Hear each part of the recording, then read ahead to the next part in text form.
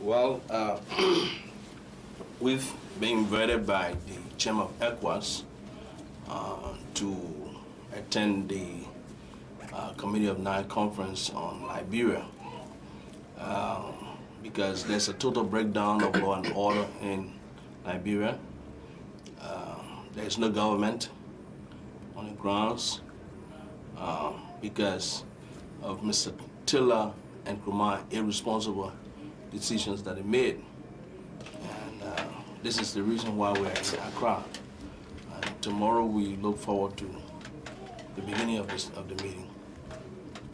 If you can recall, the Undersecretary of State for African Affairs, Mr. Bush, gave the United States government position that they wanted a ceasefire and wanted Monrovia to be free of arms, and that all of the warring parties in Liberia should attend this meeting. And the chairman of ECOWAS and the African heads of state also are concerned about the situation in Monrovia, and that's why they organized this summit. And I think Mr. Taylor calling for a unilateral ceasefire is in the right direction. And he asked me to surrender. I said, I surrender to Mr. Taylor to be slaughtered. That's the last thing I will ever do. That's the last thing I will ever do, to surrender to Mr. Taylor and Mr. Kumar. We fought them for 6 years and stopped them from going to power.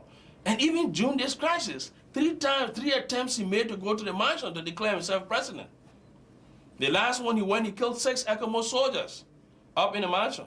That's when they were besieged at the mansion. I surrendered the mansion. It hadn't it been for the forces of the ECOMO that was at the mansion ground, and we didn't want to get in confrontation with the ECOMO. I said, well, they will stay there, and we will grab them. That's why we didn't go in for him. And later on, they maneuvered the ways through, and Kumar escaped. He went to Guinea somewhere. He ran away and went. And Taylor, right now, the convoy were packed at the mansion for those 3 days. They couldn't move. All the blinkers were on, over 50-something cars.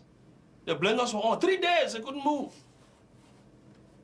I was going to catch him alive. And we're not going to torture him. We're going to show him to the world who Mr. Taylor is. So I think he better use this opportunity to come to this conference. It'll be better for him. Thank you very much, Major General. Thank you. Pro-government supporters of the Weah administration. There's nothing else they say to you but only 2 things. And the 2 things are repeatedly all the time. They repeat them all the time. One, the government will always, the pro-government supporters will always come and tell you, oh, you're looking for a job. But the job that Weah got himself, he's incompetent for the job. And they know that. They know that this president will awesome on us. Without me sitting here, John Weah cannot achieve anything. Especially if I don't speak for George Weah, he cannot succeed in anything. I mean, look at it. Look at now. Since the middle of last year, what have the government achieved? Because God like us not sitting here to talk for them. Who is there to talk for them? They ain't got nobody to talk for them. So what they always do, they set out people that they gave few hand out to. They bring them. All right, yeah, 3.5 years already. Yes, time flies, 3.5 years. 3.5 years, Tommy. And not a single mark on the board that they have accomplished. But you will find them, that is the pro-government supporters, with the 3 years and counting, 3.5 years and counting. They will always come and tell you, the man looking for a job. The man looking for a job. That's the first thing they will always say to you. And the second thing, they will come and start cursing your parents. And the president and his schools of supporters, they don't say anything over that. That is the saddest thing. They will not give their pro-supporters any receipt of their performance, any source of their performance, and say, go out there and post it. Let people read it. Because they ain't got nothing. So don't mind them when they tell you, you're looking for a job, you're looking for this. That they're using those phrases as an escape route for their failure and their incompetence. That's why they're doing those things. 3 years, they cannot give you one link to show a contest of all their projects, their plan, and how well they're doing. But then they always come and tell you, say, oh, the man looking for a job, the man doing this. We are is incompetent, or a minister, then they are incompetent. They cannot even give you one, and I mean one, strategic plan. How they're going to move one ministry. The ministry then are so, all the ministry are dead. There's nothing in there. They can't give you no performance report. They can't give you no financial report. They are in there. And I say here again, without me supporting the we are government, they stand nowhere. They stand no chance. The people who talking for them now, they don't have what it takes to make them to look good. And I sit proud here today to tell you. And I'm not speaking because I want to speak on a particular term. No. I have proven to you guys over and over from 2010 up to today. What's up, Josh? I have proven to you guys over and over since 2010 supporting the CDC government.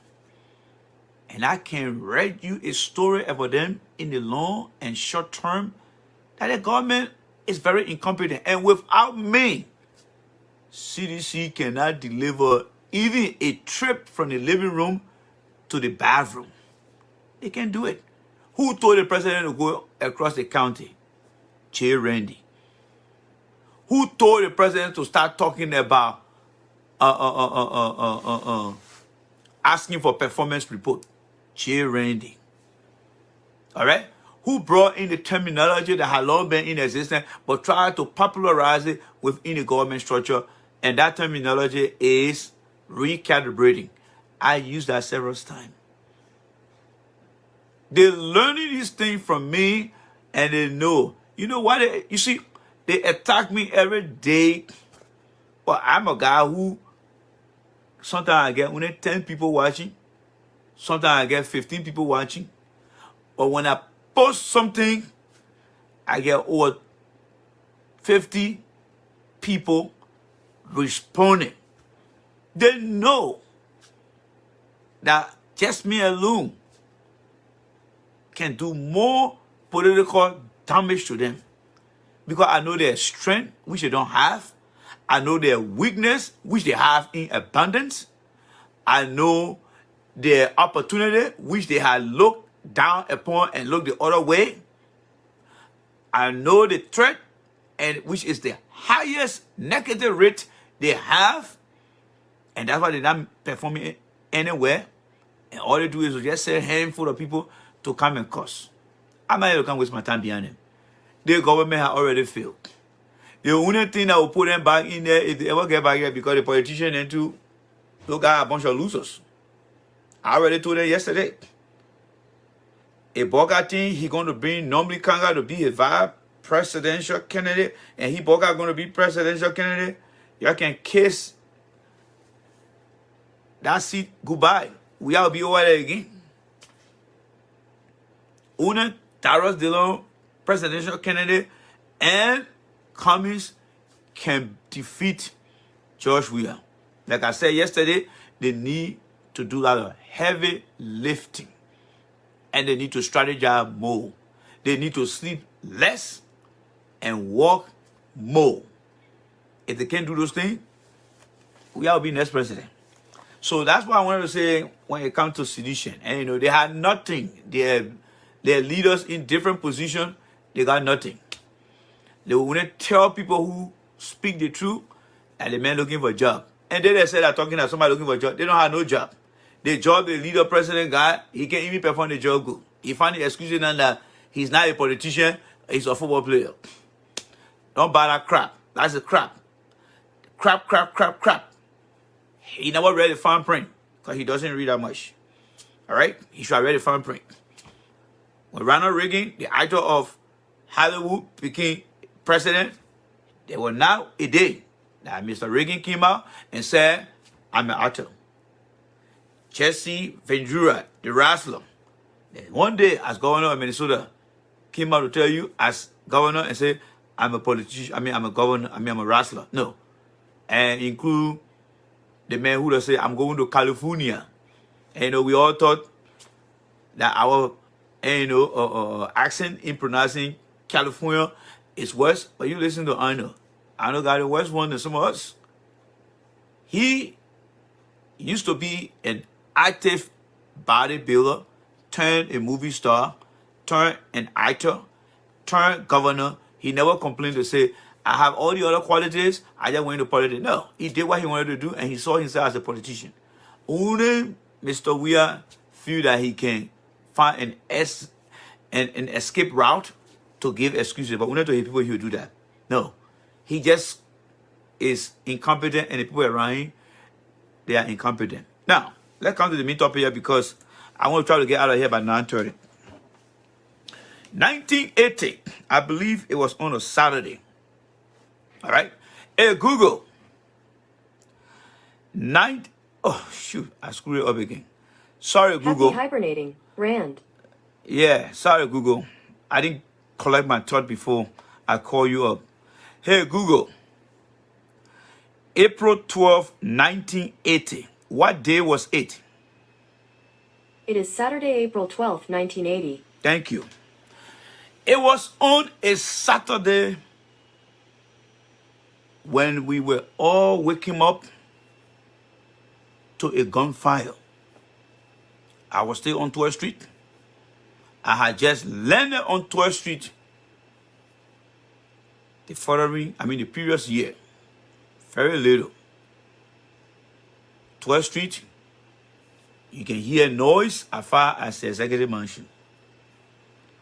So that morning we got up. All we started to hear was shooting. Our parents, guardians were gathering around and they started having a conversation. And some of us tried to eavesdrop and they were telling, oh, you're going to wash your clothes then. You know that Saturday everybody washing clothes.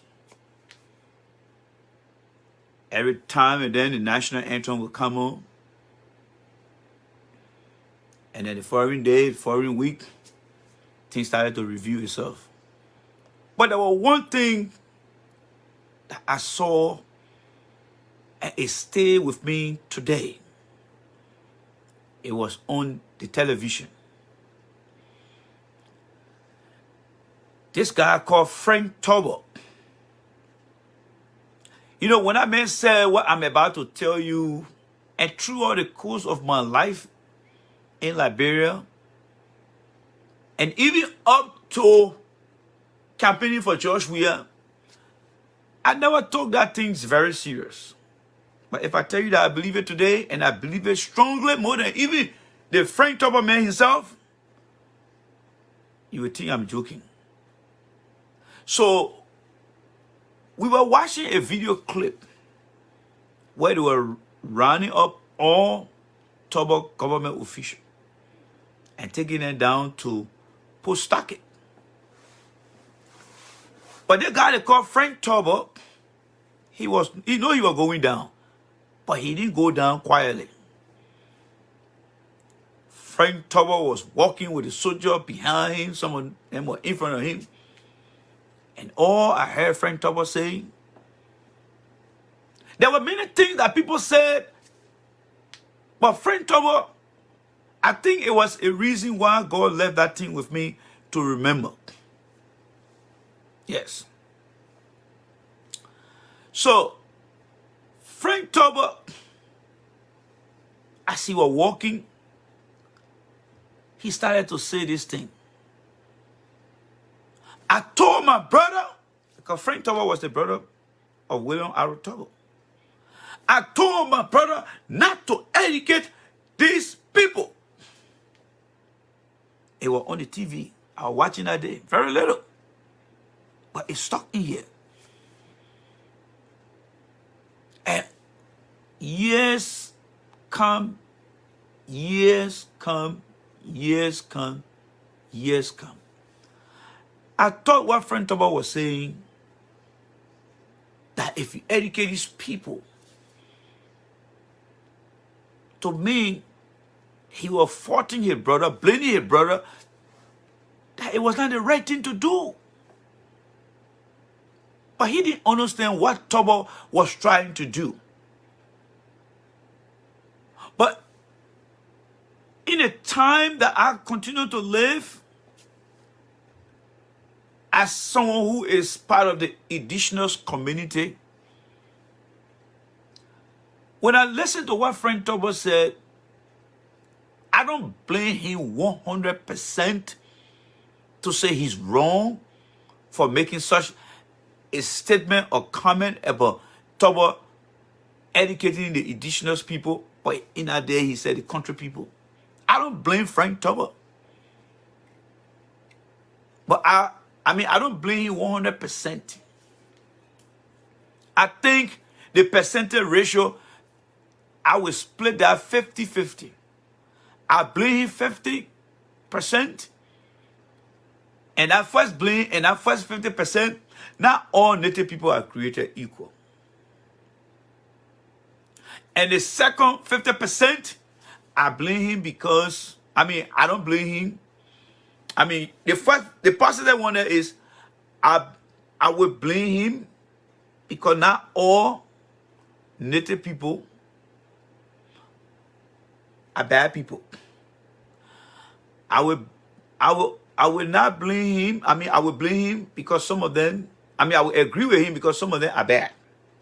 So I hope you're getting what I'm trying to bring here. I agree with him 50% that some of our native people don't deserve education. I will agree with him on that. I will also disagree with him that some of them don't deserve education. So I hope we square on what I'm trying to bring here to you guys. So Tubber died. Frank Tubber died. We had a government, Samuel Kanyando. We went through Doe era. We had the opportunity. The war came. We killed over 250,000 of our fellow Liberians.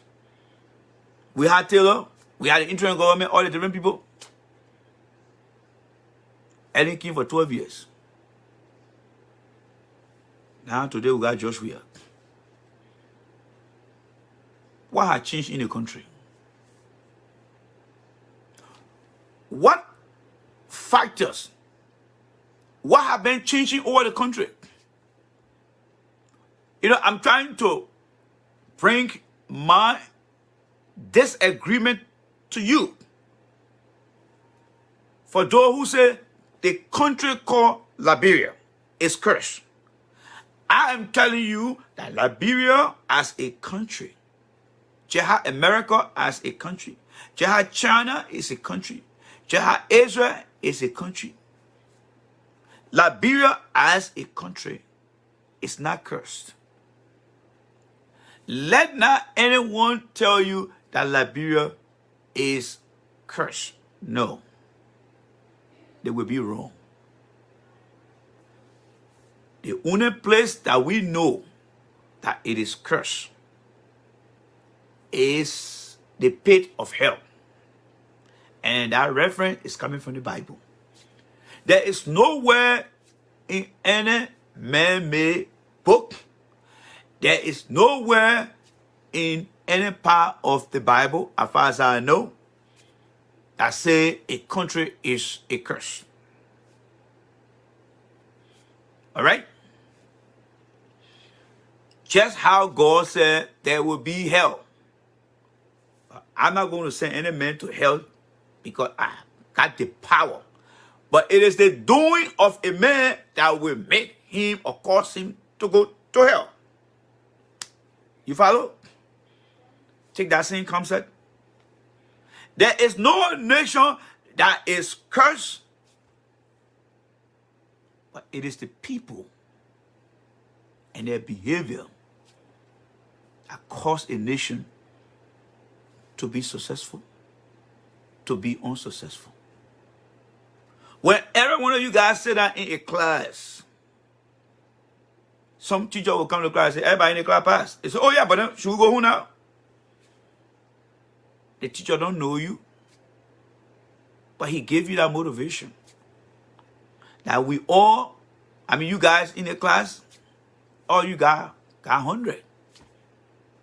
But you have to earn 100 throughout the semester. Those who will work hard will get 100. Those who will work a little bit or less harder will get some grade to pass, right? You see, when God created this earth, they say God created the heaven and the earth, right?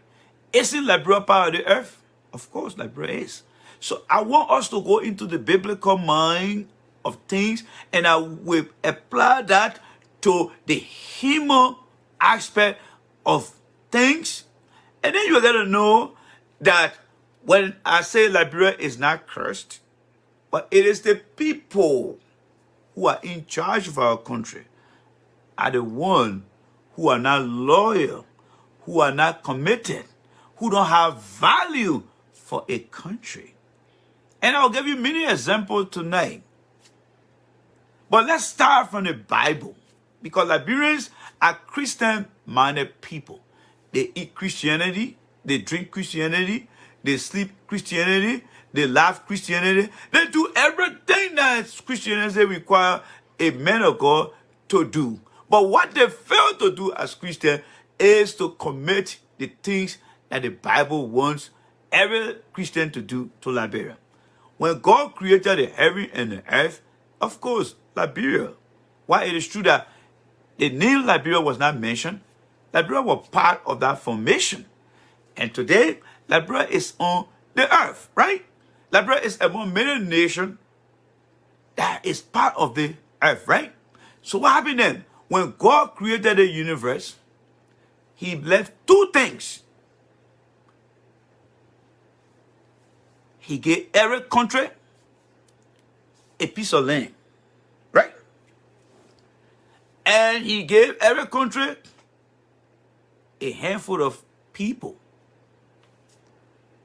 And it is incumbent upon every country to put their people together and begin to improve on our land and work together. You get that concept?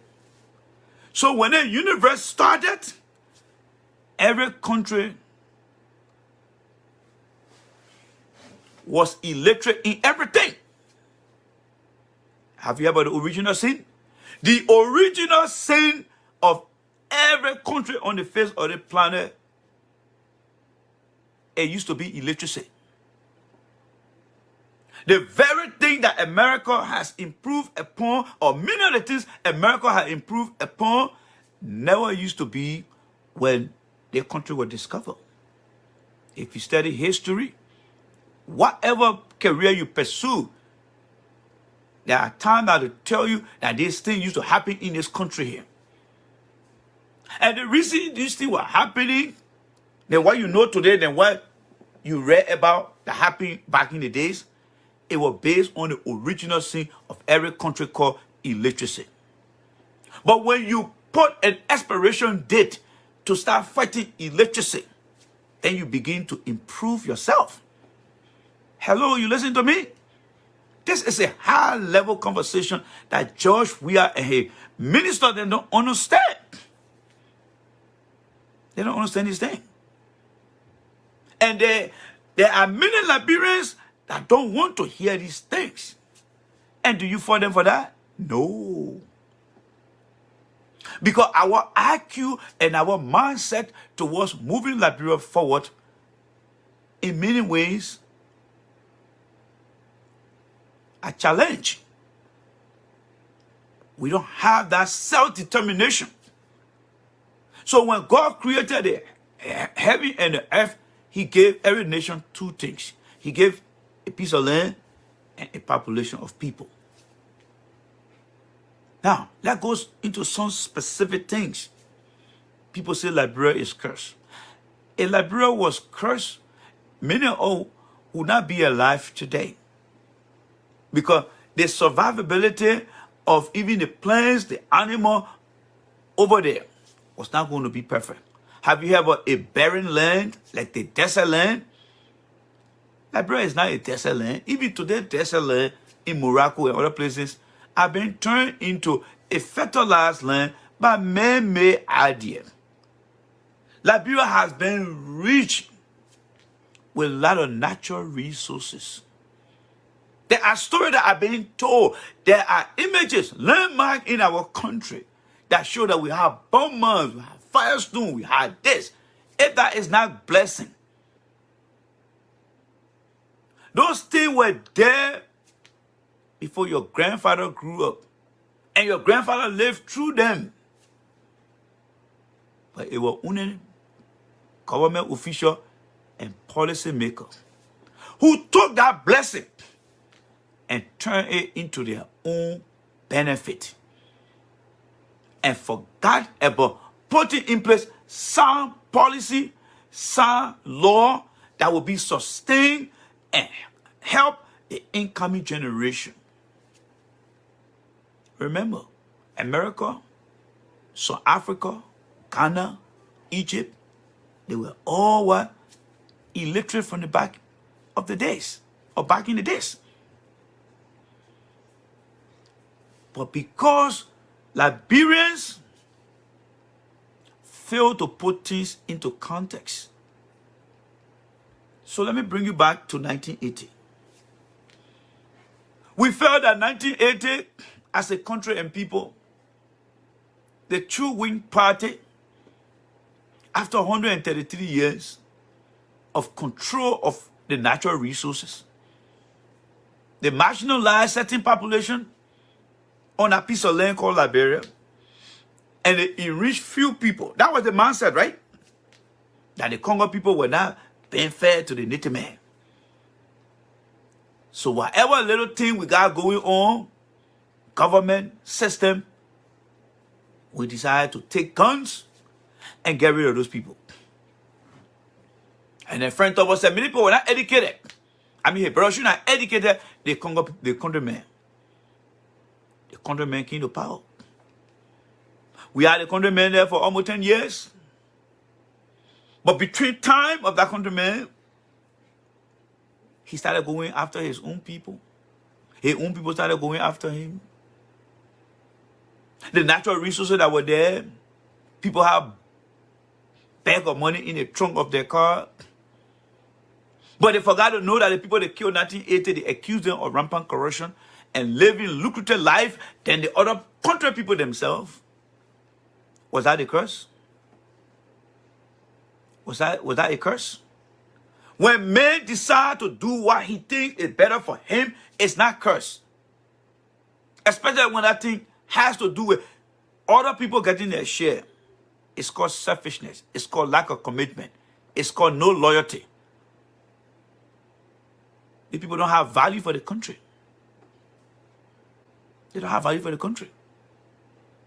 So if we say that Tobo and a government official were, and a member of the Two-Way Party from back in the days, they were living a donkey life. We saw it, we identified it, and that's why some people went and took gun over there and killed them. If you identify a problem and you took charge of solving the problem and you refuse to solve the problem, do you call that a curse? There are two things going on. What friend Tobo said, that no matter what you do, when you educate a native man will always be a native man. That's what I think he was saying that time. Because if you look at a rainbow projection, from the day Tobo died, from the day we spring over to where, look at that whole thing. Look at that projector. What has changed in Liberia? From the day Tobo died, the little knowledge we gained has been destroyed, or the projection of the rainbow, and we are today is even making it far more worse. Look at the young generation today. For those of us who are the dogs, and the younger generation that are the facts.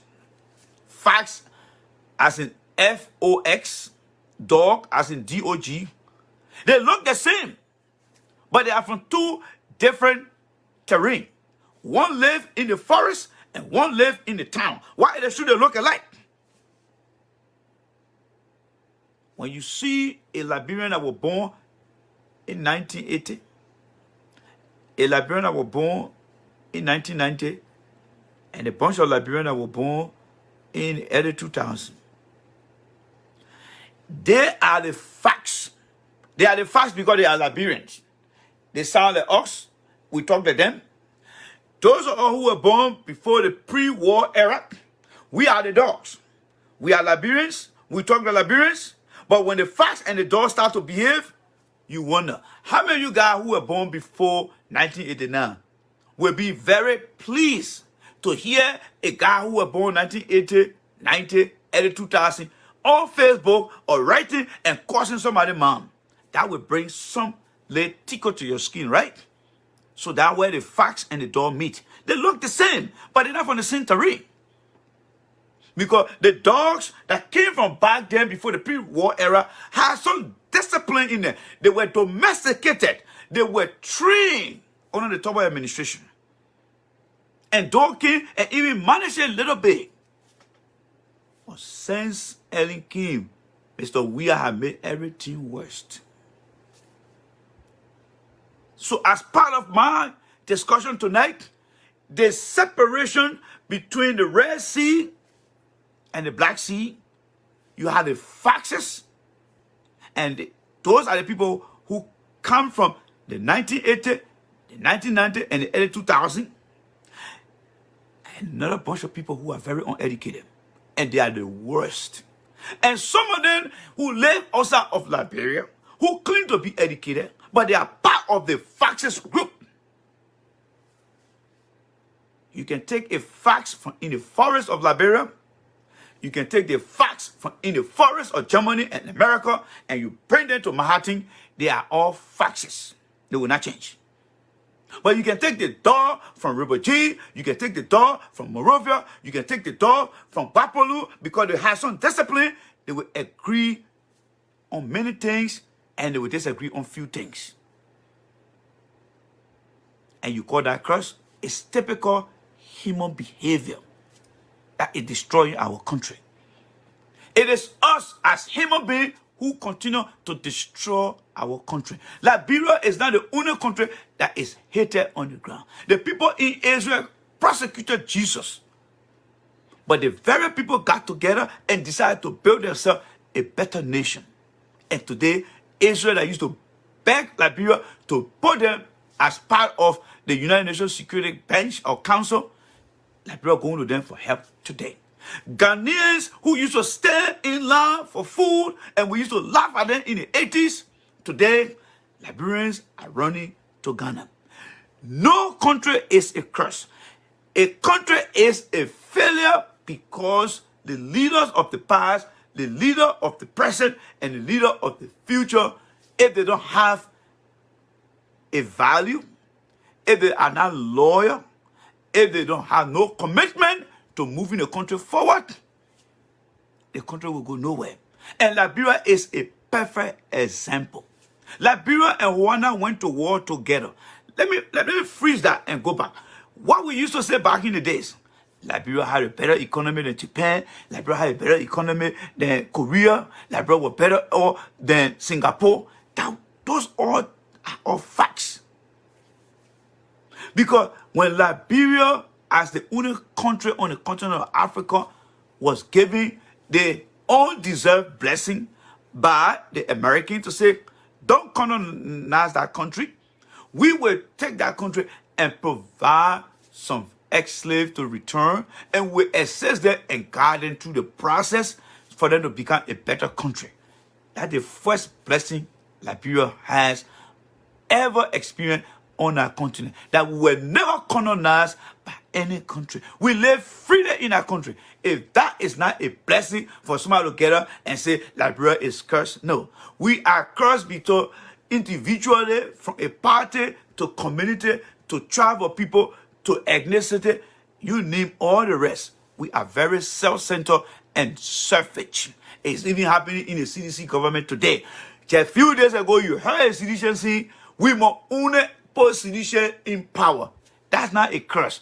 That is what I call selfishness that will continue to haunt our country. My friend, it happened back in the days. We were blaming Turbo and the others for marginalizing the society. Today, we have the weird people telling a representative to CDC lies. If that is the word for me to use, I will use it. CDC lies the entire government structure. Then after a few years, when CDC have messed things up, and somebody will get it and say, the country is all is cursed. No. Satan will get versed with anybody who says that. Because Satan know that Liberia is not cursed. Liberia is blessed with natural resources. Liberia is blessed by having a country, a tropical country, where we got plenty of rain. We got acceptable condition of sunshine. We are situated along the coastal shoreline of the world. We are not like Burkina Faso. We are not like other countries. Man, you're going to stimulate check from Iman Poya, man. Every time stimulate check, you're going to Iman screen, man. You tell someone, we're not qualified for stimulate check, and every day you're saying message of stimulate check. All the time stimulate check, man, coming someone, you get, you know, I look at my screen, every time they're giving that new flag, stimulate check in process, stimulate check this. You're letting people know. I ain't get time for that crap. You already told me, I'm qualified for stimulate check, and I got them business, I don't care.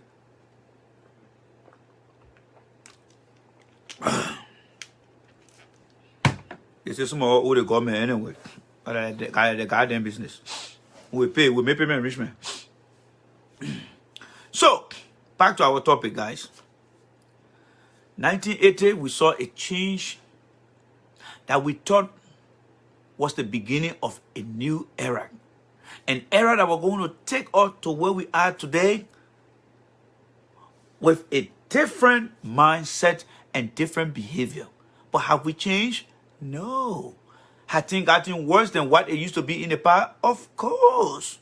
Is there any hope? Well, 2065, according to me, a little guy from 1980 is now telling you that from what I saw growing up in the 80s, from what I experienced as part of the 1990 war, and for what I experience now with Ellen, and what I'm seeing with Wea and the generation, we are not part of a better Liberia, my friend. We are not part of a better Liberia. Because there are people who sit in power that don't see a common value. You know, you can have political party of different philosophy and mindset, but there is something that should be a common denominator that we all should share, and that thing is called a country value system. What are some of the values that we need to focus on? One, we should ensure that corruption in our country should not be given any level of credence. Are we doing that? No. So there's no value that we can hold dearly and say anyone who is caught in any shape and form of corruption will have to face the justice system, because corruption kills the future of a country and generation. So as our national value as a country, we will not encourage such a thing. We cannot eradicate it. At least if you are a sedition or you are a member of the CPP, we should all say no to corruption. Well, look at today. Tarot did cheering for Musa Ability. Musa Ability coming to the extent of making a comparison that say, look, you got some guys who killed over there, the in government. I just stole some money and y'all want to prosecute me. If that is a comparison of our country, what make that a curse? It is just because we lack of commitment, we lack of loyalty, and we are not sincere and don't see any value in Liberia that we should cherish. We treat Liberia as a country of no relevance to us. It only becomes relevant if we can get something that will fill our pocket to benefit us individually and not collectively. And you see, we killed Turbo. nothing has changed. We kill Doe, nothing has changed. We lock Taylor eyes up, nothing has changed. We grumble Ellie, nothing has changed. We got a president who will go on the beach and put a 2-4 in the air and bring it down. Nothing is changing. And then you want to say the country is cursed? No! Liberia is very unfortunate to have the good people in minority and the good for nothing people in majority. And the saddest thing about it, as the population grow exponentially, they are growing with some form of education but lack comprehension. There are more Liberians with learning disability, intellectual disability, than there are few Liberians who have a sound learning ability, but the majority continue to be used by the powerful lawmakers and government officials to stop these people from coming to bring the change. So if Musa Bede can come up with such a comparison, it's like you look at the two evil, you take the lesser evil, then you want to say the country is cursed? No, because we have no value system. Today in America, there are some things that Republican would do, and there are some things that Democrat would do, but based on the value of this country, the both parties will say no to that particular behavior. Everything is not perfect here, though. At least they are showing to us that there are times that they can disagree on some things, and there are times that some things that are totally wrong in all shape and form, and they both will condemn it. The fact that they're making progress, what can we condemn in Liberia? We don't condemn nothing. We are not condemning anything in our country. Solution will tell you, say, Joe, we are is better than Jesus Christ. You go or you come down. Look at some of the activities in our country today. It goes to show that we have no value system. You see, you can have a constitution. You can have policies. You can have regulations. But there is something called value. It's something that you appreciate as a society, as a human being. It's a right to harm a baby. If everyone said no, then we take that kind of behavior and say, these are things that we value in our culture, that we will not tolerate when such or anyone is found doing such a thing. But do we see those things? No. We will jump to supporting somebody because that person has close ties to us. From the time we got to know our country called Liberia, that country has been giving us natural resources in all shape and form. But we, as Liberians, especially those at the top, past, present, are the ones who have been misusing our opportunity. Today, Ghana, they have figured out what they want for their country. And they're making strides, they're making progress to achieve the highest height they can get. Today is April 12th. What have we learned from April 12th? What have we learned from 1989? Not even a memorial that we sit and reflect.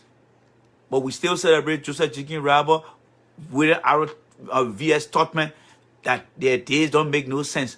Can we re-engineer those days and take one day in a year and say this day will be considered as a memorial day to commemorate the death of Toba, the death of the 250,000 people that died, so that everyone on the day can sit down and begin to teach the little one. You know that all the 1980, 1990, early 2000 born, they don't even know who Doe is or Doe was. They don't even know. If you ask them, who was the head of state after Doe died? What transition took place? Some of them don't even know David Kumakpo. Some of them don't even know Ruth Perry. Some of them don't even know Dr. Amos Sawyer was part of the interim government. And that is in 1990 and in 1980, 2000 born. They don't know these things. So they're just going and going. They don't know their history from the past. But when your child comes from America, from Liberia to America, they will pick up the thing and say, hey, this is George Washington, the first president of the United States. Then after 1 to 3 years, that child will start to tell you about the American history. But in Liberia, those things are not happening. Then when somebody stomach food, then they want to come and blame the country. No. God did not curse any country. It is our doing. And you can see it. The Ghanaians used to be in hardship. The people of Japan used to be in hardship. But they got their act together and built themselves a better country.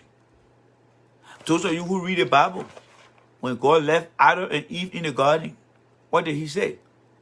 You should have control over all the animals. And when God finally stopped the flood, he told Noah, take over the earth and multiply. When God created Liberia and stopped to put people over there, that same message was sent. Liberians, you work together and build yourself a better country. Some people say Liberians were not at the table when God was talking. That's why we're not doing the right thing today. Well, let's say that is true. But what about some of us? For example, God has been telling you that the only way we can be a better country, we must establish some standard of being loyal to Liberia. We should establish some common value that we must share. And we should commit ourselves to making sure that we achieve these things. Because if we don't have those three things, we're going nowhere. We are going nowhere, my brothers and sisters. Look at yourself today. I don't know your ages, but look at yourself. Reflect a little bit. How long has it been since you were a little girl or a little boy? And how old are you today? And where is Liberia today? In your individual life, because you are committed to what you wanted to be and who you are today. You value what you wanted to be. George Weah valued that football was something that he could commit himself to become successful. He did it. He committed himself. He dedicated himself. He saw it as a value. And every one of you guys did the same thing. You see the difference between all the other countries on the face of the planet and Liberia? We are only committed to our individual goals. But when it comes to our country, our national commitment is not there. And that's what's suffering all today. It's not curse. Our problem is ourselves. But we don't care for ourselves. If Mistress Liberia was a human being and not a piece of land, by now, Miss Liberia would have divorced the 5 million children she had with Mr. Liberia, and she had gone somewhere to go live as a single man called Liberia. Because that woman had given us children, but the children that she bare for Mr. Liberia, they continue to embarrass Mr. Liberia. Mrs. Ghana, her children used to be bad in the past, they are getting better. Mrs. Wanda, her children used to be bad in the past, they are getting better. And figuratively speaking, all the nation can say now, how you doing, Miss Liberia? Mr. Liberia? Oh, you girl. I got 4 million children now. Almost 5 million. They ain't work for damn. Look how they're treating me here. But when will you start burning? I can start burning. If you cannot feel what I'm trying to put in your head from a figurative standpoint, I don't know what will help you. But that's how I feel the country called Liberia. Why it is true that it's not a country that feel. But I want you to use your literature mindset and understand how Liberia is being put to shame among all the nations. Imagine a country that was established in 1847. A country that got their independence in the 60s. They are doing far more better than us. And now one Liberian will get up and want to say, I think this is where the bus must stop. So if you think about it, we killed Tobo, a official for nothing. We killed Doe, a official for nothing. All the politicians that died between Doe era to the 1980 war, they died for nothing. And the 250,000 people, and plus more that died, they died for nothing. We are as president today. He not even putting any program together to inform the young people what happened in our country. But he continued to see his generation. We are generation. You know the starting about we are generation? Samuel Kedo, his generation. Ellen had her generation. But Ellen's generation had transformed into we are generation. Because Ellen was there for 12 years. Alright? If we are there for 2 years, for 2 terms, he'll be a little bit over 20. And he will have a full, complete generation of Ellen. So the sad thing that we are is doing today, his generation is not being taught any value, any commitment, but they are being taught loyalty. But that loyalty is only to we are and his official. And some of the loyalty is manifested through what? Through insult. Through insult. Man cursing, pa cursing. Just say another gem of yours, Chief. I actually learned a lot from you about our country and people today. Thank you. Church, we are not cursed. If we were cursed, my brother, everywhere, every Liberian went, we're not going to be successful. Because that curse are going to follow us. Church, we are left from Liberia and one Ballon d'Or. Then you will consider and somebody say the country cursed. No. Everyone all left that country. But we are just being disloyal, not committed to our own country. Americans on the soil will disagree. You know, when I first got to know that Americans were united, even though there is always and will always be a racial tension in this country.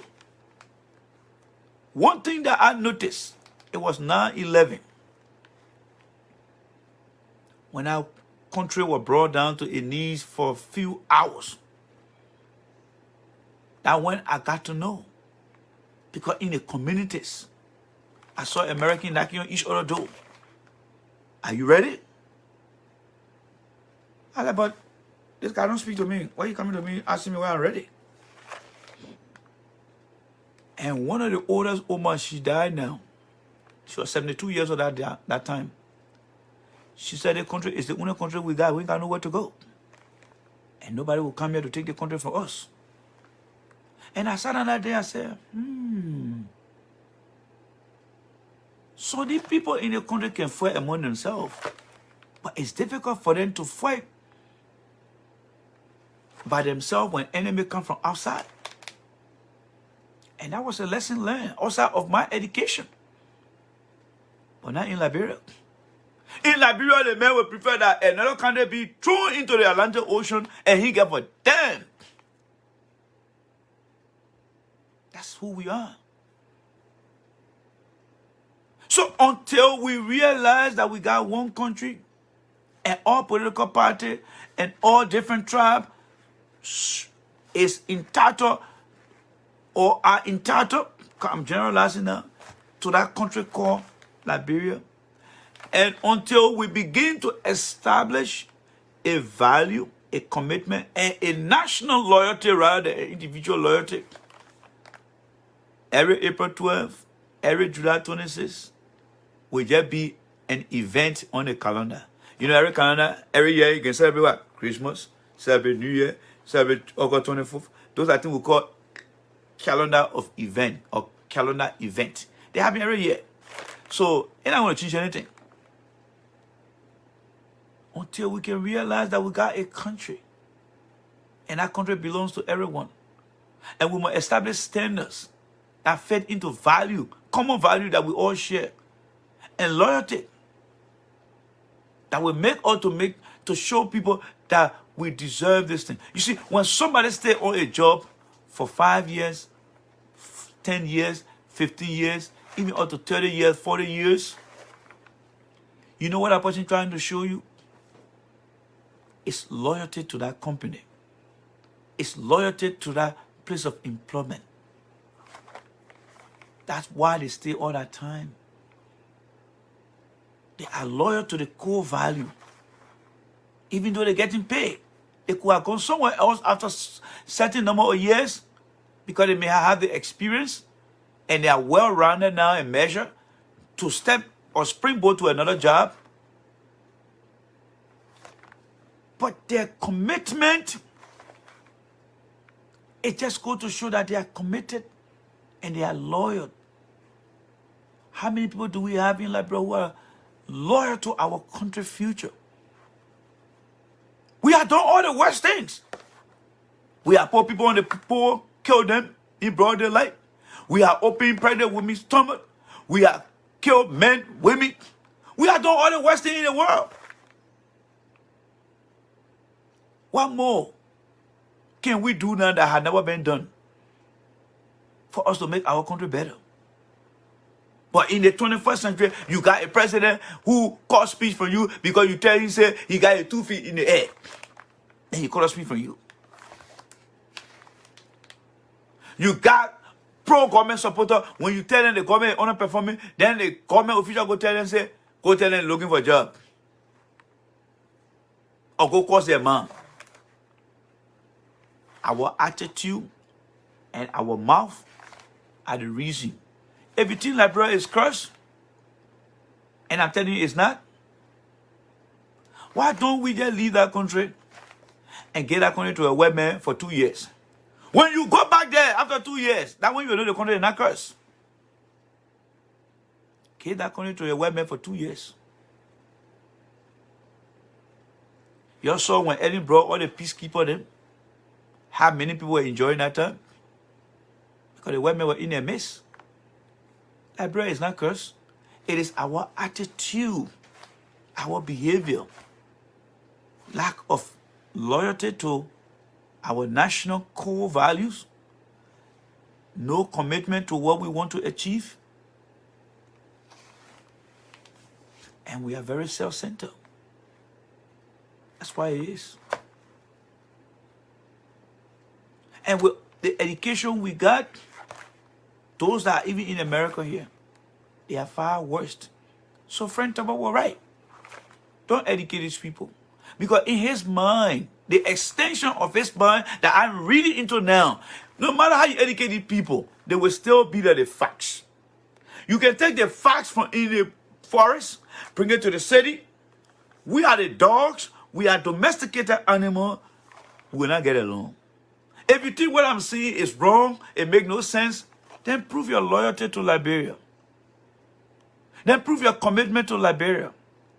Until you do those things, I will still say to you that you are a fox that have been taken out of the forest and you cannot be domesticated. And that's why the country is like that. Because we always give the country to fox. And the fox will eat all the chicken. And they will find excuse. That's why it is. And it's a shame. It is a big shame that we live as a country and we cannot succeed in anything. Look at your country after 173 years. You can barely drive on one road for 30 minutes without getting into a pipe hole or getting out of the car if you are traveling outside of Mosumaro County. That's not curse. We have all the mountains over there. Liberia forest is still there. The natural resources are still there. But we are just misusing them. Government official will take 100,000 and go and put down on a brand new car. But your brother and sister can barely get a quarter or $1 to buy a half sack of water. That's not Christ. It is individual disloyalty, lack of commitment for what? Committing themselves to equity. We talk about equality. That's fine. But what about the equity? What about the equity? How do we spread the wealth for everyone? Right now, the thing I'm talking about, how many people here right now? All the government official people that on different news now. Yeah, my man, yeah, we are doing well, man. And at the end of the day, they get their leg carton to put in their pocket. Same thing with Ellen there. Ellen doing well, man. At the end of the day, they get their leg carton to put in their pocket. Then the CC people, CC doing well, man. At the end of the day, put in their pocket. Then you want to come sit your ass down here and tell me say the country is cursed? Shut up. Shut up. The country is not cursed. We don't have people who are committed to the national core value of our country. We don't have people who are loyal to the core value of our country. We have a bunch of selfish individuals across every government sector now, yesterday, and perhaps in the future. And that's why I always say, if you are between the age of 18 to 35, you have to leave that country. Whenever you hear me say those things, it's because I live in that country as a youth, as a teenager. I was no way that I saw any commitment to somebody making me to be a Liberian, to be proud of my country. And many of you guys know it. Your success didn't take place in Liberia. Your dream of who you are today couldn't have been realized if you were still in Liberia. I listened to a girl the other day on Facebook telling me and telling all her listeners, I don't want to be in the Liberian film industry anymore. Because every man in Liberia wants to sleep with you. You're killing talent. You see the white man? Again, we'll come back again. The white man better than the black man. The white man always look, when white men see you as a black man or as a talented person, whether you black, white, brown, he see you like a money. You look to him like a money. He don't see you like a sexual machine. My prayer is, in the women world, when you want to become a movie star, many of those white guys and girls will promote you. I'm not talking about the bad one now, because everyone got bad one. But when you have more good than bad, then the good outweigh the bad. So in this scenario, there are many young Hollywood stars, Bollywood stars, and others who are successful today because people saw money in them and they felt that if they become their manager or promote them, they will get some fun out of them. And down the road, when that person becomes successful, it can be another payback for the good. In Liberia, we don't have the mindset of people. Every man that want to help a woman, they want a woman to lay down with them or they want a girl to lay down with them. You kill talents. That's why we don't have career opportunity in other fields and other areas. And we need to narrow it down to government officials. What is the point of encouraging people to leave the country when they get to the diaspora and develop a West mindset? Well, the thing here is, Tommy, there are so many reasons. One is for exposure. And you know, why it is true that they have a wrong mindset? One thing they learn, Tommy, no matter the mindset they got in any developed country, that mindset is properly guarded. That they can't go back to Liberia to go live. I don't care how they say Liberia is better. They cannot go back to Liberia to live. Because the fact that they left that country and they see the difference in their lifestyle, no matter how they think and support the idea, they can't go back to go live. So that is the plus. At least you give them exposure. And some of the pastors there, some of them will have children here, and they hope that their children will grow up in the system, and they will start to see their parents' behavior, and they will start to challenge them and say, but the way you've been thinking has been wrong. So there is a catch to me encouraging them to come here. But you know, Tommy, they can't go back over there to live. Even if they call them for the one government job they're talking about, by the time that government job is up, they're coming right back here. But at least for exposure. Because you and I will get to know that you can take the facts from in the forest, but the facts will always be a fact. Like Obama and Hillary Clinton during the primary, a listed pig is the same as a pig. I just want to prove also to you that what friend Tobo said, he was right. Telling Tobo not to educate these people. Because no matter the education you gave to some of them, they will still be left the facts. They don't belong in the town. They are forest bound. You wouldn't bring in them to force them. And everything I'm saying, I'm just speaking, figuratively. They will never go back down there. You know it. You can give them all the citizenship. You can get a citizenship of Great Britain, Australia, United States. No Liberian will go back home. You know why they will not go back home? Because their officials, their policy maker, they are not committed to building a robust medical institution. All right? Like today, many of you guys saw me standing next to a trauma level hospital. That's where my wife works.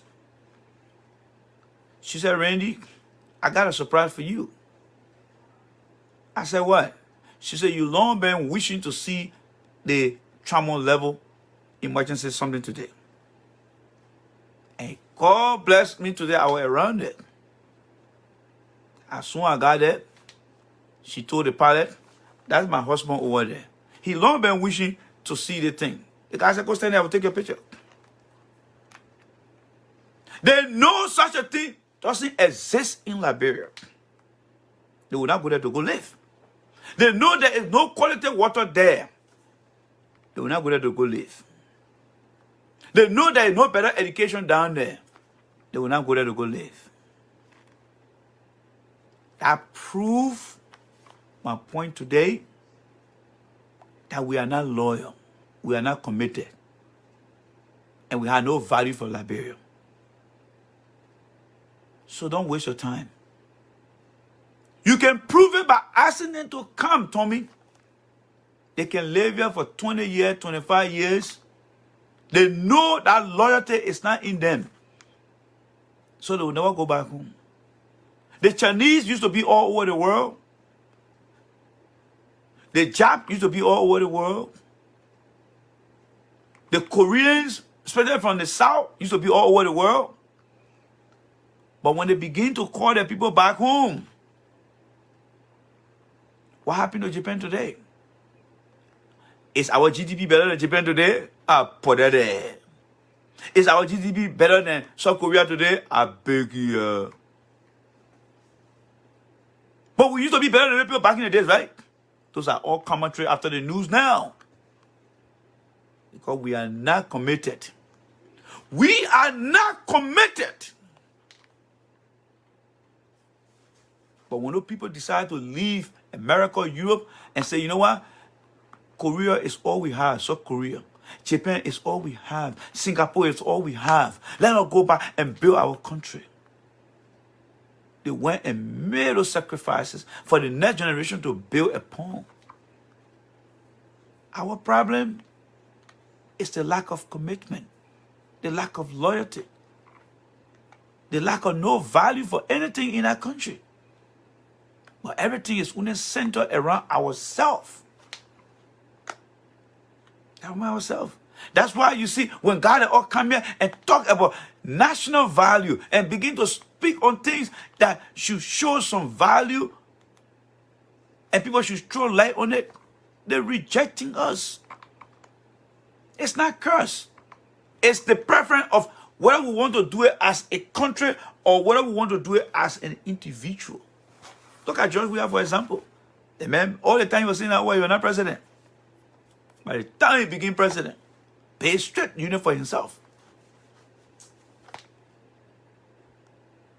Liberians are not returning home, regardless of real dual citizenship. You're right, Tommy. The fact that we don't have institution that will cater to your babies, your adult daughter or adult son, and even yourself, who will go live over there? Who will go live down there? The first thing you call a man, I like JFK over there. My own, I could get go. They're not going back. They're not going back. Liberians have self-retained themselves in other countries. They're not going back home. Because they know what they're doing to that country. It's not curse. Let them hear the truth, Randy, rather than you, rather than you discomfort the people. Yes, they feel so uncomfortable, Brother George, to hear the truth. Because the truth is something that they were never taught from the get-go. And then we, our administration, is making it even worse. We are is trying to make truth to be a violation to discussion. If you speak the truth under the we are administration, they see you as a violator of their behavior. You violate the core and things they subscribe to. And that's why making it worse. That's why making it worse. They don't like to hear the truth. And this is on both sides. You go to the opposition, everybody wants you to praise them. You can't understand, everybody wants for you to praise them.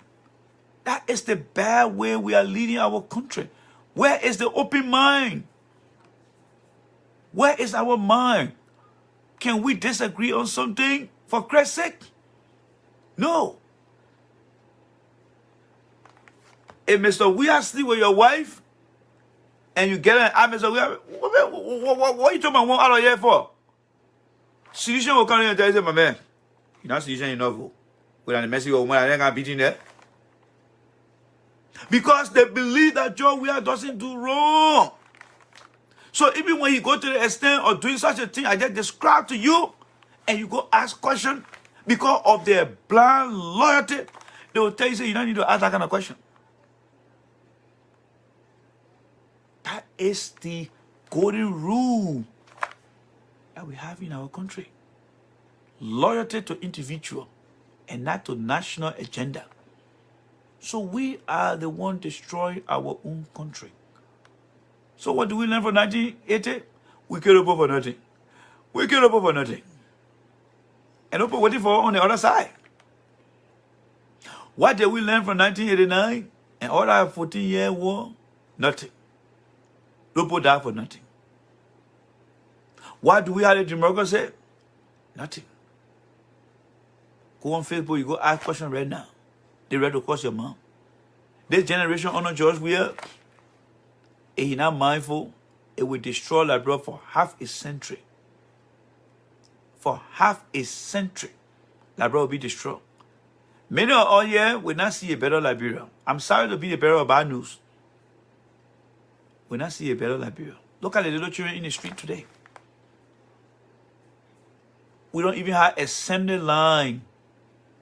We don't have the nursery assembly line. What do I mean by this?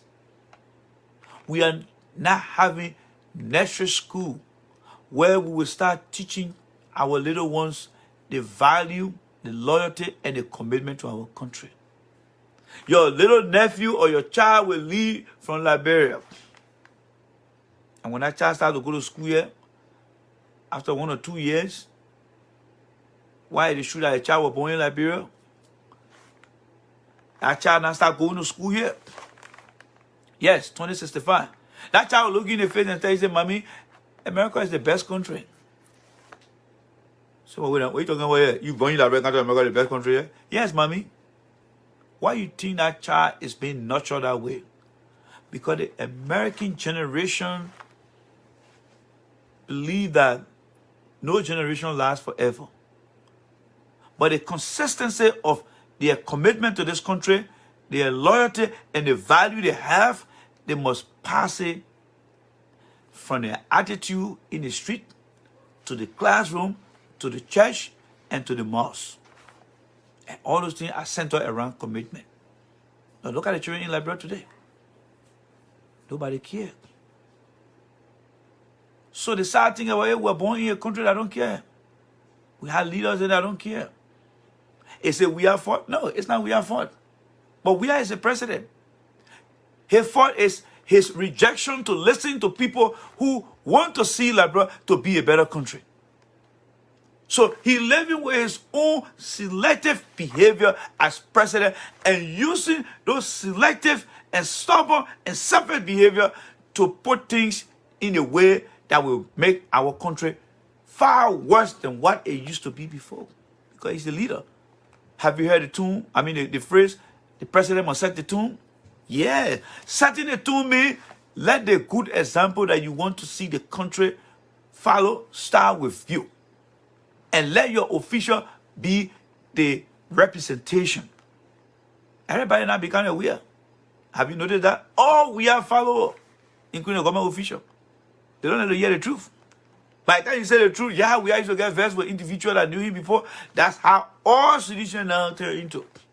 That's how they follow the leader. By the time you say something, they're going to insult you. That's how the country is.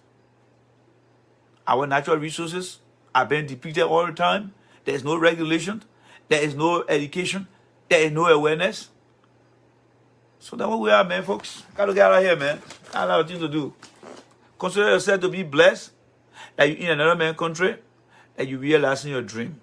Because the people country we in, they brought us here, and you are in other part of the world because they believe you are a national value, a national commitment that we all should engage and help to build for us and for our children. Liberia is all about me, myself, and I. So, ladies and gentlemen, thank you guys so much. I got to go. It was a pleasure having you guys here. So, long story short, 1980, 2000, 1990 war, we're not realizing anything sustainable. The country will go nowhere until 2065 because we are not loyal to our country. We are not committed to the cause. We have no value for the country.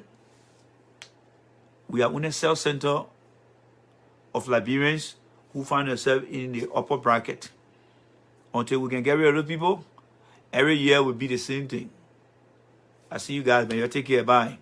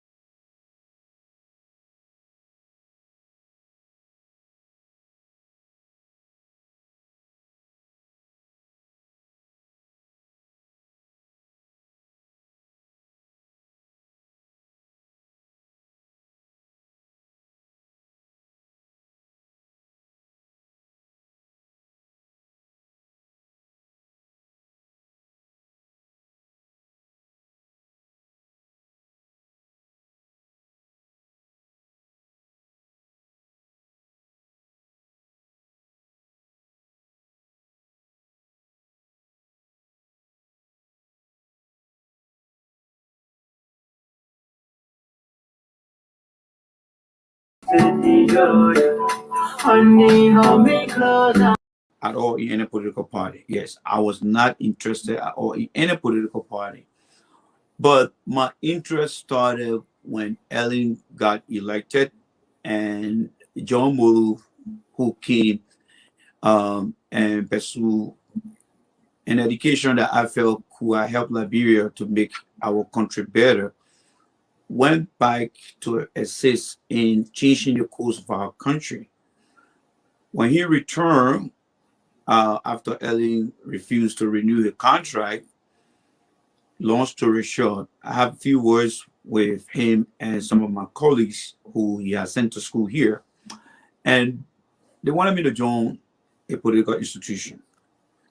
So I started looking around, but then when I look at the different heads of all the past political parties, these are guys who play a major role in the slow process of our country getting to where other countries are today.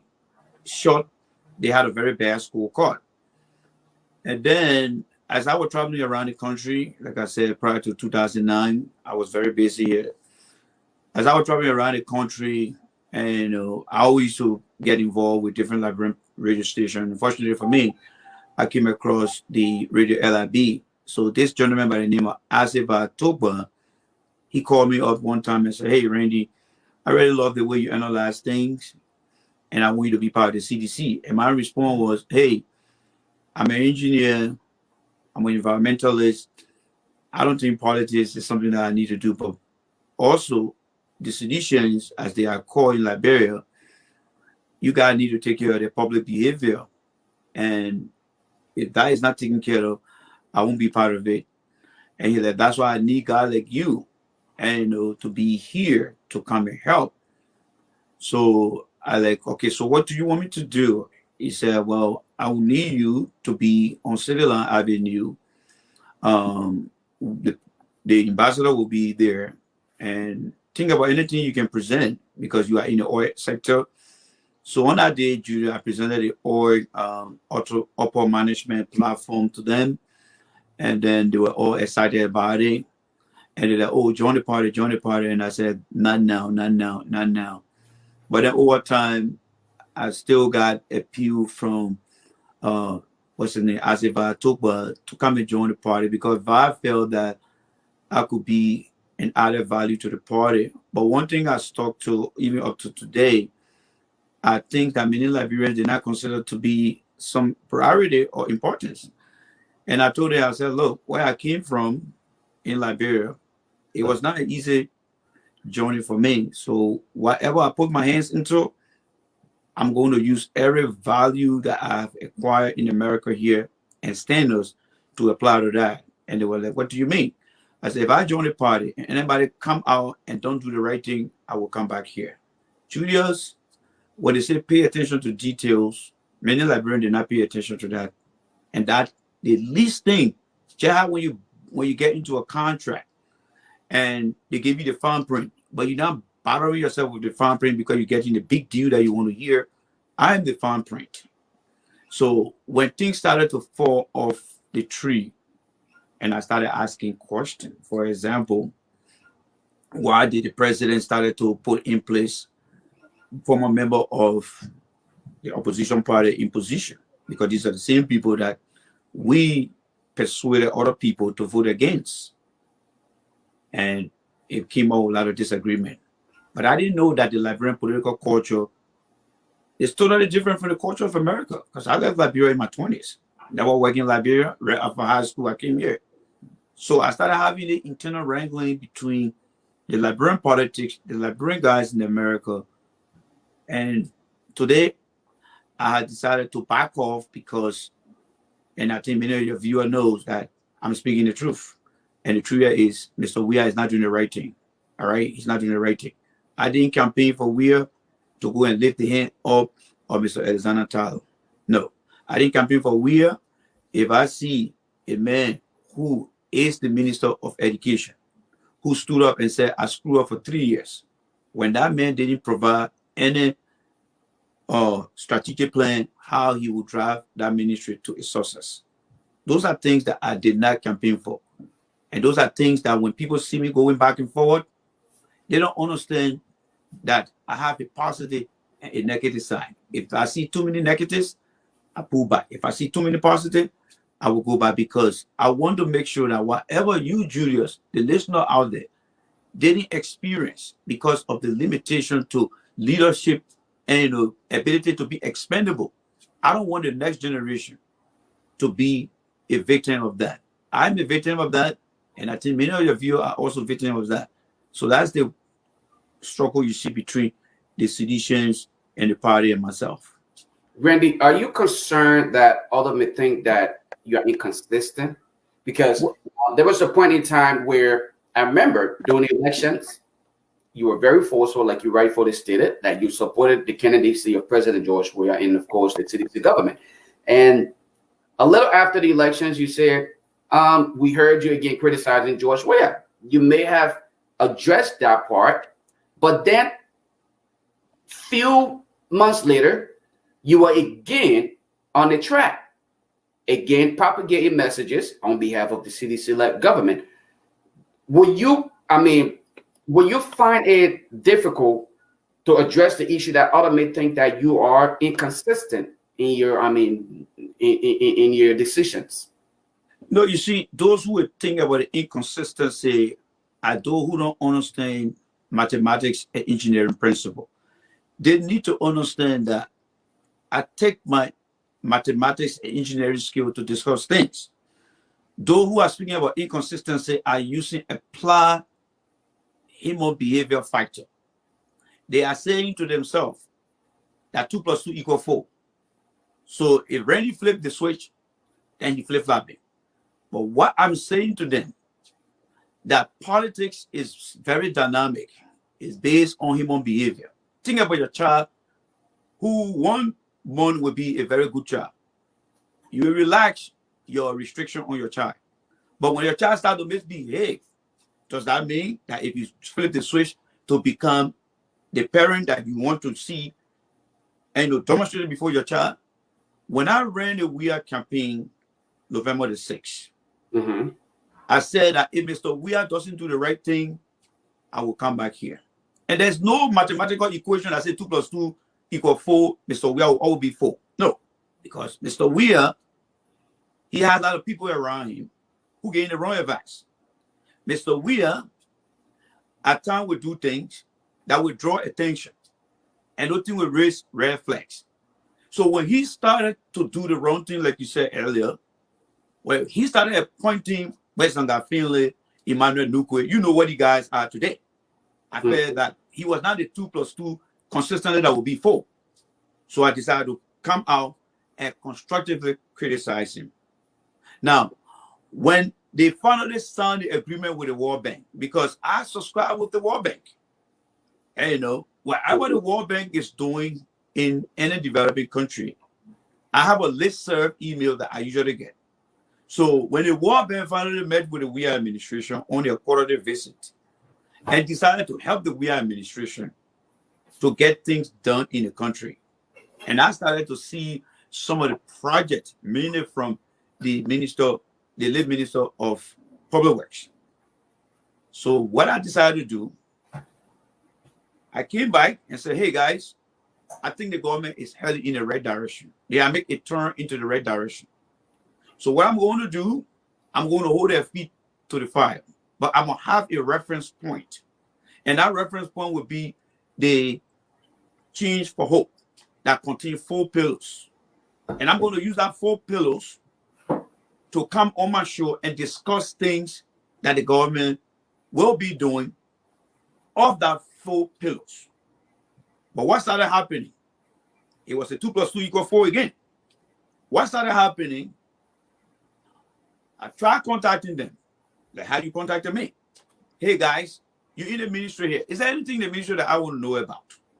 Because I don't want to come and say they are doing well in the agriculture sector when I don't see a Liberia or the Weah propos from the Minister of Agriculture standpoint, the agriculture policy of how she wants to drive this agriculture under the Weah. The education minister, what is the Weah dream for education? What is the weird dream for the EPA? What is the weird dream for NOCAL? What is the weird dream for Lands and Mines? These basic documents, whether it's partnership, whether it's loan, grant, I just need a basic. I wasn't getting these things. And I have a show to run. And I don't believe coming out here and sitting before the camera and say, oh, the government doing well. The government doing well. You, Judah, would say, Randy, come on, man. But Randy, there was a point in time where you appeared to have been doing just that. Even when things were not going right, you still came across to be protecting that good image. When you say when things were going right, I think there wasn't any time I saw anything going right. That's why I say even when things weren't going right, there were points in time. No. Give me an example where things were not going right, and I was in the right talking. Give me an example.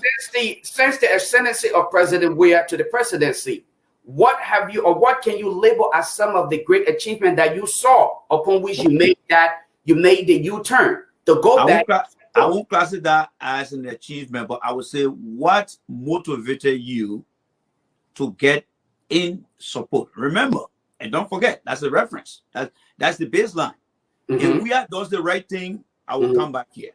If Weah doesn't do the right thing, I will also come back here. And give us an act of some of the right thing that he did. Give us an act of some of this right thing that he did. Hold on. I said, when the IMF met with the government of Liberia, and decided to partnership with them, I knew that was a very important turning point, because with the IMF involvement into little projects, it gave me the sense that there is an also facilitator in the process.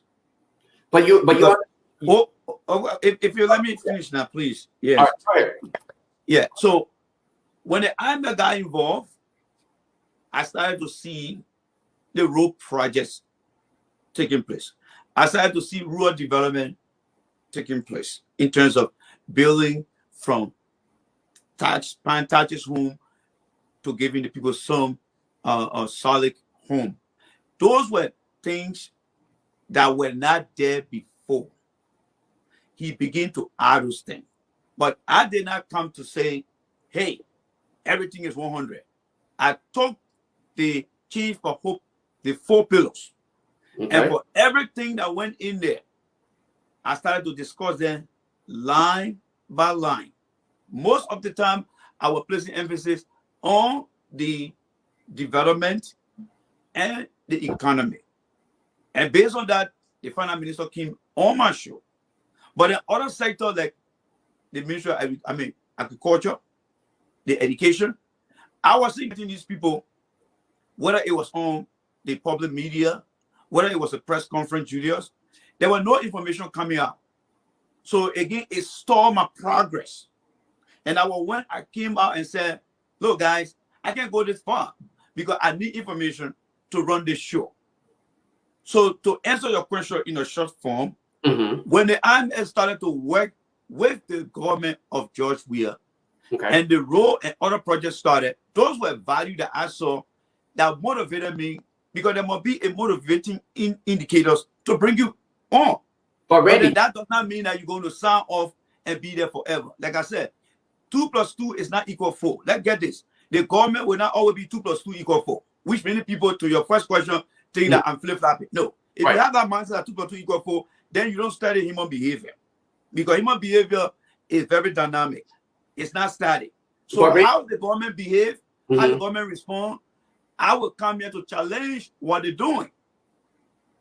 But Randy, you also understand that speaking of the IMF, the decision, to even accept the partnership with the IMF to even take control of certain aspects of it, it wasn't an independent decision made. It was based on the fact that the IMF noticed that, okay, these guys are not doing good, so we need to literally hold them by the hands.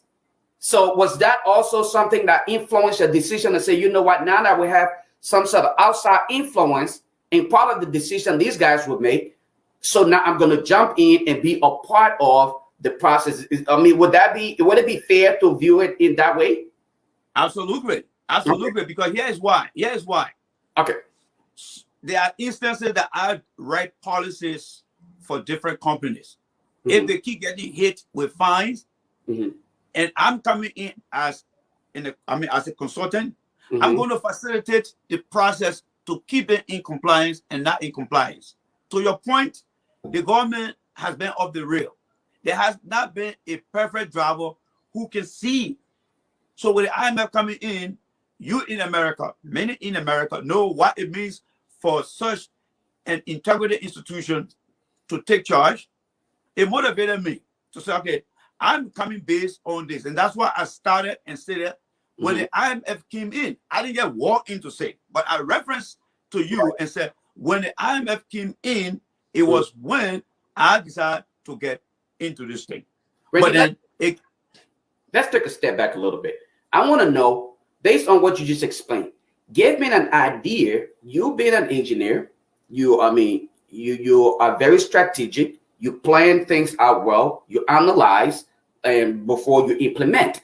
I want you to lay out for us what was your expectation, knowing that you were supporting a candidate, President George Weah, at the time, who served as a senator. Okay, served as a senator of Montserrat County, and we are yet to see any achievement from President Weah at the time when he served as a senator. Yet and still, you saw reason to support his candidacy for the presidency.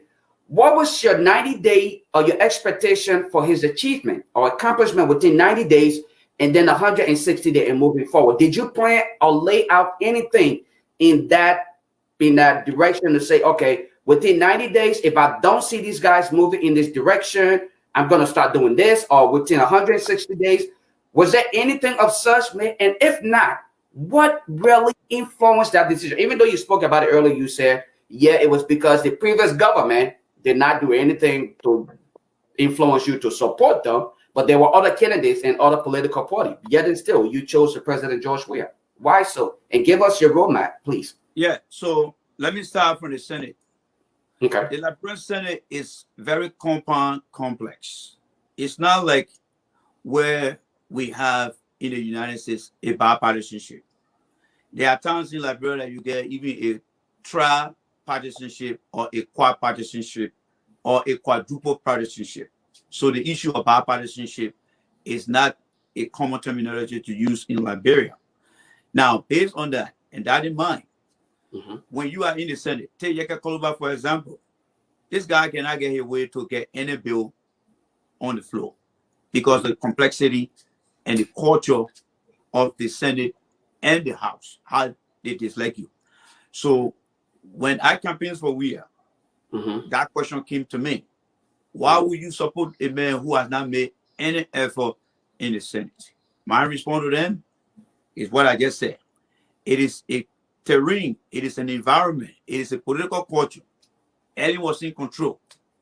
Whatever he wanted, if they said no to him, he was not going to get his will through. And today, Yeke Koluba and others are going through and seeing hurdles. But Yeke Koluba and others hold on, please. Let me lay the premise down. That's the roadmap I'm giving you now. So when he got elected, the goal was, since he doesn't have that right to do things at his will, let's campaign for him. If he becomes head of the executive, he is going to be in charge of a branch of government that will make policy and nobody going to stop him. So we ran that campaign and we became successful. Now, when the campaign started in 2017, I called a very Tukpa man and told Tukpa, I said, Tukpa, I need us to begin this process. And Tukpa and others said, what is that process? I said, when George W. Bush was leaving office, he called Obama and he called what the guy named Lily McCain and said, I need you guys to send to me your policy team that will begin a policy evaluation process. And I said, what we could do is, since this is August, We need to have an election team. We need to have a policy team. We need to have a post-election team and inauguration team. But I'm more interested in the policy team. And then I'm also interested in the recruitment team. Those two teams will play a very important role. And I told them that the policy team will begin to look at Ellen administration to see what Ellen did right, what Ellen did wrong. And then the recruitment team will begin to shortlist at least between 300 to 350 people that we can rigorously try to examine their background and see who they will be. By the time we get to October, we may have 2 or 3 persons per career, per department or per ministry and agency. That fell on deaf ground. And my response to them, I haven't decided to do anybody before. My response to them, in the first 100 days, they will have trouble. And they defied me. And one time, I posted a photo of, what the guy named? I forgot his name, but he was one of the generals in the Charles Taylor administration. I think he served as defense minister too. I posted his name, and I posted Brandon Samoga, and everybody was very furious. I said, no. So I went back in the chat room and said, look, guys, this is totally wrong. The people are not aligned. So I built the role model you're talking about. But here's the thing. And I'm not here to say I'm bad morphing the party, but this is just a takeaway from what I learned, Julius. The party people feel what I describe as party entitlement. If Judah is closer to George Weah than me, he says supersede my say, no matter what. If Judah was with the party when it was funny, and I just came, whatever I say, because Judah is a founding member, it supersede my decision. So I was already caught up in the thing, but I provided more suggestions. And those suggestions, if you want my video, where I came out that day, I said, this is suggestion 1, suggestion 2. Because when we have the indoor discussion, it was not going well. I said, okay, I have to put myself on record. Because one day I will be asked, what did you do? So that video, it spoke for itself. Today, a few days ago, we had a minister of education say for 3 years. But in that particular video where I said, Mr. Weah, when these people get confirmed, bring them to you and ask them to give you a 3-year strategic plan. And right in that confession of the Minister of Education, it falls right in there. And that's the reason why today they don't like to see me. Because everything that I told them, Julius, based on the roadmap you're asking for, they are either on audio or they are on video. And there's no way you can deny that. Because these things were recorded, just how the video will be recorded, and it will be stored into digital history for a very long time.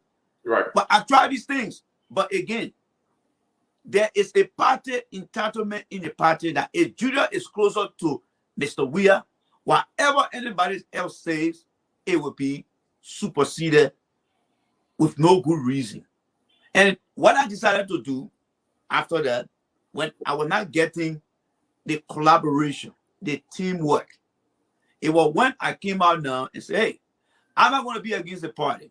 I am not going to join any party. And on record, and I think everybody will attest to that, you are not seeing me coming on any show, say, hey, I'm a member of this, I'm a member of that.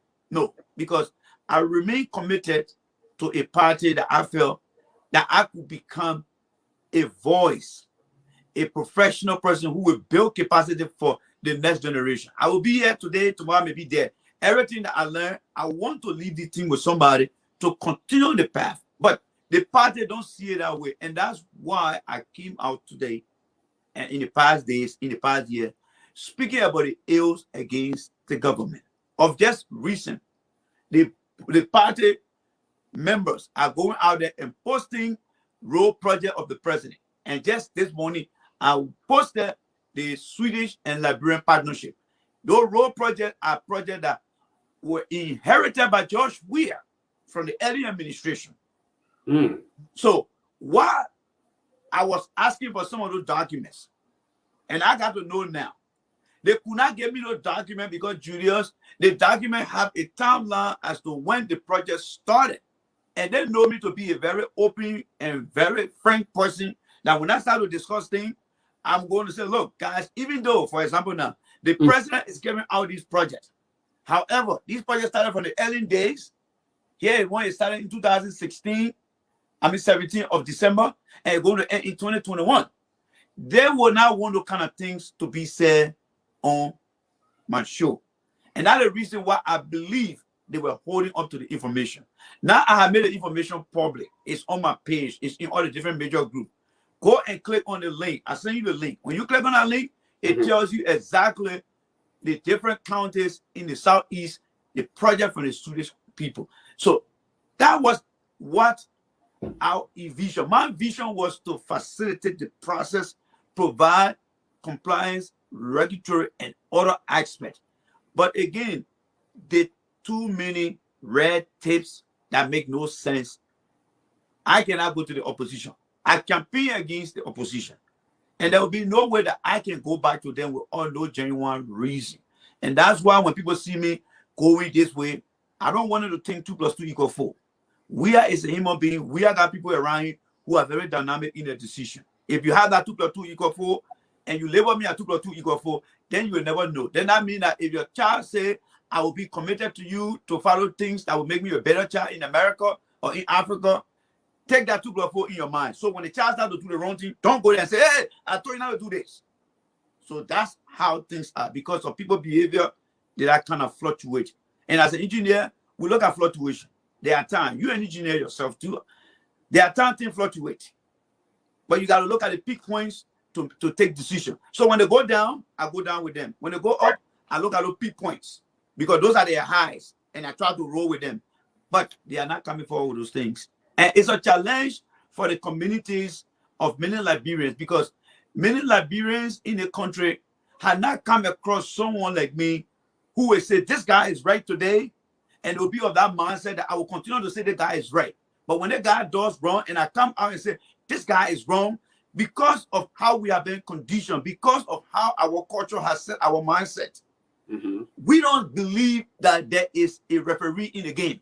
You are a Barcelona fan or a Real Madrid fan. You make your own rules, the other men make their own rules. And the referee that can't, oh, no. What I'm trying to say here is, I don't care whether I'm a Barcelona fan. If Messi screwed the game up, I would say something. When Ronaldo used to play for Real Madrid, when he screwed the game up, I would say something in his face. In Liberia, we don't see those things this way. But I'm trying to introduce that. Am I going to be successful, Judah? Not 100%. But will I leave a legacy? Yes. Because you know why? Today, I got videos from the past where I said things, and the videos are being played today. Tomorrow, there will be more of me. And over time, that particular mindset of Liberia will be built. Because when we measure our success, after 174 years, which will be this year, and the education minister coming out and telling you, Julius, I was there for 3 years, I didn't do nothing. Do you know what every minute of that 3 years going to do to a child back there? And the president just got up. So what? The vision plan that I had as a recommendation, let the people bring before you their strategic plan. I have my strategic plan every year. And I'm sure you do also too. Let me ask you a question here, Randy. Describe, I would say, in short, describe the government's performance over the past 3 years, since January of 2018 to current. Just describe their performance shortly. Tell us. I mean, this is a government that you supported. This is a government you brought into power. Since their ascendancy, describe their performance based on economic and everything, healthcare, well, education. First of all, similar question was asked of me during the campaign. What is your expectation when Mr. Weah took office? I said, and I hope I can quote myself right, because it's been a while now. I said, I would like to see a full-blown audit. An audit that will tell the Liberian people where Mr. Weah is taking from Ellen. Okay. Financial-wise, operation-wise, institutional knowledge of people, because there will be some people that will be going and bring those things out. And I would like for the president to have, if not him, or his press corps, to have a weekly press conference to update the people on his progress. And I would like to see the president give me at least 5 to 6 bullet points on his website that he would like the Liberian people to follow. And I would like to see the various ministry looking for professional Liberians in their area of expertise. For example, the foreign ministry should open up a database through the different embassies around the world and put in place A to Z catalog of different professions, where if the government needs anyone, go into that database and have a conversation with them, see where they can help. These things were never put into place. And if you don't have these things in place, you will not have a plan, you will not have a mission, you will not have an action plan. I mean, you will not have an implementation plan. And when you measure your success, it's going to be very poor. And that's why recently I said the president is scheduled to go and speak to the national legislature on Monday. And I'm going to be watching everything he's going to say. I'm going to fact check them. You know why I'm going to fact check them? One, all his ministry, all his agency, the director and the minister. If you go on their webpage, for the fiscal year they have served over the 3 years, you will not find any annual report. You will not find no performance report. Those two components of report will determine what the president will say. Those things are not in place. So if you ask me, the president, they have only been doing well with the private partnership project. That's where they have been very successful. But as far as the ministry and the president on their own, the what we call the initiative or the goal of the government, it has not been. So when the president will speak on Monday, all you're going to talk about bull connectivities, and you already know the Swedish government started acting a long time doing early. They're not going to give them that money. That money going to be. So are you discrediting the government? Because one would say, CDCs would say, for that, lack of better word, hey, it don't matter. The fact that CDC government or the Unity Party government started is CDC completed. We don't care. Okay. So they should give CDC credit. Is that fair? Fair point. But are they saying it now? Because if they set that tune, by today, you will not have people having suspiciousness, because their reason will be, we are teaching you guys that the past leader never did. Because the past leader will always track project down. They could even use Ellen as their first example. Ellen came and broke the whole ministry down, Ministry of Defense. But did we change Ellen course of plan? No.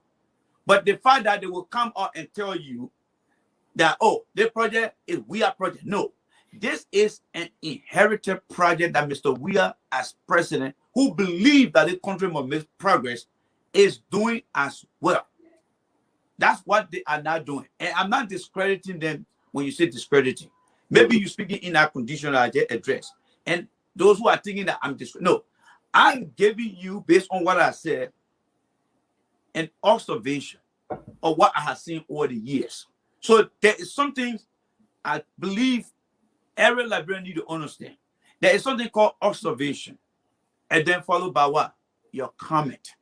Right. I have seen over the 3 years, from no vision plan, from no annual report, from no performance report, from the education minister saying, I gave up, I screwed up, please, and the president said, go and fix it. How would the president say, go and fix it? And he had that man vision plan and say, you know what, every quarter I want you to come to the office during the cabinet meeting and give me an update. Minister of Finance, we are coming to the end. That's why we have fiscal year. 4 quarters make a fiscal year. And every quarter is 3 months. So if this guy came up with a strategic plan and every month the president is having a meeting, and when that quarter ends, the president will be on top of every ministry and agency. So based on these things not happening, those are all who are here that run through the same processes. We can see things from a far away. Many Liberians know the game. Even though they don't play the game, they know the game. When they see a game being played, they say, man, that player need to be substituted. When you ask them, they'll give you a very vivid explanation. And 9 out of 10 times, they will be right. So, but for us who know the skill, who have the intellectual experience, not the education with a degree, but also have the experiential qualities that work in the field, we have that thing of seeing it. So we can tell that things are not going right. So I'm not discrediting them. I'm not trying to tell them that they don't have a workable program that will yield results. So Randy, let me ask you a question. You mentioned substitution. Folks are asking, name us 3 government officials. If you were authorized today, you were given the amount of authority to name or maybe replace those individuals. Who would those be? 3 government officials permanent government officials who you think are not doing what they're supposed to do to help this government move forward? If you can name 3 or 5 of them. Yes. One of the biggest sectors that could help our country, and that is the food sector, the Ministry of Agriculture. And again, I'm not going to just give one answer. If there is a reason, Julius, I think one thing the government needs to do here is to open a window for consultancy. If the agriculture minister is struggling, there should be someone the government need to consult with, to take a rigorous examination of all the ministry, look at the function of the ministry, and do an assessment, a gap assessment, a need assessment, to see where each ministry is struggling. Because these people are struggling because they don't have people to help. The president can fire somebody today and bring the wrong person in. So I won't call for just releasing of people, but I will start with the Ministry of Agriculture. Let the president bring in people who he will say, you know what, I want you to do a full-blown performance administrative assessment of the ministry. Interact with the minister and see what are their challenges. And then you draw a plan. You see, the reason I'm coming this way, Julius, remember the question you asked me about the roadmap when I said we should vet people, about 350 people a long time ago? If we had done so, and we are seeing CV, not just sedition, but CV from other people who want to help our country. Today, the issue of Liberian calling for people heads to roll, it would have been minimal. So I would say, my thing is, all the ministry, they need help. I won't ask for them to be removed, but I would say they need someone who I would describe as a special assistant, but not working for them, but to ensure that what they are doing is indeed making sense, because it will be based on a plan. So I'm not going to call for anyone to be removed. Yes. And well, I'm making that history on your show. If you would say they should just add on, basically what you're suggesting here is, if I'm understanding right, you're saying, okay, don't let nobody go. Just bring in consultants to help you in the process. That's an additional burden based on my view that they're going to do. So if you have someone who's already not doing the job based on why adequately, do you think Samuel? All right, let's do this, right? Do you think Samuel Toya is working adequately? That all he needs now is just some sort of consultant, because there have been open consultancy done for the Ministry of Finance. There have been folks on here, economist Dr. Gompu, who came on this platform at one point, spoke about these things. There have been other individuals who work in the finance industry, have given support, consultancy, and they're just not taking this. So why add on more burden and keep an individual who is not getting the job done? So when you say bring in people to help, I don't get it. I don't get that logic, though. Here's the thing here. All right. The question from me to you in regards to the consultancy is, are those consultancy coming at the request of Samuel Toya, or are they coming at the request of the president? Should the consultant, does it matter? Yes, it does. I can hire you. Here's why. Here's why. Okay. Why. Yeah. All right. I can hire you to do something for me that I want you to do. And I will be the final decision maker in the end. But if the head call for a consultant to do exactly what I explained, and report back to him with recommendation, that would change the game around. Because I won't be the one, or you won't be the one dictating to that person. Until that step is taken, they can bring anybody they want. Because number one, how is the consultant being vetted in the first place? Will they take somebody who is very strict and say, come and do something for us? Somebody who will say, this is wrong and we should do it this way? Then I will take that person. So if the head of the government, the president, say, y'all go out there, like how I think they posted something about the AG, they need a new AG. Bring somebody like a person, sit with the president, and let that president build confidence in that person. And say, whatever you go out there, you do. And I believe it's the right thing. I want us to sit down here and discuss it. And I want you to go out there and inform the public what your step and measure and expectation will be. That way, it will set a new tone. Because every ministry that is struggling, will now be subjected to what that person is doing. It's called cleaning up the system. It's called fixing the problem. Because the president can remove everybody from now. But when he brings in the wrong and inexperienced people, it's going to be difficult. When Mr. Rodden became regular president, as I would put it, he sent a team around the world that were recruiting Ghanaians, and those Ghanaians were being interviewed. Mr. We never did that. So some ministers are not performing well. But it is a two-way problem. One, it is the problem of the president not asking the people for a 2 to 3 year vision plan. So he 2 years are fought. And he had the right people to sit with him and give him the advice. For many of us who watched the Donald Trump turning over, there was one thing that we kept hearing from the media: the Biden transitional team, the Biden transitional team. And every time you see the name coming up, that is a framework that is in the U.S. that is used by every incoming administration, from the campaign team to the recruitment team to the policy team and to the post-election and to the inauguration team. You saw this guy from South Carolina, right? I think the black representative, I forgot his name. He was the head of the team. This is how things should be done. So the government screw up, and that's why the 3 years is below 70%. The 3 years they are bragging about, if you ask me, is below 70%. Number one, and I will give you the one example. This president had not taken the responsibility as a former peacemaker, as a former humanitarian person. And I'm not mean to criticize him, but to go back to the different counties and tell the people thank you. Trump just left recently from the White House. When he became president, he came to Pennsylvania and other states and told the people thank you. So when it comes to that question of whether the final minister not hiring people or whether this means, I will call for what I just told you and not to waste your time, Julius. Okay. All right.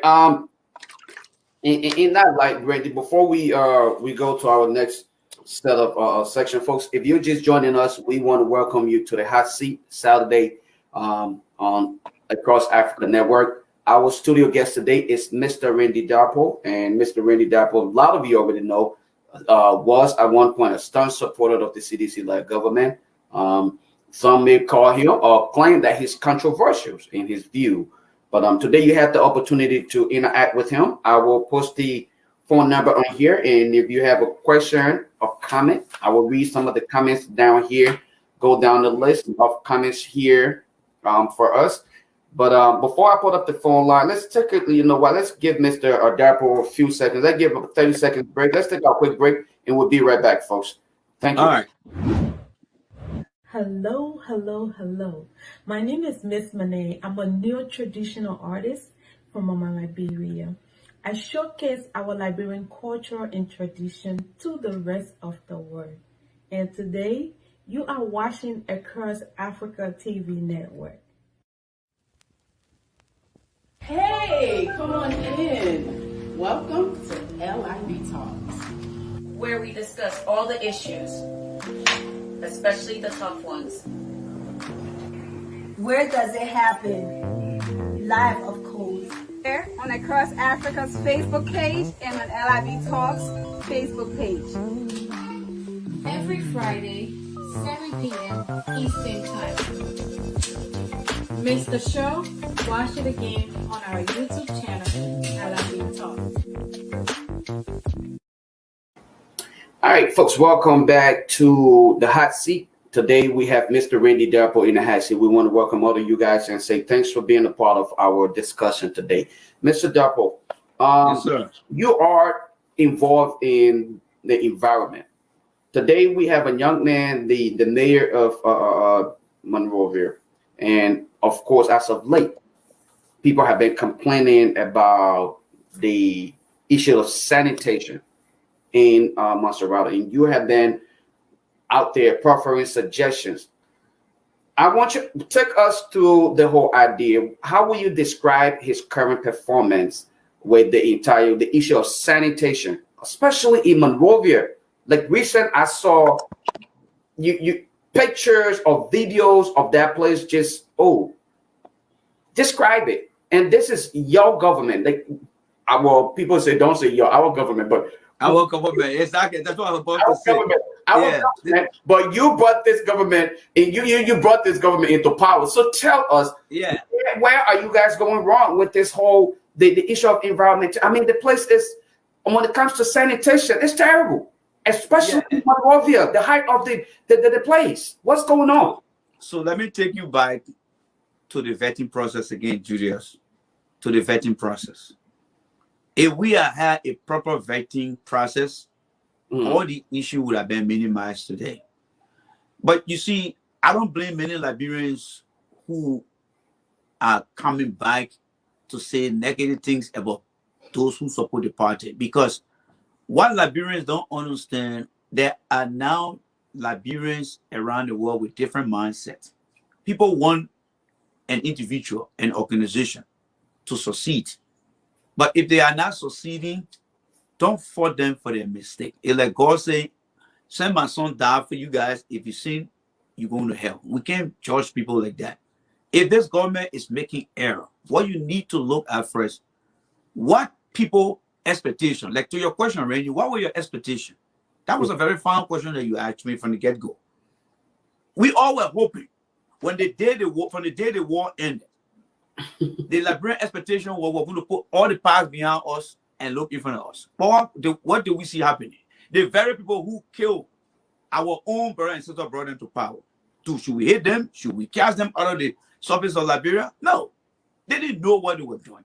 So coming back to your question, most of these guys that you see in the government, and let me be specific with Jefferson Koji, he has no experience. Jefferson Koji never worked as a cadet. He never worked as an officer boy. And as a professional, I won't give him such a big position. And part of my interaction with the CDC government, the Abin Wise, the Jefferson Koji, the Mamasi Kaba, if I had the president here, send those people to different African countries, by now, they would have been completing their BSc or master's program, coming back with experience. But again, the party entitlement superseded some of those decisions. So a guy who comes to a very big position, Monrovia City Mayor, a city that when they are listing major capital, political capital city, Monrovia will be part of it, is in that position and doesn't even understand from his mayor role that there is something called solid waste management. Not even a plan, not even where to start. And the saddest thing about it, they feel emboldened not to listen to people out here who making sense to them. And that's one of the reasons why many seditions, few oppositions will have problem with me. And this is just the beginning, because if you are for the opposition or you for the CDC party, when you are incompetent, I will tell you that you are incompetent. And with that kind of mindset, it's going to be a very, very uphill battle for many Liberians to accept me. But that's just who I am. Because I was trained in the US. But I just decided to add that. But here is the problem here. Jefferson Koji is challenged. He has absolutely no idea. He does not have the intellectual experience like the education. Okay. He does not have the experiential experience like the hands-on. Okay. He definitely needs someone, again, like I said, who will get into that facility, do an assessment. Because if you ask Jefferson right now, what is your vision for the Monrovia City Corporation? Think about electronic waste, solid waste, municipal waste, commercial waste, industrial waste. He doesn't have any other ideas.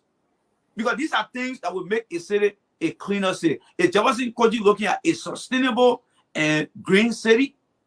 If yes, what does he have? In 2007, Ellie brought on board some professionals from the UNDP. All right? They did an excellent assessment of that facility. They categorized all the different categories of waste. If Jefferson Koji knew where to find the document and knew as its mayor how to find the document, or if he has somebody within that particular institution, when he first took over, call a welcome and introduction meeting and ask from the operation to the administrative, where are we in terms of the past administration? And that's why part of the policy team that I call for, that could go and sit with Ellen and sit with every minister and begin to have the policy turn over documentation, it would have given all of them the sense. Those of you, many people who work in a group home, because I work in a group home. When you're taking care of people and your ship is in it, what I learned from the group home, before you leave, you will tell the incoming staff what has happened during your time on the shift. The purpose of doing that is to give that guy who or that lady who just came in the heads up as to what he or she should be expecting. When you have policy team meeting each other between the incoming and the transition, the reason the conversation should take place is to understand where they're leaving the ministry. Because you look at the program, you look at the budget, you look at the implementation, the monitor that they took over the years, and you look at the performance report and monitoring and annual report. If those things are not in place, from that get-go, you will know that that ministry or that agency will be having a serious problem. So Mr. Koji, if you ask me, he is the one that needs all the help, all the professional help. He's like a guy that don't have legs, not an arm. Somebody got arms, but they using crutches, that's fine. But with Jefferson, see how they say they run. Jefferson doesn't even know that if a stockpile of dirt sit on what we call the native soil, is going to pollute the soil. The contamination is going to trickle its way down into the water. If they burn, the ash is going to cause air pollution. They don't understand those things. So you need all the help. Solid waste management plan with 3 focus areas.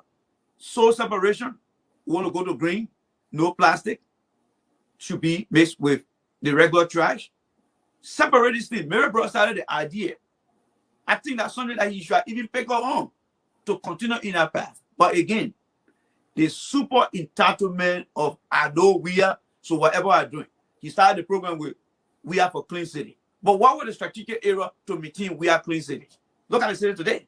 That tells you that it is one thing to say things from your mouth, but the truth will come from the people. And again, citizens shouldn't get mad with me because, like you said, this is my area of speciality. Yes, this is my area. If I were sitting in there with you right now, I'll be monitoring the TOV in your over the toxicity of water organic compound that is generating in our office, because the surface we use, your furniture, they are built with formaldehyde.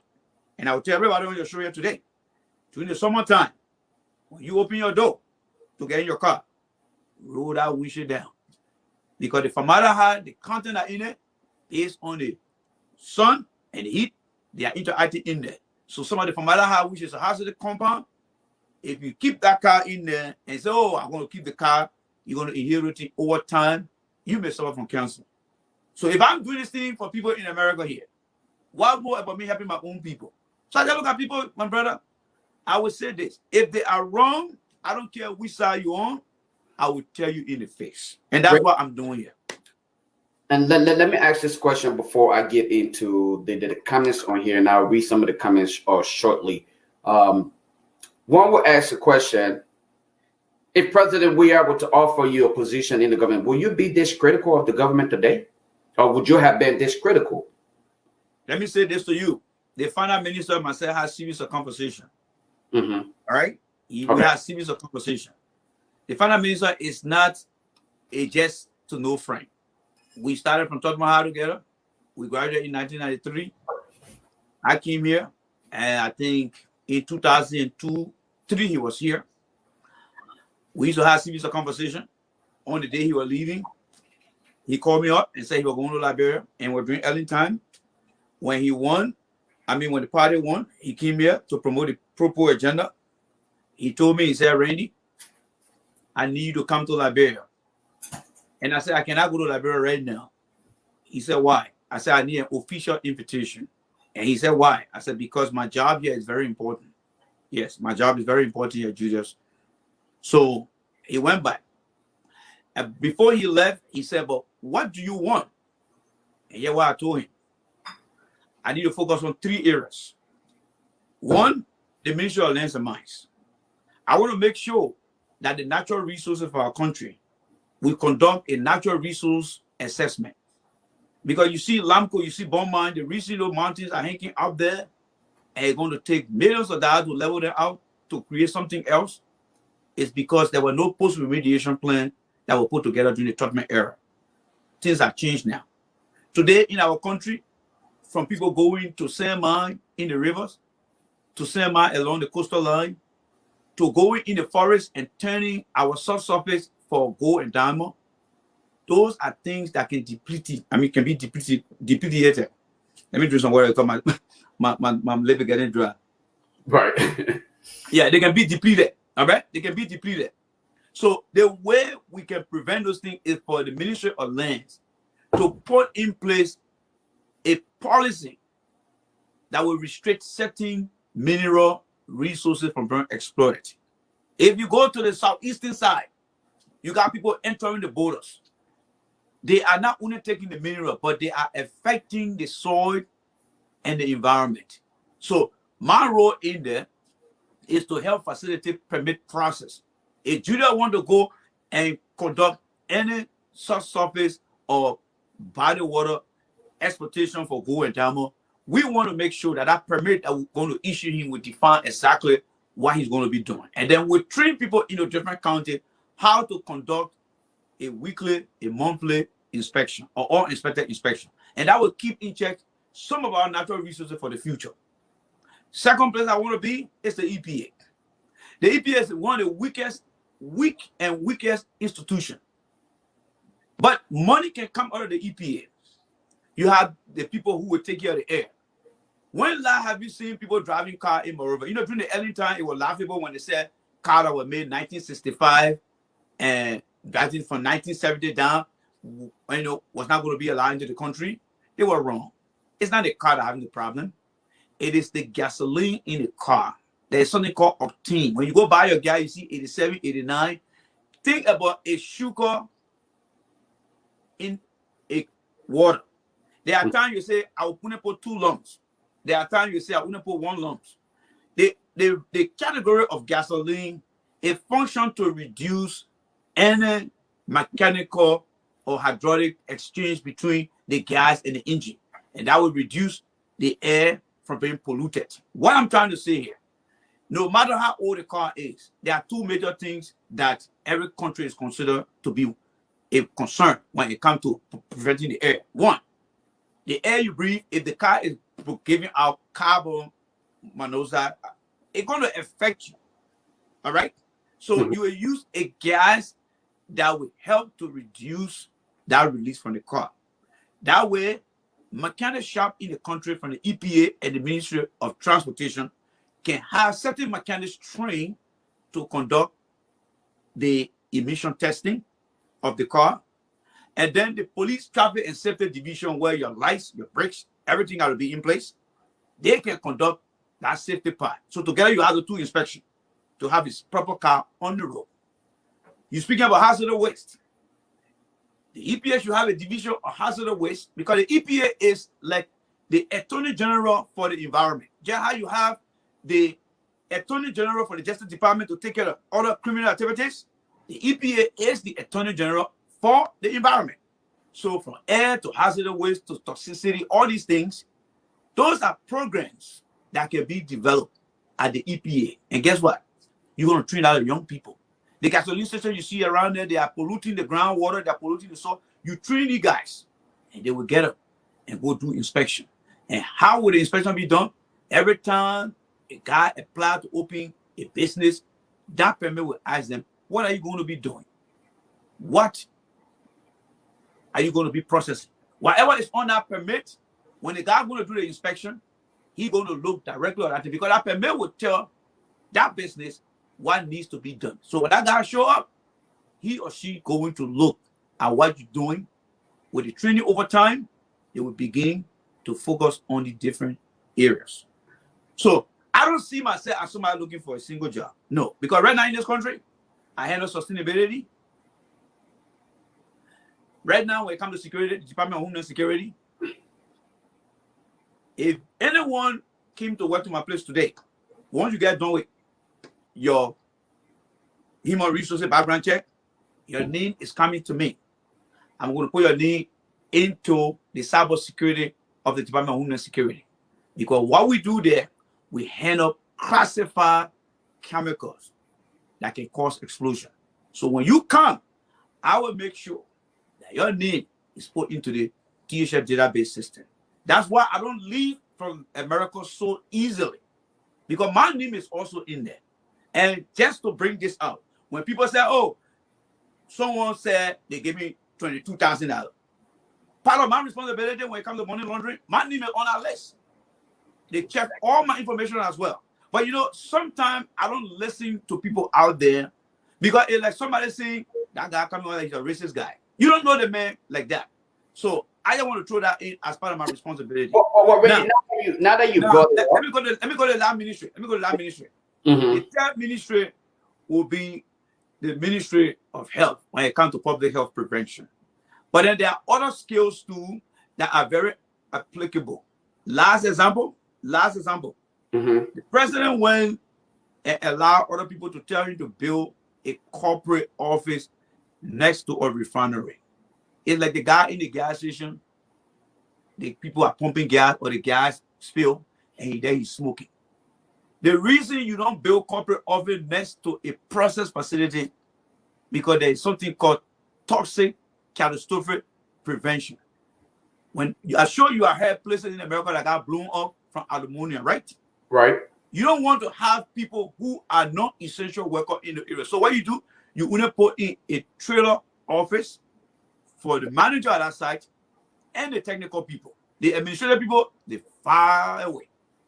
Those are things that my role can help Liberia. But the question here is, are they willing to have someone who's going to be very straight with them? I will tell you now that they will not do it. So don't even think that they're going to call me. No, they will not call me. Because one good thing Facebook has done, it has shown to the world of every country who everyone is now. They know that Randy, that guy is very straight. When he come here, he will give up. It was not before, that back in the days, we read letter, we talk. But now Facebook, as you and I are speaking right now, you see how I'm giving you myself, how I'm introducing myself to you. So now you know what I stand for. And it's based on the standard that you either accept or you say no. And that's who I am. And that's how I want to be remembered. So in short, you're saying that you are not being considered for a job because of the fact that you will remain consistent as you claim you are today. And that's why you everything, not claim, but what I said. If I'm telling you right now, that this is my home office. I work here during the course of the week because of the importance that I play here, important role. So I'm speaking in my authority of my skills, my education, my credential, and my character. Like I told you, Judah, Liberians don't like to see people who are straight. Everything that I'm doing here, you work in corporate America. There are times your manager or your VP for operation, depending on who you report to, will come to you and tell you, look, this thing is wrong. We need to fix it. If you do that in Liberia, you are playing with some different mindset of people.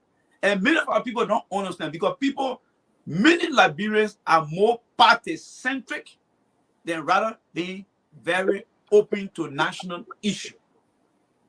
Like the recent example I gave, let me just bring them one in. You see what Mark Pence did? It was not based on his support for Donald Trump.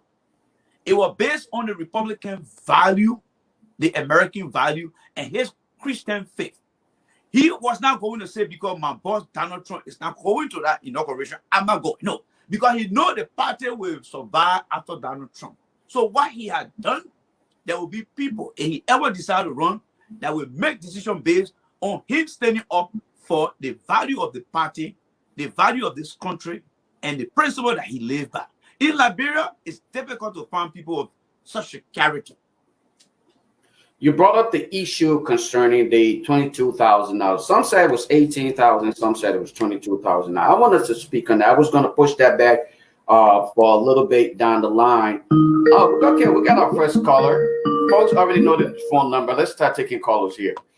Hello, caller, your name and where you calling from? Number seemed familiar. Hey, Controversial Ali. I knew the number seemed familiar. I'm getting to know the number little by little. Finally, I'll get it. Controversial Ali, what is your contribution? We have today our man in the hot seat on the Saturday Talk hot seat on Across Africa. Comment, questions? Go ahead. You have the line. The mic is all yours. Well, let me just say, Randy is having a complete free ride on your show. He's having a complete free ride, and this is his comfort zone. He likes to be the first one for him, and that way he feels the authority of the subject matter. But I took, my little okra, red oil okra here with some fish, but let me go in the room and actually, a buttress, look like Julius here in bringing Randy down to the issue. I see that Randy is using the platform. I think he should pay some money for all of the commercials that he has done. Whether of how good of an agent he is. So let me just say this before I ask the tough question that Randy doesn't want to answer. I have invited Randy before to join us on that's not the better, but he wanted me to specify specific issues. Knowing him, you never had conversations with him before on the Gerald Cummings show. So Randy is very specific.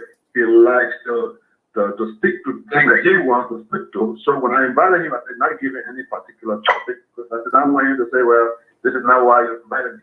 But anyway, let me just say that Randy has been speaking of integrity a lot, which I believe he is as a type of a person.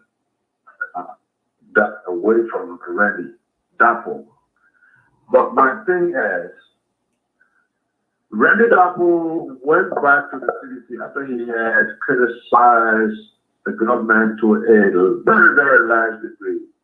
And the CDC that I know that I became a member of from the embryonic stage, they're not going to forgive you. They might use you at a time when there is an election. And they might use it to go back to them, but generally, they're not going to forgive you. And George Weah is not even the actual forgiving type. Situation might allow him to consider, but inside his heart, he's not going to forgive. So when I saw Randy going back and forth, I do. But one of the reasons why Randy went back is that because he had spoken with his confidant, who is the finance minister, very poorly performed finance minister. And for some reason, Randy believed that he would have gotten a share of the power, not necessarily collecting money, but he wanted to be what he was usually considered. On social media, Randy wanted a certain kind of recognition from CDC and its hierarchy. He wanted to be drawn in any major conversation or any action of the government is taking. He wanted his input in the hierarchy of the CDC and that of the executive mansion. That's what Randy wanted. Randy did not just want to be on Facebook as one of the Facebook podcasters. And that's how CDC treated Randy. Because he did not feel like he had a share, he wasn't a stakeholder or considered a stakeholder. That's why he slid back. But with that said, I'm going to ask Randy this question, and I know he's not going to like me for this. No, let me just say this to you, Ali, before you ask your question, then I'll bring the next caller in. Let me say this to you. Again, it is open. Randy did not pick whatever topic we are discussing because it was made clear. He's in a hot seat. So you can pose any question and any comment as long as you're not using profanities or attacking his personality or anything like that. Oh, no, there's nothing specific. No, it's a hot seat. Everything is acceptable except for profanities. So go ahead.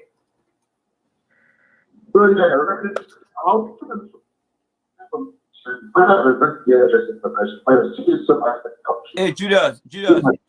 Yeah. Is that kind of cracking in? So if you can put on that message to the question to me. Hold on one second. Ali, your phone is kind of, for some reason, you're not going back and forth. Initially, you were fine, but now you're kind of cracking in. It's kind of glitchy. Okay, all right, there you go, better. Randy played that voodoo from Refugee Country, so I can't ask the question. I know it's Ghana now. No. Tell him I want him to ask that question. Tell him that, please. Yeah. Okay. Information all over the airways, Randy. We want your side of this story today. Now that you're sitting comfortably in your living or dining room, wherever you are, we want you to explain this thing. Exonerate yourself. We received information that through the finance minister, some cash was being disbursed to you guys considered surrogate of pundits of the CDC in the diaspora. Randy, your name has been repeatedly mentioned. What do you have to say about this accusation? Thank you so much for having me. I look forward to getting a very clear answer from Randy Dapo. Thank you. Thank you. All right, let's go to the next caller here. Caller from 414, last 4 is 7856. That's the man, River Says Pro. River Says Pro, what's your question or comment to Mr. Dapo? Hello? Caller from 414, last 4 is 7856. Your name and where you calling from? This is Pro, man. What's up, Lofa? I'm doing good. What's your comment or question, sir? I say I'm sorry. I felt bad. Ali beat me to the call. I had my finger right on the thing, just waiting for you to give the green light. Then you beat me to the call. Yeah. Okay. Talk about my point of pressure. I leave. Man, Dapo, hi, Mr. Dapo. Again, he made some points from the beginning when he talked about when you asking the question about some of the ministers that are poorly performing, what should be done about them, getting rid of them. And he made an interesting point that they should have consulting for them. And I see it differently because those jobs are professional jobs. Okay, I work in the manufacturing industry. There, as an operator, as a floor man, supervisor, they train those people. I mean, you can be trained in the technical area. But in the professional jobs, on the professional job, you are expected to be up to the task. Like when they bring a new general manager in my company, they bring somebody from corporate. I don't usually see them. They don't even train them because that person knows what they're doing. They're already up to date. So I don't see the logic. I don't see the need. I wouldn't say logic of bringing. It's like I hire Mr. Dapo as one of the best chemical experts for my company. That's a job that's very critical. So I expect. As critical as the finance ministry, I expect Ronald Dapo to be up to the task. You don't expect me to go and get another person to come and babysit Ronald Dapo, whereas I have entrusted Ronald Dapo into that job. So for me, a spade should be a spade. He was mentioning about Donald Trump. Donald Trump, I think he fired more people than any other president I've ever seen because you have to be up to the task. Donald Trump fired people that were there up to, I think, like 30 days. So a state should be a state. When the person is not performing in those major areas, they need to be getting rid of instead of bringing somebody as consultation. And then my second point has to do with when he was talking about those projects. I don't see the need of people going back and forth as we started the project. Yeah, in the United States, there are road construction year after year after year. And I don't work in the engineering department, but I got friends who work there. I know some top people. For engineers, they don't go around saying, well, this was Obama project and we are ending it for Trump. No, this thing is just a circle. It's just a continuation. Those things happen. That's a road between Ohio and Ohio and Philly somewhere. That road been going on forever.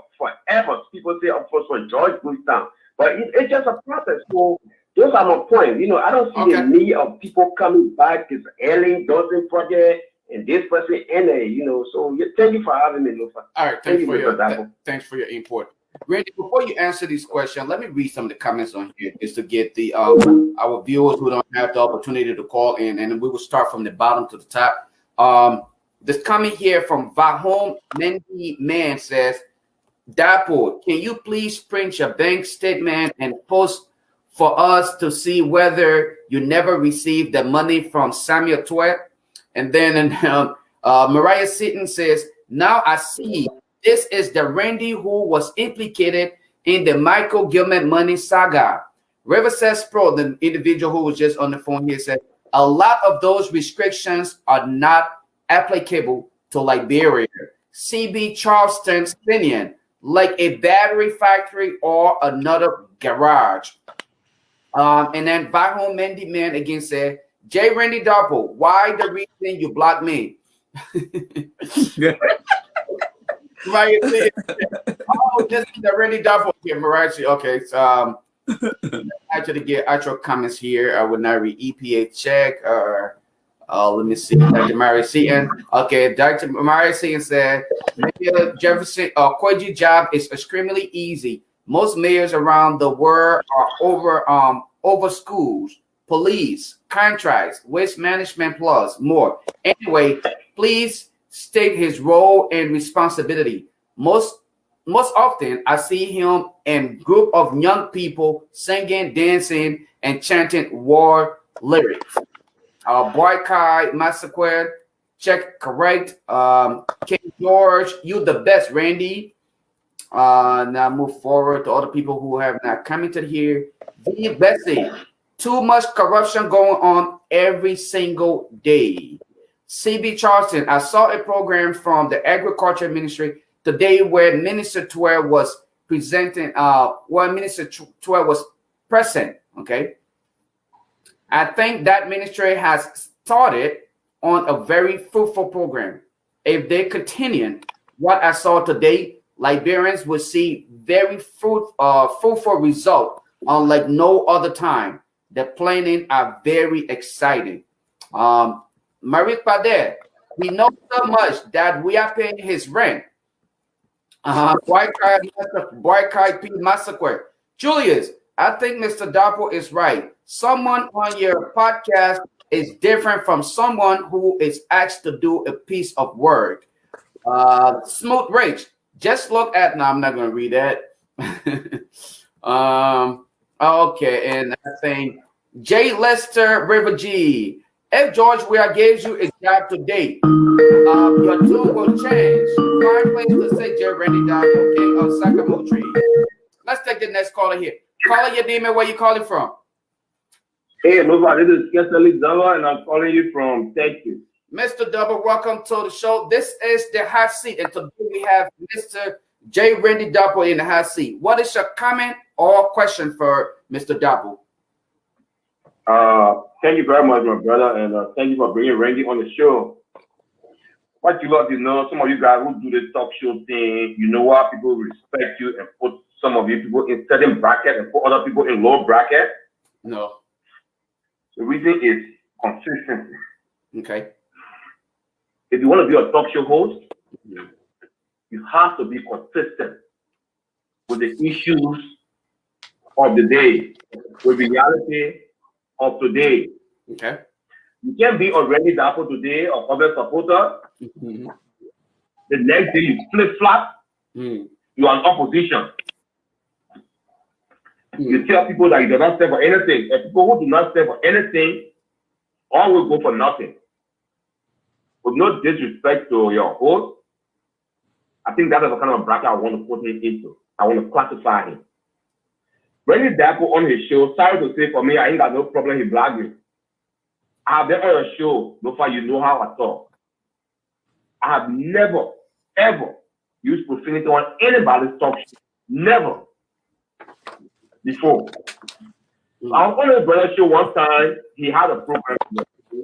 I tried to tell him the same thing. I said, hey, Randy, you have to be stable. You know, don't be here today and then tomorrow you are there.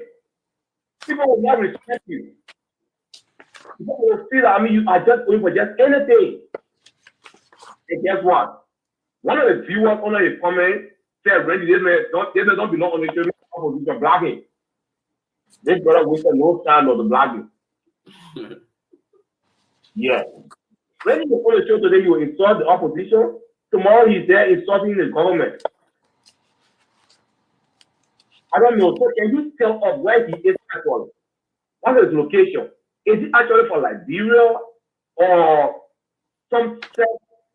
Well, Randy, I mean, I think While it's true that I don't want to have to respond for Randy, but I think he addressed that earlier in the show that I'm sorry, I came on late. I'm very sorry, I came on late. Okay, no, that's okay. But he said he's not here to defend a specific a political party. He's here to work in the interest of Liberia. So he will fluctuate as time goes by. But I would not be his spokesperson. I will allow him the opportunity to address your question. Maybe he might be thinking a little different, but per the previous discussion or based on what we started, that's what he said. I mean, he's just trying to be... Granted. Okay. You fluctuate based on it, like I said, based on the discussion of the day. Okay. But then it's the discussion of the day wherein you have people saying the reality, and you are going contrary to that, and then you come on and tell us that you are in the interest of Liberia, then it makes it hard, very hard for one to believe that you are actually in the interest of Liberia. Because some of the things this brother supported in the past, I wouldn't want to go back to like them. what? No. Like what? You can't. I mean, the reason for being open is here. What are some of the things being supported in the past? Because to me, to fluctuate a lot, and I see a lot of inconsistency. And he explained to me why he may be viewed as such. So if you were here, what do you think that you need to understand when it comes to J. Randy Dapo, that you may think that he's inconsistent in his hold on. Randy Dapo initially when this $16 billion business came out. Okay. Randy Dapo was one of those who was supporting the government a whole lot. Every time he was on his private talk show, sometimes we go there to watch. We will not take part actually to say we're commenting like we on other talk show like this. Okay. Sometimes we just want to see who is who. You know, he was defending. He was even as far as defending the fellow minister. So if you would just tell me just yesterday that this very fellow minister you are talking about was a very bad guy, I mean, was a very good man, very, very good indeed in your eye, and today you come out the fellow minister who haven't changed a still thing, and then you come out and tell me that the fellow minister is bad today, and you want me to believe you? Come on. Okay. And you would tell me like we are did nothing bad about getting those condominiums yesterday, and then today you come out now to tell me that what the we are did is bad. Then where are we going? Then who are you? Okay. You have to come straight, my brother. All right, brother. You know what I'm saying? So let's give him the opportunity to respond to some of these questions and comments we hear, since we're not getting a lot of call in. But Mr. Yeah, I hope you're ready to do that, because just yesterday this brother was insulting the law all over the place. Okay. He was a very big antagonist to dialogue the law. But today, he's a fan of the law. A very big fan of the law. So, I mean, I hope you get ready to address yourself to those things. And you know, when you start flapping like this, my brother, I bet people will not respect you anytime you come in. I don't know a talk show. Okay. I hope you will change and go for real things. Thank you very much. Thank you. All right. Folks, if you're just joining us, we want to welcome you to the hot seat. Our studio guest today is J. Randy Dapo, and we appreciate your presence here today. Mr. Dapo, would you like me to repeat any of the questions? I would like to. We can start with Aliyu Samba concern or his question here to address the issue about the $22,000 or $18,000 that was allegedly provided to you. Some of you supporters at the time of the current government by the finance minister, and I feel there are quite a few people out here actually are asking for clarification on this. Would you mind speaking to this and giving us detail as to what happened, even if you know of anything that may have transpired? First of all, you don't need to remind me of everything, because as a professional person, I will keep note. All right. Okay, great. So let me address the question. I think I would say there are also guys who call in here are people from the opposition. Most of them are from the opposition. So they are not coming with an open mind. An open mind individual will be one who will take different thought process to determine why things are the way they are. The first gentleman I called, if I recall, I think he should be from I think he and D-Flow got the same show, if I'm not mistaken. He inboxed me one time and said he wanted me to come on the show. And I asked him the same question I asked you, Julius. What is the content of the interview? Because I want to make sure that the interview does not And like Ellen Johnson said in the interview, and he's like, well, we want to discuss what's going on right now. And I said, as far as I'm concerned, I cannot discuss any issue with regards to the speculation that money is going around and people are implicating me. And then we left off on there. So when he come out here and said, I was looking for recognition from the CDC, to address that recognition issue, there is a yes and there is a no. The yes there is, yes, I needed it to recognize what I am expecting to see the CDC doing. Everyone in that call right now, guess what? They didn't come out to say, oh, you see that rainy guy? He one time said, if we don't do the right thing, he was going to come back here and criticize we are. And that's how I know they are oppositions. Because Julius, those things are on video. They are on recording. So you see, when the way you can tell someone is in a party sentiment mood, if they come with inadequate information. That's when you know. Brother was also, he was a member of the CDC though. Okay, yeah, but what the different aspect? Hold on. Mm-hmm. He doesn't have any information that I have, and I just told you about. There's nowhere where he was on a platform and made any comment that if we doesn't do the right thing, I will come back here. I'm on record. I got a video, I got the audio, and I can play it. Even when I want to focus on Africa, they play some of my video. And I like that because that will show who I am. So when the first guy came and said, oh, the man, he said this, he said that, why can't you say, all right, on November the 6th, that Randy said this? Let me play it for you here because I have to respond like a real gentleman here. Let me play it for you here. I always say this. I am supporting Ambassador we are today. If he does become president, which he will, and he starts to screw up, trust me, I'm a well-qualified person who works for one of the biggest pharmaceutical industry in America. I don't need a job in Liberia. I will come right back here. And if you two do not come to sit with me, I will come back here and start to expose some of the things that I think that Ambassador Weir is not doing for the people of Liberia. So you hear that? So these are things that, when I tell you, I said, Julius, most of our modern partisans today, they don't discuss things on the objectivities. They discuss things on the party line. Because when you come and don't know somebody and you want to criticize, you should ask yourself, out of 100%, how many percent do I know about this person? These are commitments that I made during the campaign. I should have said no. I'm not going to answer that question because I may have an intent. But you know what I'm learning now from Liberian people? We don't love the truth. Yes.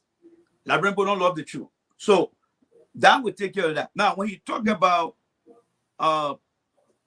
recognition, yes, I was looking for recognition. I was looking for recognition because, again, on one of my shows, like I told you, I made so many suggestions and recommendations to the president to encourage the minister to come up with 3 to 5 year plans. The reason many of them are coming up today and saying that the government official cannot perform because I needed that recognition. And he should be the one today taking that video and say, Randy said this before. Randy said this. Randy said, if you guys don't do this thing, it will happen. And the education minister just confessed. And here is Randy's video here. But are they going to be sincere to themselves? No. Because he is looking for political relevance on Facebook. He won't be like other people. So he will not bring the good side that is already on file. It's already in digital history to say, Randy video is here and I can say it. He will not do those things. So the recognition that I'm looking for and I was looking for is to save the government from the humiliation they're going through today. Yes. Now, let me come to the second caller. All right.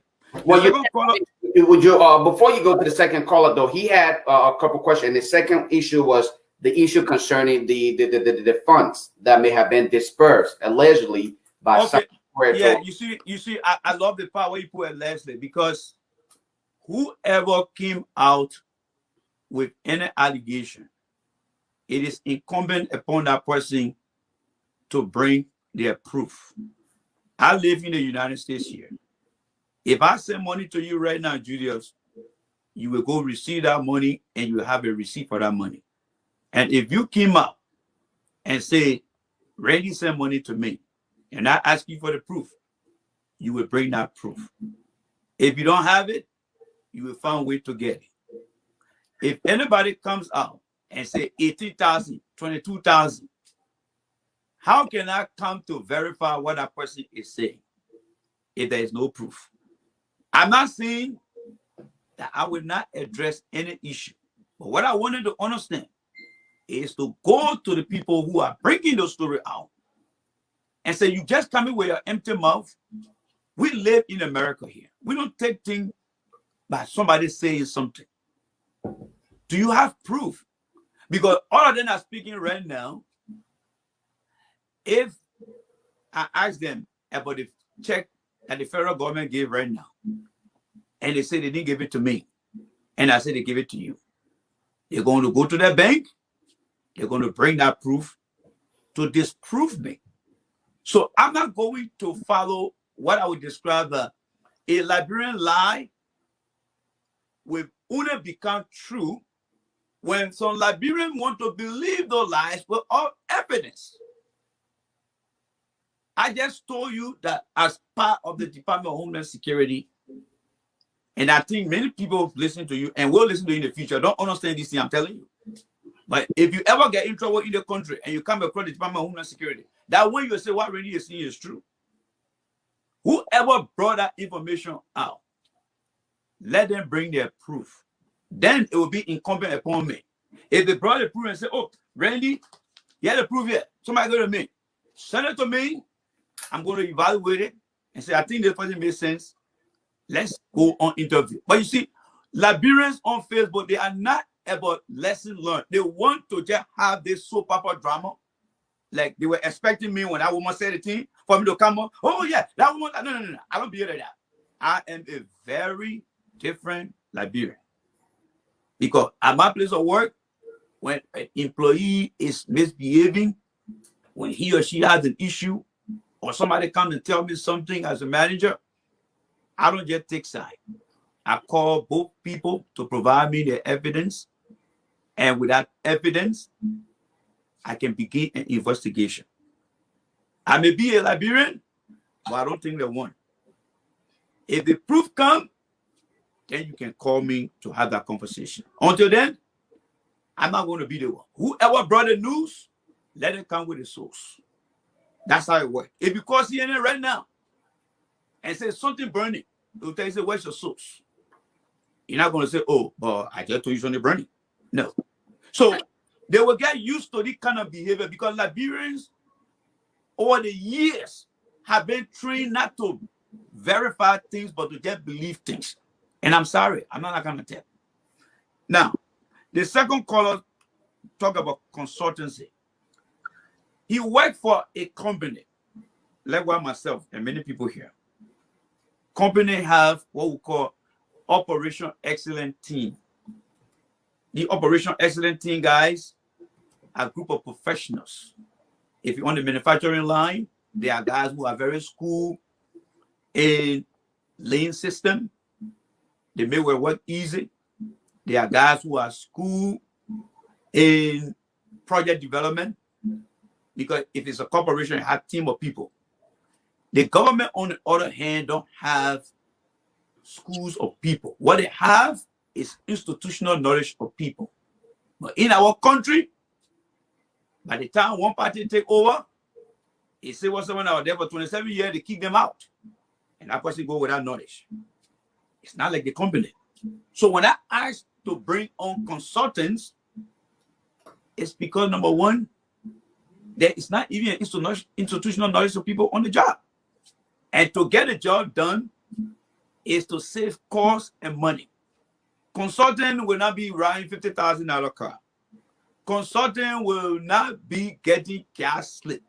You only coming to do a piece of job with a deadline and present that report and expect the people to do the second phase, that to train and go through those things. So company, we gotta be careful with company, and we gotta be careful with government. All right, company make profit, government don't make profit. They just generate revenue. Maybe that's another way why they're changing it around. And you talk about people should not talk about the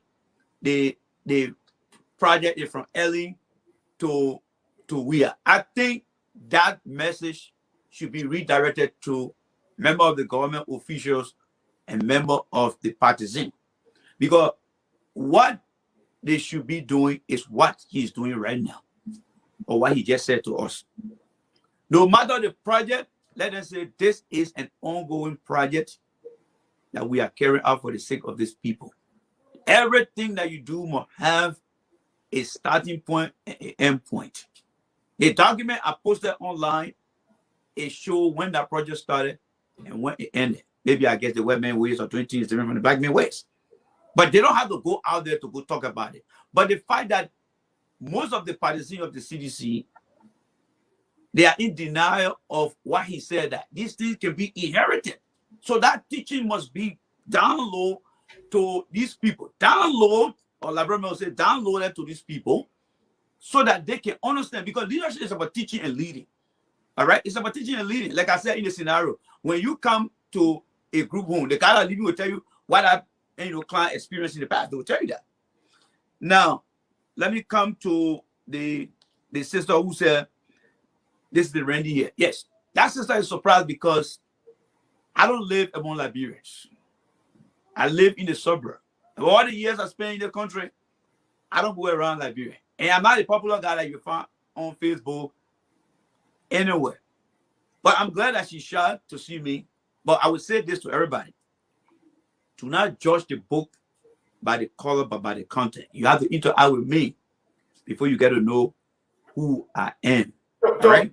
Now, Randy, let me just hold you there to a quick point here. You made a point here about like you don't live in the Liberian community. You live in a suburb. What difference does that make to your character or who you are in person? Does your area of inhabitant, does it make any difference as to? Yeah, it does. Remember, how so?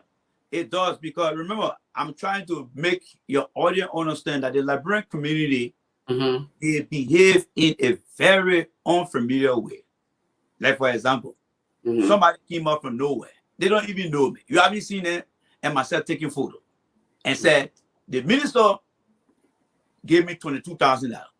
Banking institution in this country since 9/11, they have put in place measure that even if somebody Wachovia, Bank of America, if you subscribe to the bank, you go deposit cash tomorrow, they will say no.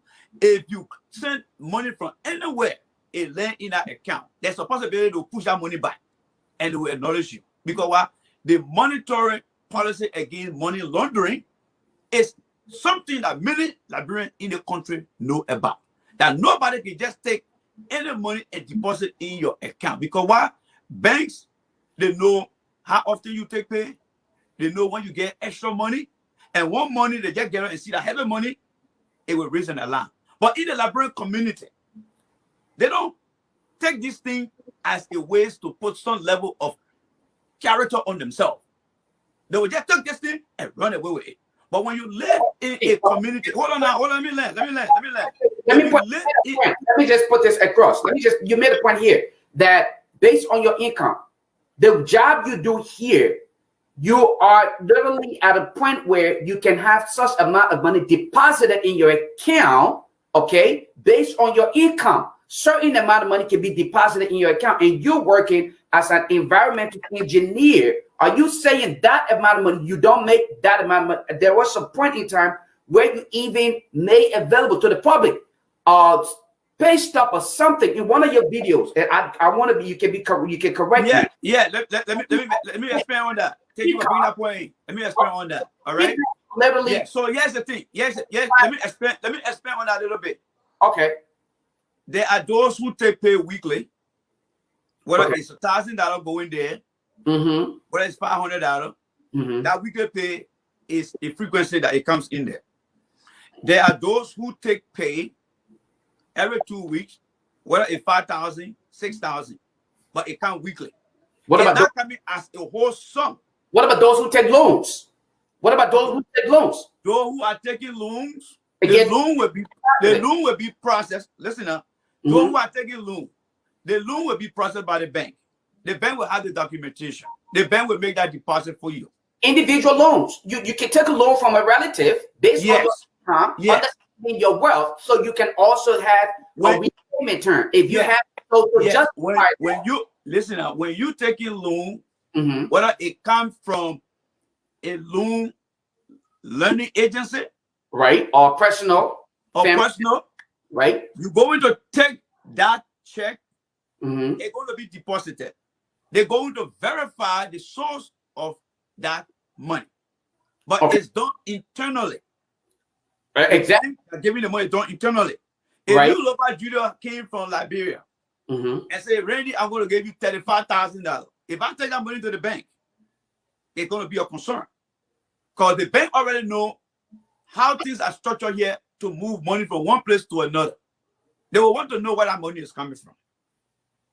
Okay, you know that, and everybody knows that. But Randy, have you ever heard of wire transfer from one to another?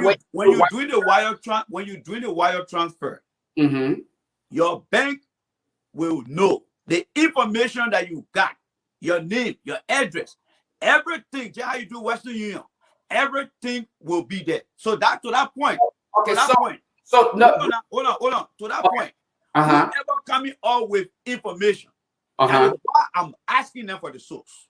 Okay, because if you say you get something, if you say something, don't just come with your mouth, because I'm not a Liberian who will just come and react to things. No, bring the information that verified to you. Right. Money and the information is here was given to me. So that we can have this conversation. Right. So now you just made it clear that limits the possibility of the accuser to obtain such information. Like you rightfully said, you said the bank conducts these observation or research or validation in-house.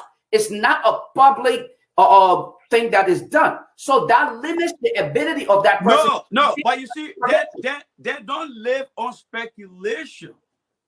Don't live on speculation. And if somebody see you in a store as a black man, and say, I see an African American here, he's stereotyping you, but there must be a confirmed reason. With all the red tapes that in the country, if somebody come up with a conspiracy theory and say, oh, they gave the man money because he got a $400,000 home. I saw somebody coming to them saying that the CDC pay my rent. If you live in America, do you pay rent when you own a home? You know, sometimes my daughter tell me, say, you like to brag too much. I said, I will calm down, because sometimes Liberian people can take me up to that level. All right.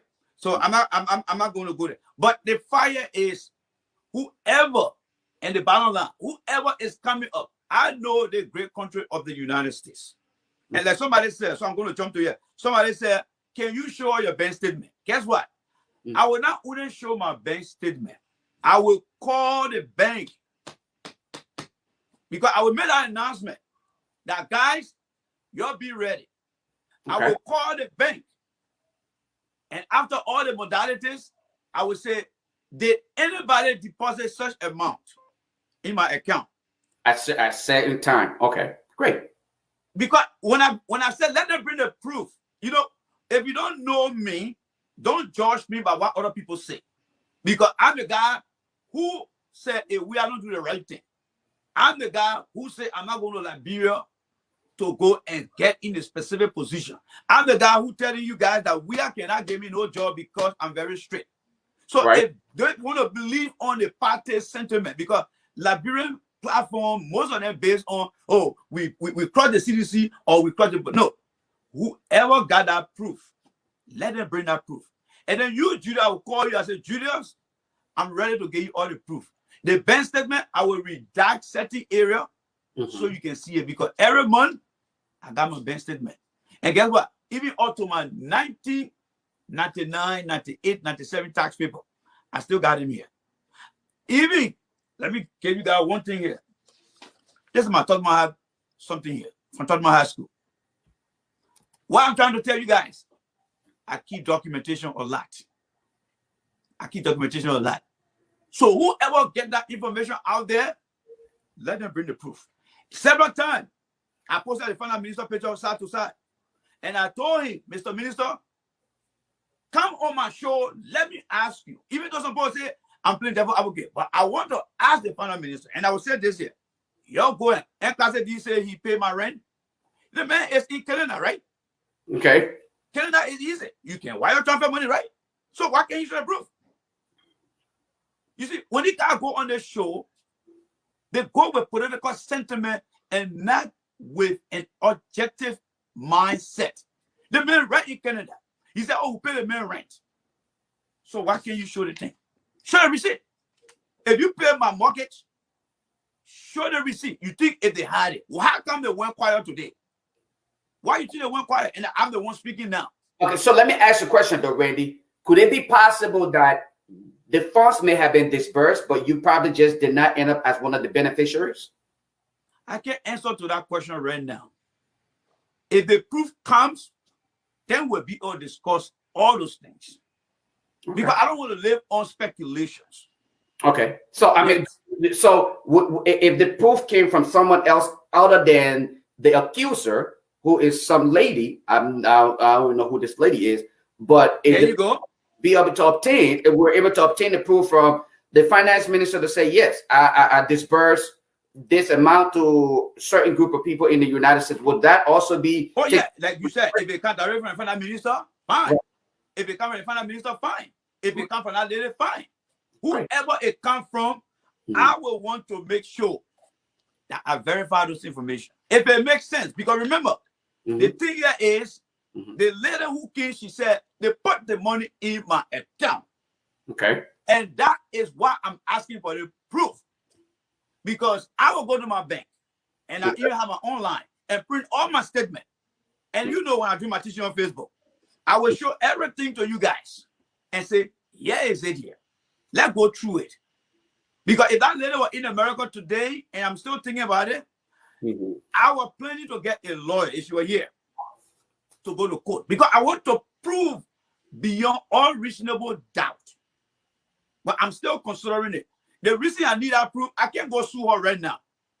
Because if I go sue her right now, her lawyer, because they are white people, not black people, not Liberian people, they will say, my man, you got any proof? Somebody can go out there and say something about you.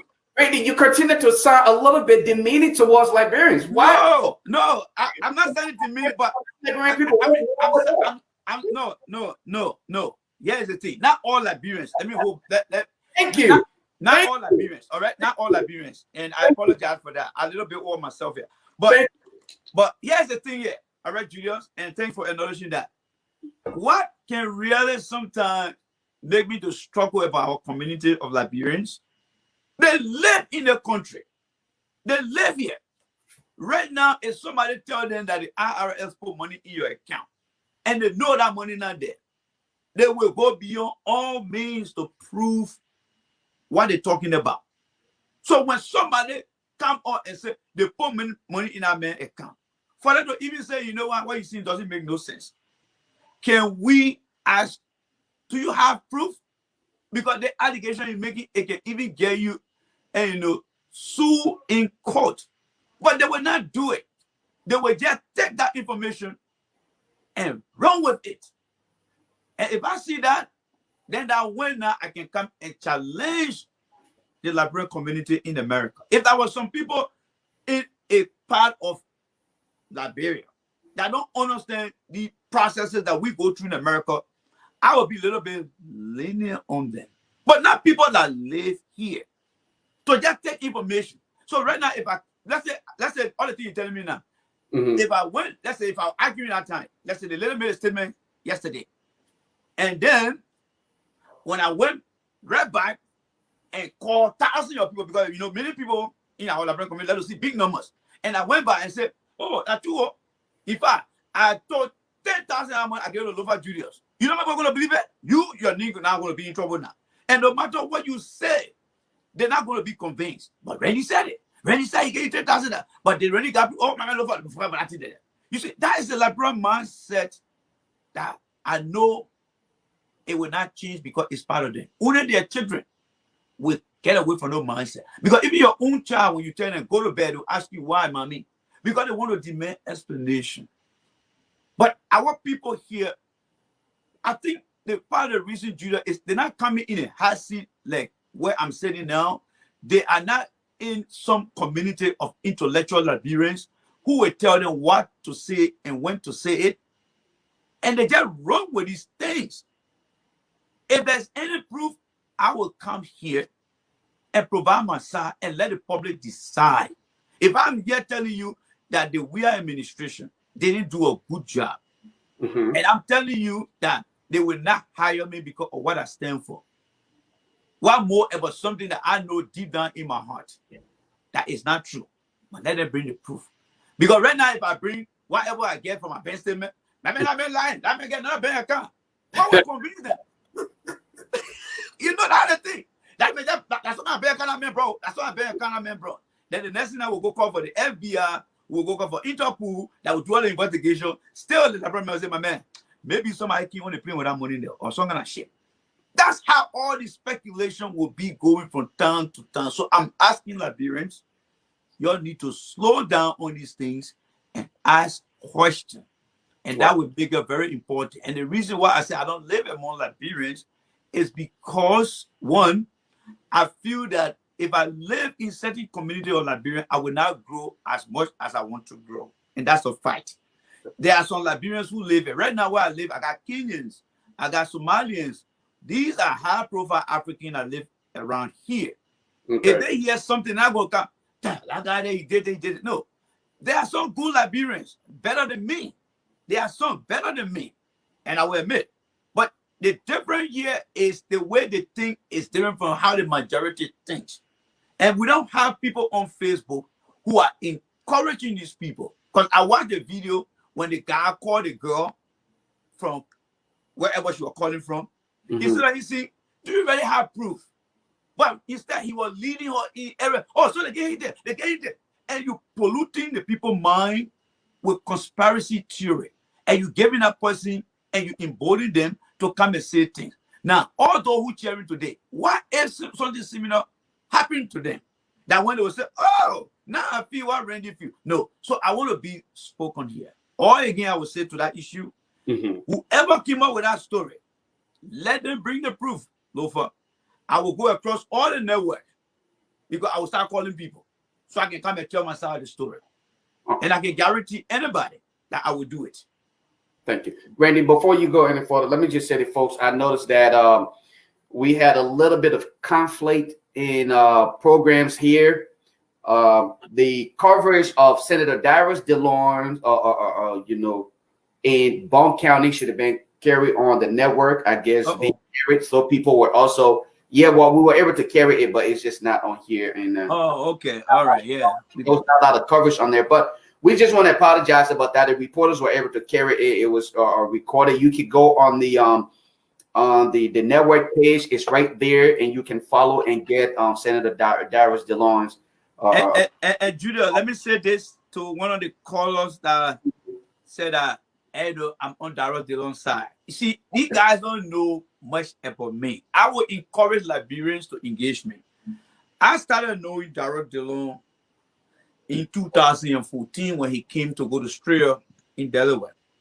Darius DeLawrence and us used to be on Radio LIB every evening. We talked from 9 o'clock all the way to 2 a.m. in the morning. And for every time Mr. DeLawrence used to stop, I always used to tell Mr. DeLawrence, when you go to Liberia, when you start to do what you say, that when I would believe it. And during the time I was constructively criticizing the WIA administration, I still got my post here. I posted something. I said Darrell Dillon is the father of modern Liberian politics, and I believe that one day he will be president.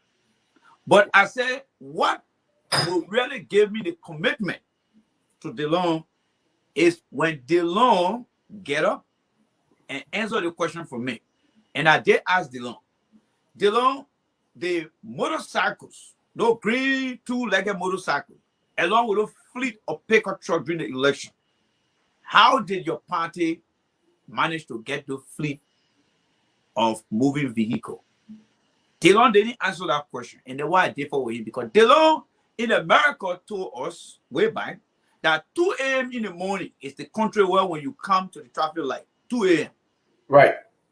When that red light is on, no car, no police, people will wait. And I told him, I said, that's what we call transparency from the part of the surveillance population. So one time he was on his show and I appeared, he said, "They rainy guy here. He said, I will be president one day." And I responded to him, I said, Dillon, until you can answer the question for me, it will give me some leverage of confidence in you. Now, and he said, the man hit Dillon. No, politics is about winning strategy. When I say Dillon is this, Dillon is that, do you hear me causing Dillon? Like he said, no, that was not insult. Dillon is incompetent. Dillon is empty. We are is incompetent. Those are political terminology that we have not cataloged into the Liberian political dictionary. So people don't understand these things. So when you're using these things, they say you're insult. But the guy who go and cause people mad, that guy will get almost 2,000 people listening to him, causing their private parts. But this guy will not come on your show and say, Julius, we are concerned women and men of Liberia. That thing that guy is saying over there, we totally disagree with him. No, but a poor guy like me, who when I come on Sunday, when I got 10 people or 2, I'm the one becoming their target. And I know why. Because they know what I say is very constructive, and the consistency, if I'm meeting it, it will change the course of their mindset. But the guy who will go out there, Junior, think about it. We all got sister. We all got mom. Mm-hmm. What is in any political strategy book that say you must cause people mom? And I have not seen a group of Liberians, whether it's sedition, whether opposition, banding together to say this guy needs to be stopped. Where are they? And that where again, I will tell you that I don't live in the Liberian community. Because if you live in a kind of community and one day you go to work and you have a very good friends and somebody just get on your phone. You know, nowadays, you're an internet guy, you're a technology, you're an engineer like myself. Sometimes the Facebook get a superscript and somebody just, maybe your daughter, your friend, somebody who friends with you or your wife, look at that kind of thing. What may happen? What may be the reaction? It's not only about politics. Just how I'm in a high seat, I look forward to seeing Liberian women coming out. Because just recently, flooding on Facebook, a guy told, and I'm not trying to get out of track, but I'm just trying to relate to a guy who's saying that Dillon, and you know, I was against Dillon. No, it's about value. It's about transparency. They're asking me for information, right? And I'm guaranteeing them that if I get that proof, we will come and have the conversation here. So I also want to appeal to them. If somebody sees a picture of a naked woman, think about your mom. But you see them spreading it all over, Julius. So how can I live in a kind of circle of community of Liberians? Why? What will they benefit if they put their sister out there? What are they benefiting when they listen to somebody who just take women private part courses as a fun? I mean, you should go there. The guy had normalized the thing now that people don't even believe that it is wrong, it is inappropriate. But you'll find thousands and thousands of Liberians listening to those guys. So when I come on and say, I don't live in the Liberian community, then they want to take offense to what I'm saying. No, I'm saying it because I'm getting it from the reaction of our people. If Liberians start to behave better, we will all live together. Let's forget about 1989 and go back to where we were when Joe took office into trouble time. You will not find somebody doing no kind of thing, Julius. So in order for my children, your children, in order to not adopt that kind of way of life, We must separate ourselves. Even the Bible says what? Be unequally yoked with non-believers, right? But there are people who will go and talk to the believer. So it is based on the biblical principle. It may not be the exact phrase, but I'm interpreting it for myself that I decided to take this kind of approach. So I don't want people to see me and, you know, like the guy, other guy said, I'm a flip-flopper. No. The guy who said I'm a flip-flopper, in fact, he told you that came on the show. So you see, if we are giving an exam, that guy a flip-flop because you help the guy. He understand the thing. And you know, that's why you see sometimes I say sometimes we got to be careful with our people because our people will only come and like maybe the bad guy beating the guy, the hero in the show. So you can say, yeah, man, but man, did you watch the show yet? And you were beating over there. Oh, I didn't know. I just come in. Okay. So that's why he did. He came on the show, and I think he came with that mindset that I once black him, and it was for a reason. But he took that as a coverage of himself to discuss things. Oh, the man flip-flopping. Politics is 2 + 2. The question I get to ask him, has he ever come out to tell us on Facebook what any of the political leader he support to look you in the face and say, Julia, I want you to come and show today. The thing that coming did today, I did for with him. None of them has said it. Because you know why? They are not true to the party. Someone who is a leader that will challenge a process when a required challenge will come up. But I tell you, all of them. So with that said, due to time, due to time constraint, I will let us to kind of wrap this up real quick here. I want to pose this question to you. You have made it clear that the CDC government have failed or is really well on the way to failing. Let me say this. The CDC government 3 years is on a 70% performance. That means they got a C- or a F, depending on the grades. They are not done so well. They don't honor 70% in terms of the grade letters. Okay. Now let's compare the hopeful. I mean, hopefully the saviors to come and kind of save us from the CDC government. What we have the CPP and we have other political party. What is your hope and expectation, or what would you rather see come 2023 from opposition and the CDC government in order for you to voice your support for one or the two? Well, let me start with the last question. As far as the support go now, Julius, if I'm supporting, or if I do decide to support anyone now, and I want you to keep this video, it's going to be based on my professional career now. If you're running a party and you want me to join, I'm going to come and be part of you to represent the interests of the environment that include our natural resources. That would be my interest now. Number two, if I do decide, I'm not going to go and join on party lines. I'm going to go join again on a consultancy basis with the hope of getting my expertise to helping your party succeed.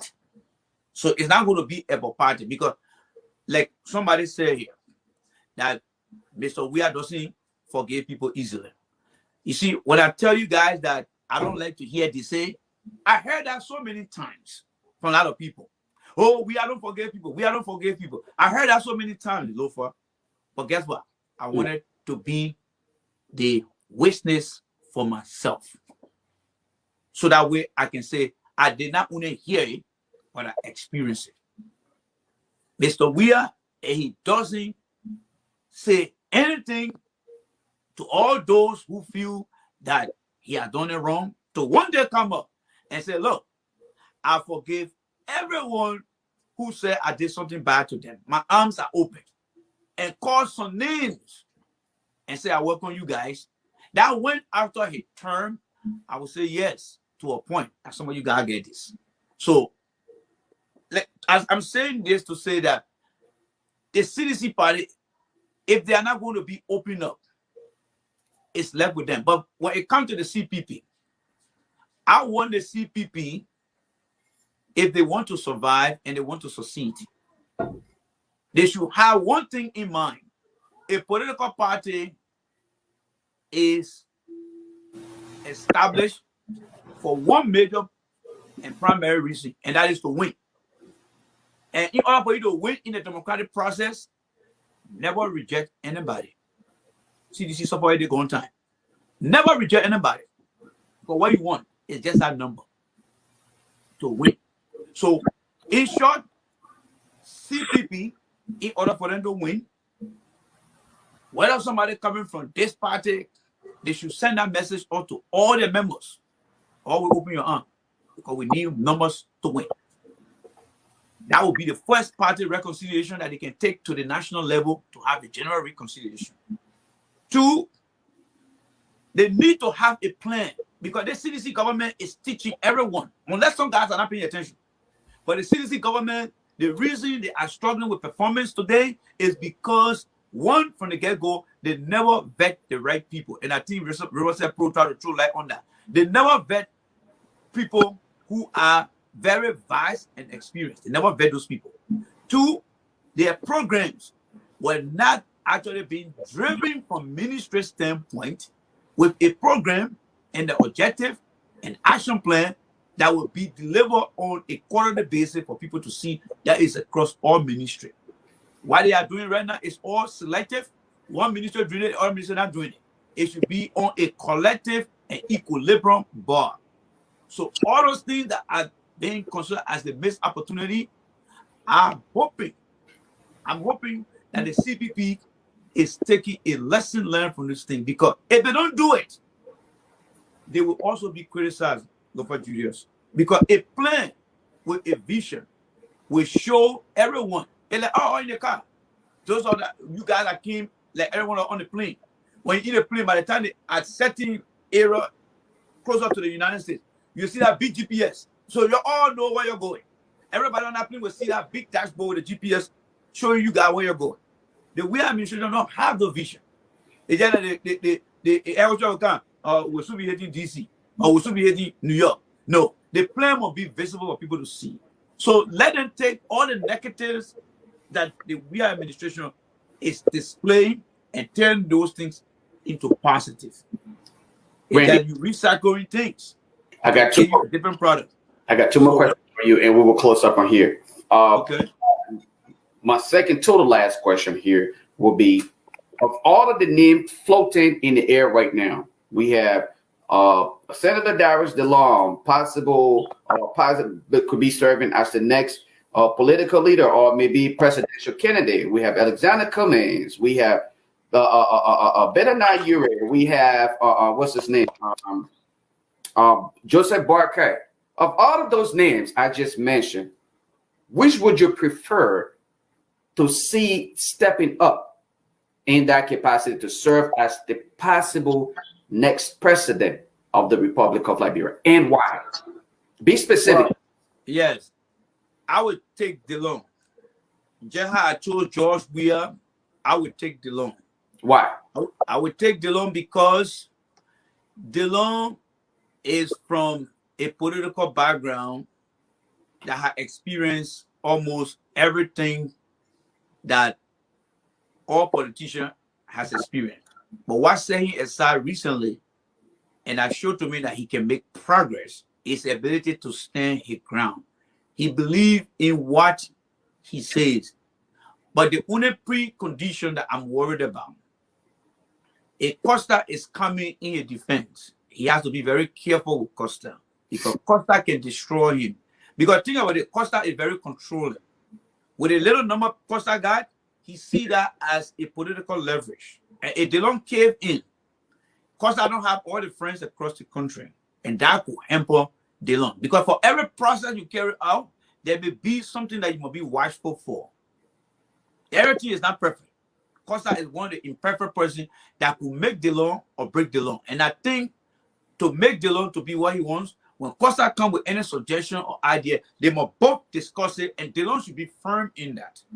One example, how would they want to bring Costa into the picture when Costa has certain issue with the government? This part, the government can be written up by the opposition. They are the legitimate government. That would you literally going into my next question, because they would have been the current issue with Costa and the government. But since you're asking, just answer everything into what I think should happen Remember, Dillon is a newly elected senator. He got the favor of the people. Normally, it's also re-elected too. So I think there should be a lesson learned, and there should be a humanitarian ground that they should have taken. One, let Costa know. Costa, I know you don't believe in the government, but these guys, they were elected, they are legitimate, they are put the crown over your head or the warrant. What we're going to do here is we are going to appeal to the public and appeal to the government for the peace of this country to let these things go. And let's see how the media will respond. But to want to portal him through the radio station, I think that was the wrong approach. They need to address that from a legal standpoint, appeal process. Because, look, in as much I don't agree with many things Costa has said, people kill people in our country, and they made them 9 years senator. What about somebody who they say fake some kind of document? To hell with that. You see, that's some of the reason why I'm telling you guys that if I'm in the CDC government, there will be an issue that will argue with them. No, man. Let's be frank here. If we want to move the country forward, let's give them a second chance. Let's give you a second chance. Everybody made mistake. Who now can come out and say they're not in our government and don't have green card, don't have citizenship right now? If we want to be holding people onto account, let's give me a second chance. And Costa, on the other hand, too, if I were Dillon and Nomikanga, I say, look, Costa, you don't have to insult the president. Be on the issue. Be about the issue. There are young people who following you. From what they hear you say, they could copycat the same behavior. So that could be the same. Now, when it comes to Cummings, it's going to be a very difficult thing. And I can see this. Cummings may end up joining CDC. You know why? Why? And I'll be very open to all your audience here. Uncle Joe got a very bad scorecard with the Liberian people. You better not you get a very bad scorecard with the Liberian people. Cummings, now, Cummings is only being found guilty by association, but not by performance. Because he are not working in the government to have anything. Cummings is only guilty by association. So he can either join with Dillon and begin to wipe away some of those suspicions or be his own. Where Cummings screw up his association, when they all went to court, if I were going to be the one advising Cummings, when they went to court with the late Bronsky and the result came out, Cummings should have played the political. Do their best to destroy their work so that the next election, the people can bring their party to power. And it is the same thing if NDC comes to power. It is vice versa. So it becomes nothing but Game of Thrones. This will only affect the nation negatively. Now, politics is poisonous to the youth. Every party has something that benefits their youth who belong to that particular party. So the youth becomes partisan instead of being patriotic. And once they become partisans, they are no longer in defense of the nation, but rather in defense of their parties. So even if the party is doing something that is affecting the nation negatively, you will see them on national television defending it, closing their eyes intentionally to the truth. Those of us on neutral ground without belonging to any political party, we are in defense of our nation because some of us, no matter the amount, you can't buy us. I can use my platform to advocate for NDC because we have no choice than to make a choice. If they come to power and misbehave on this same platform, I'll blast them because our nation comes first before any political party. So in every 4 years, like a clockwork, we try to change the situation by voting. But the truth is that we are not changing the situation. We are only changing leaders with same mentality in different versions. What the youth need to understand is that the difference between all political parties is this. They are same soup with different meats. And the sad part is that this system leaves us with no choice than to vote old men whose brains are already tired. Old men whose body need to stay at home with their family and rest. We need young men with critical mentality, young men who have the country at heart, and not these old gurus. They are too old to get the job done. The next election is almost here, and we have no choice than to make choice. I can vote NDC, you can vote CPP, somebody can vote MPP, but I tell you, none of them is an option. No democratic country in Africa can progress under political leadership or under political framework. Politics is not good for the progress of any country in Africa. Why am I saying this? I'm saying this because you and I have evidence. Since some of us were born, it has forever been like a clockwork with similar story. It has always been every 4 years with same story. The number one justification or reason why politics is not good for any nation in Africa is because it is a struggle for power to personal interest instead of public interest. The number two problem is that once the people comes to power, because the term frame for office is only a short 4 years, their next agenda is to secure the next election instead of securing the future of the nation. Now, this is the deadly part. Let me use NDC and NPP as clarification. Our parliament is divided into two political parties. As NPP is now the ruling party, it has to work collectively with NDC to develop the nation. But do you know why it will be difficult and almost impossible? The NDC group is aware that if by their efforts they help the ruling government to develop the nation in any way, the credit will be given to the ruling party, NPP, and that will give them the chance of winning the next election. They will do their best to destroy their work so that the next election, the people can bring their party to power. And it is the same thing if NDC comes to power. It is vice versa. So it becomes nothing by Game of Thrones. This will only affect the nation negatively. Now, politics is poisonous to the youth. Every party has something that benefits their youth who belong to that particular party. So the youth becomes partisan instead of being patriotic. And once they become partisans, they are no longer in defense of the nation, but rather in defense of their parties. So even if the party is doing something that is affecting the nation negatively, you will see them on national television defending it, closing their eyes intentionally to the truth. Those of us on neutral ground without belonging to any political party, we are in defense of our nation because some of us, no matter the amount, you can't buy us.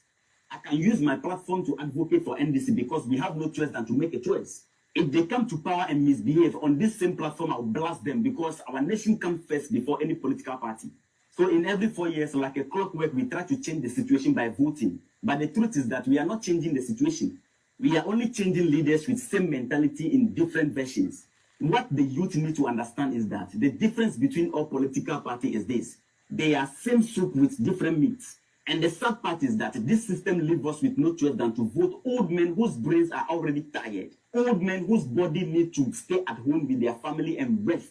We need young men with critical mentality, young men who have the country at heart. And not these old gurus. They are too old to get the job done.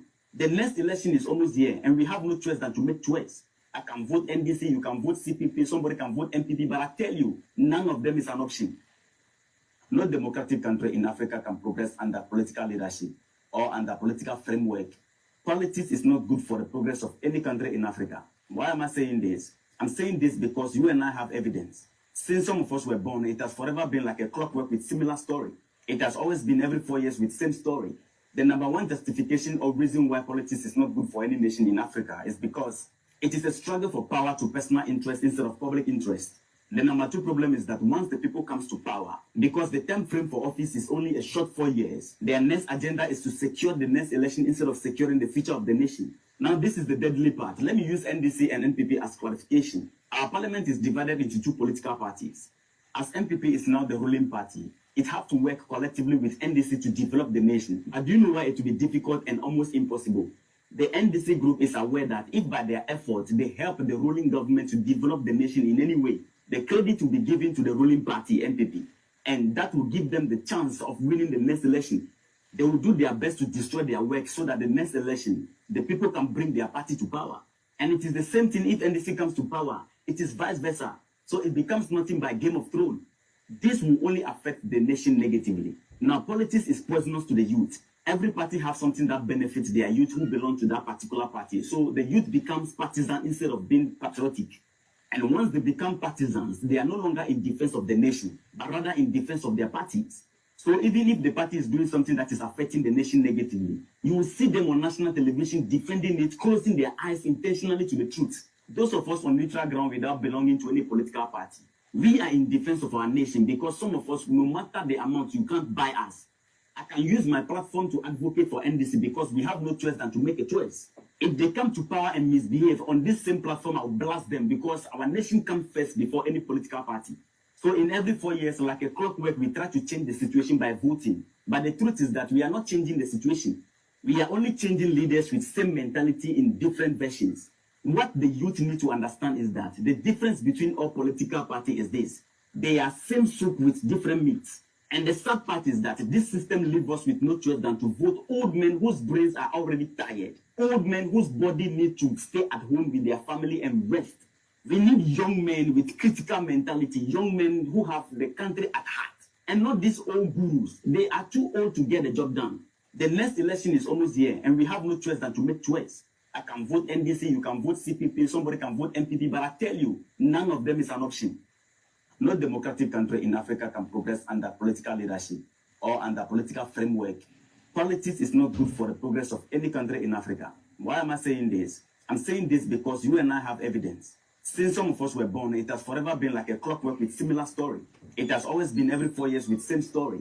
The number one justification or reason why politics is not good for any nation in Africa is because it is a struggle for power to personal interest instead of public interest.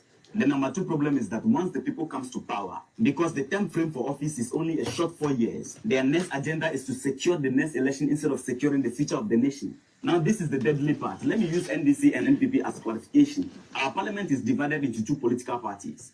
As NPP is now the ruling party, it has to work collectively with NDC to develop the nation. But do you know why it will be difficult and almost impossible? The NDC group is aware that if by their efforts they help the ruling government to develop the nation in any way, the credit will be given to the ruling party, NPP, and that will give them the chance of winning the next election. They will do their best to destroy their work so that the next election, the people can bring their party to power. And it is the same thing if NDC comes to power. All right, guys. Good evening to every one of you guys, and thank you so much for joining me here. I think you guys have absorbed enough information from the guy here. So let's just start the show here. Friday, today is Friday evening, and Friday, I don't know, it can be Friday morning now, maybe Friday evening or Friday afternoon to where you are. So thank you guys so much again for joining me on the platform here. I know it has been a very long week for you. I know it has been a very tiring day for you because many of you guys, and schedule yourself to go on different platforms, and the list of favorite platforms that you have, some of you guys do have some of us on your list. And in the spirit of that commitment, I just like to say thank you so much for your opportunity. And like I always said, this platform is the best platform. We stand by the truth. We tell you the truth. February is coming to an end.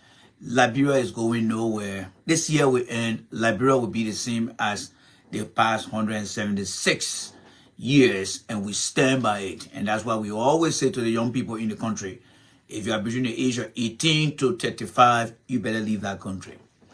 If you don't leave that country, you will regret why you were ever born in our country, because there's nobody in our country that have the greater love for you than Jay Randy that is sitting here.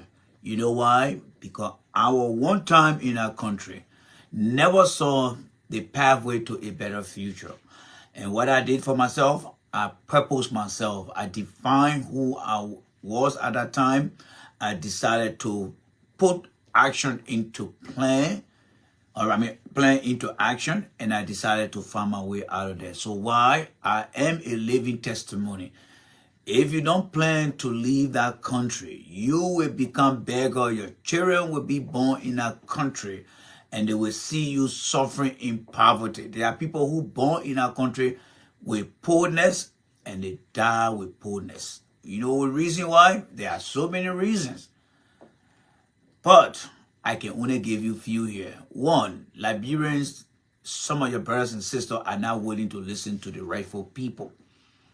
And because they invest their time, their energy, their useful opportunity into following the wrong people, by the time they realize the truth, it's too late for them. It's too late for them. That has been happening for years. You listen to this guy here. So let's listen to this guy. I want you to listen to this guy again. Let's listen to him here again a little bit more. The youth becomes partisan instead of being patriotic. And once they become partisans, they are no longer in defense of the nation, but rather in defense of their parties. So even if the party is doing something that is affecting the nation negatively, you will see them on national television defending it, closing their eyes intentionally to the truth. Those of us on neutral ground without belonging to any political party, we are in defense of our nation because some of us, no matter the amount, you can't buy us. I can use my platform to advocate for NDC because we have no choice than to make a choice. If they come to power and misbehave on this same platform, I will blast them because our nation comes first before any political party. So in every 4 years, like a clockwork, we try to change the situation by voting. But the truth is that we are not changing the situation. We are only changing leaders with same mentality in different versions. What the youth need to understand is that the difference between all political parties is this. They are same soup with different meats. And the sad part is that this system leaves us with no choice than to vote old men whose brains are already tired. Old men whose body need to stay at home with their family and rest. We need young men with critical mentality, young men who have the country at heart, and not these old gurus. They are too old to get the job done. The next election is almost here, and we have no choice than to make choice. I can vote NDC, you can vote CPP, somebody can vote MPP, but I tell you, none of them is an option. No democratic country in Africa can progress under political leadership or under political framework. Politics is not good for the progress of any country in Africa. Why am I saying this? I'm saying this because you and I have evidence. Since some of us were born, it has forever been like a clockwork with similar story. It has always been every 4 years with same story. The number one justification or reason why politics is not good for any nation in Africa is because it is a struggle for power to personal interest instead of public interest. The number two problem is that once the people comes to power, because the time frame for office is only a short 4 years, their next agenda is to secure the next election instead of securing the future of the nation. Now, this is the deadly part. Let me use NDC and NPP as clarification. Our parliament is divided into two political parties. Yep. As NPP is now the ruling party, it have to work collectively with NDC to develop the nation. And you know why it will be difficult and almost impossible? The NDC group is aware that if by their efforts they help the ruling government to develop the nation in any way, the credit will be given to the ruling party, NPP. And that will give them the chance of winning the next election. They will do their best to destroy their work so that the next election, the people can bring their party to power. And it is the same thing if NDC comes to power. It is vice versa. So it becomes nothing by Game of Thrones.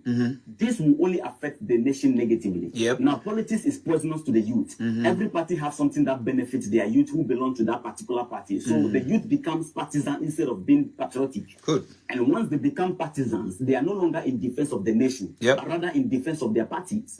So, and that is why I will always tell Liberians, if you're young in our country, you're wasting your time. If you're young in our country, you're wasting your time. It's very, very sad. 4 years ago, there are some kids in the country. In 2020, they started college. They are graduating this year. Some of our men stay in our country. They haven't started school yet. In 2020, 2 years after Mr. Weah became president, those kids that started university, they are graduating this year. They're going to go into real life and going to start living a good life. And guess what? My daughter is part of that. She is going to be graduating. She went in 2020. She's coming up. And I'm sure many of you guys' kids are doing the same. Some of you guys' kids are coming out of college. Some of you guys' kids are coming out of high school. Life is making progress. But when you look at Liberia, what do you see? You see the same thing over and over and over and over. Your life is not going to be better in our country. I've been there before. I lived that life. And you know one of my inspirations? This is my inspiration here. I kept this. I have the original photo. It's somewhere here. I kept this. This is my inspiration. When I saw myself like this after the ceasefire in 1991, returning to Tottenham to finish my school. When I saw myself like this, I said, you know why? I had to get out of here. I had to get out of here. I'm okay, my sister Vera. Thank you so much. I'm okay, my sister Vera. Thank you so much. Thank you for the family. And, I admire everything you do. Thank you so much. And, I haven't met many of you guys, but I think on Facebook, we share some of the family values. We share some of the good things. So when I come out here, I see every one of you guys as family. And, so I just want to say thank you to every one of you guys for giving me the opportunity. I know some of you guys would like to know me personally. Like I said, I don't put my family on Facebook because the position that I take on Facebook, I don't deem it necessary to have my family on Facebook. But there are some of you guys who know my family, and and some of you guys know my kids. But as I get along with few of you guys, you will get to know the opportunity. But still with that, I still have to talk about them once in a while on the platform. So my sister Vera, thank you so much for your support on the platform. I appreciate you, and thank you so much. We got a long way to go, and the long way here, it has to do with tough love, and we have to get tough love. And when we tell our kids time out, and no television for you, no game for you, we love them, but we got to get in tough love for them to learn from us. So like I said, Liberia is a country that we must take a page. Like what we listen to, there are things the guy who you just listened to said. Some of it tend to be true. Some of it tend to be questionable. And the bottom line there is what fit us within what he said that we can take out of there. Well, for me, he said that politics in Africa is not good for our country on the continent. I differ with that a little bit, because if you look at the country of Rwanda, Paul Kagame has done a great job. He has done a great job. All right? The guy you listen to, he's from Ghana. Ghana is also making progress. The level of progress Ghana is making, Liberia is way below that. Perhaps, like I said, the message he gave in that information that he just shared is a universal message. It's like, go and pick your own. That's what he did. And go and pick your own. Go and pick your own. So I see my message, anytime you see the picture, he cry. Yeah, we'll talk about it a little bit here. We'll talk about it a little bit. All right, we'll talk about it a little bit. So Ghana is doing well. Nigeria is doing well. It's better for you to be doing well than trying to figure out where you're supposed to start after you have taken a long walk. And that is the situation with Liberia. Ghana today is doing extremely well, but there are still challenges. Just in the United States, just in South Africa. There are people in Ghana today, there are companies in Ghana where Ghanaians who are qualified are working today. There are different businesses in Ghana that are giving young Ghanaians the opportunity to work. On the flip side, in Liberia, the scarcity of job is very high. But politics is in charge of everything in Liberia. So how do we change that mindset? Well, it's going to be difficult to change. Why? Because politics rule the days. Politics supersede everything in this country. And because of that, it draws everyone's attention into going into politics. If you want to count people with money in Liberia, it is the politician. You want to look for people with influence in the country, politician. You want to look for the biggest voice in the country, politician. As far as the other enterprise sector go, like the private sector, there is not many opportunity in that department, so to speak. So what happened? Everyone in Liberia got to align with some type of political party. And the question here is, how often or when last did you see a group of Liberians living from here going to Liberia and say, oh, we are professional Liberians. We had networked together from Australia to the United States to Europe to Asia, and we think we are back here to open some type of job opportunity for Liberians. No. Every Liberian from any part of the world, if they are going to Liberia, they are going to take jobs from the people on the ground rather than going to be the provider of jobs.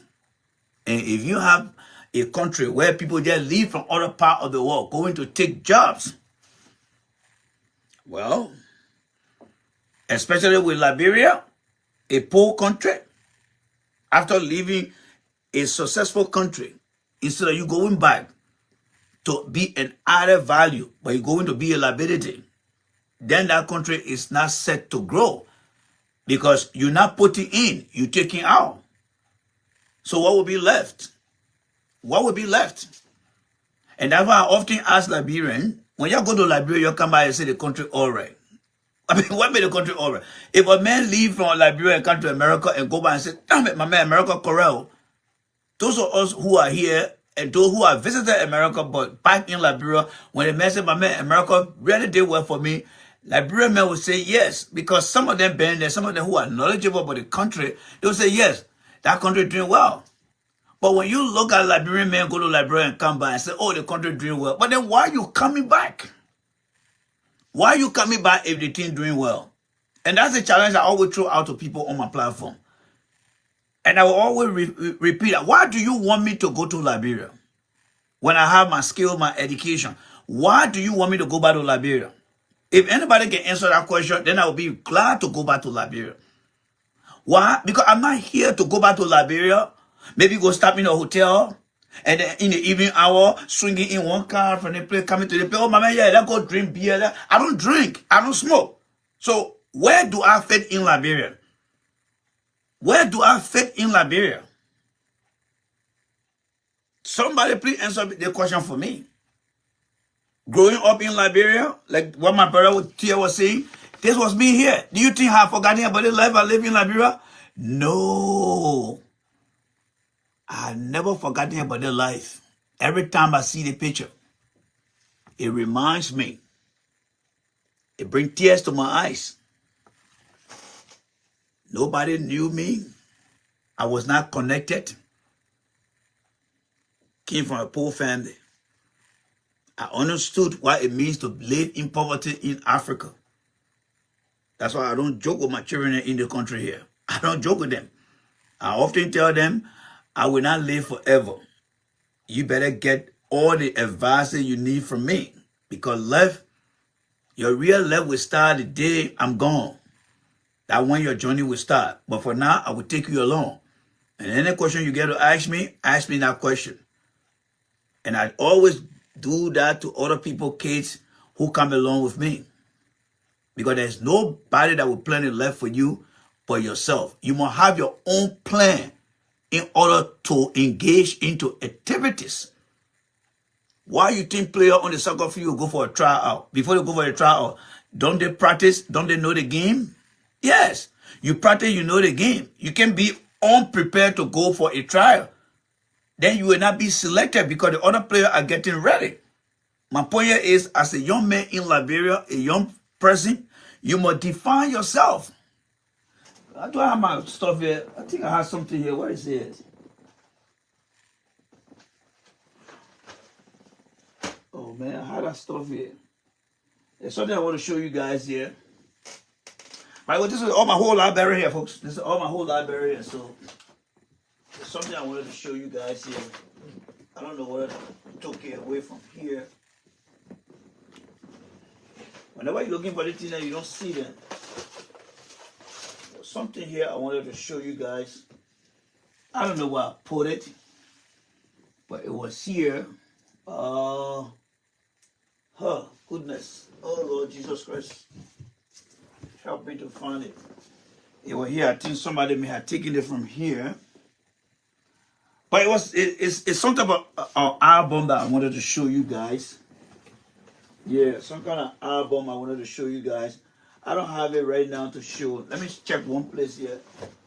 And if I don't find it, then that's fine. And next time we'll look for it. I think one of my kids came in here and took it from here. Yeah. One of my kids may have come in here. All right. And they took it from in here.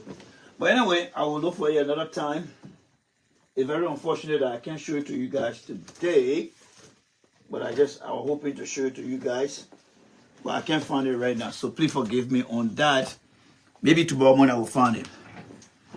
But it's one of my old pictures from back home. One of my old pictures. I wrote to the back of that picture, what makes a man is his ability to dream and translate that dream into reality. That has been my goal. I figured out a long time when I was in Liberia, in my teens, I think I was around like 15, 16, when I saw how politics were taking control of that country, and I said to myself, this is what I said to myself. it came a time one morning when I woke up, I asked myself, why are the politicians just focusing on the government and they are not talking anything productive about us in life? So I started engaging people. So I came across the legs of Amos Sawyer, not directly now, but I came across people who knew them. I got to understand Ellen Johnson Sirleaf. I started asking questions about them, all the politicians at that time. So I started asking questions. That was in the early 80s. So I asked a guy who was very knowledgeable. I said, let me ask you this question. I said, all the people here, Ellen Johnson Sirleaf, Amos Sawyer, Tukpada, Tipote, all the politicians are making you know what their children are. And the guy said, oh, their children are here. I said, but where their children are? He said, in America. I said, in America? I said, yes.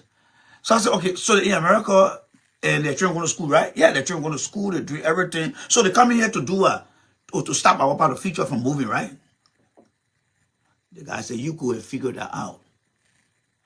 And the hacker sat down and said, oh, so these guys, they causing trouble while their children going to school. They're stopping off from going to school. And then in 1987, a guy wrote me from America. And the guy said, that country will not change anytime soon. And I'm reading the letter, because back in the day, people used to read letter. I'm reading the letter, I said, but what kind of nonsense did the guy talking here so? But then we used to go to the Cateria area, around Cateria School there. They used to have a place called French Cable. You go, you make a call. So I went there that day, I called the guy. I said, my man, what do you mean by the country will not be a better country anytime soon? I mean, some of we, even 20-year-old yet, they talking about the country. He said, I'm telling you, that country will not be a better country anytime soon. And that was in 1987. And I came to myself, I said, no, I need to find myself. So that how come I just program myself? I said, okay, no woman business, no drinking, no smoking, no socializing. That's what I told myself. What's going to be my focus? Well, I'm going to be going to Cultural Foundation. That used to be around the U.S. Embassy. It was actually the U.S. Library. Like today, every Friday, we used to go and watch the news. Then we'll go looking all the college university book. That time, there was nothing like internet. We just go open the college book and started looking for college students. There's a story that Obama's in the dream of my father. I got a book here. There's something he said his father used to do. That's the exact thing we used to do in the 80s. We look for the different university there, then we start writing. Dear admission officer, I read to apply for all kind of crap. Life became so difficult. I went and joined the Catholic Church because I wanted to become a brother in the church. That's how desperate I was at that time. I went and joined the Catholic Church because I heard that the Catholic Church was giving scholarship to people that wanted to become brother. And my man laughed at me. My man said, Mama, you can't do that, brother, till you get a number woman again. I said, my man, I don't care for them. I want to get out of the country yet because the country got no future. I'm telling you guys something realistic here, folks. I wanted to get out of that country. Anybody that don't tell you their true story, they not mean well for you. Jesus Christ came, he taught everyone what it means to live exemplified life on the face of the planet. The Bible said he lived a life here. He taught the Christian. People live that life. I cannot tell you anything if I don't tell you my story. That's who I am. Because I want you to know when I'm saying something, I mean it. So I joined the Catholic Church. We got on the scholarship. The scholarship was taking its time. When the war came, we went behind the line, as they call it. I settled down in a Basel place. But while I was leaving, I took my book with me and put it on my arm. Just to keep my brain active, not to kill the cell of my brain. I used to read little by little when the time comes. Next thing we know, the war started raging here. Ellen Johnson said, he said, let the people level Monrovia. And I'm saying to myself, so everything that God told me in 1987 is true. These people want to destroy the country. So the war came. Some of my friends died. When we went back, we went to school, went back to school. We got our diploma. My goal was to leave Liberia. I said to myself, I'm not going to enter LU. I said to myself, I am not going to enter LU. One of my favorite Bible verses was, trust in the Lord with all your heart and lean not onto your own understanding. That's why when I tell you guys I'm a Christian, but today when I see the Christian, I can look at them and laugh. It was God that carried me through. I said, God, I don't want to go to LU. My target in Africa was to go to school in the East, that is in East Africa. I don't go to Kenya or go to Nigeria to go to school. One fateful morning, while walking around, a friend of mine came to me. And he said, my man, your man want to talk to you. I said, but who the guy want to talk to me? He said, the man on the phone. But the man said he will call you on Sunday. And as you know, back in the days, people used to just wait for a phone call to come. So that Sunday I went to the place. Skinny, just like this.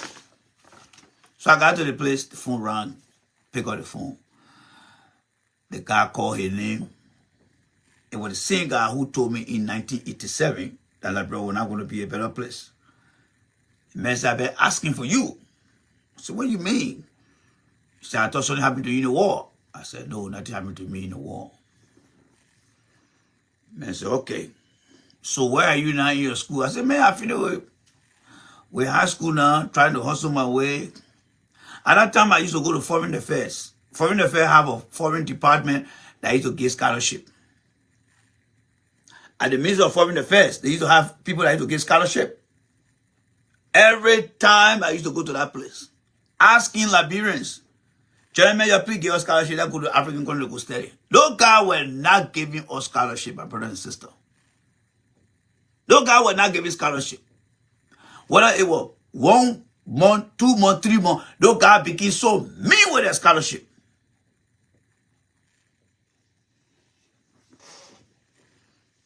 There's a guy they call Communion Wiesel. Story go like this. He said he was son relative to my mom. I'm gonna picture is right up there. He was working with Sawyer. I also went to him. He asked me, man, what you want? I said, I just need scholarship. I don't need no job. I just graduated from high school, my brain fresh. What scholarship you get here? Whether that to Africa, to Ghana, you please give us some of scholarship. Let's go come back.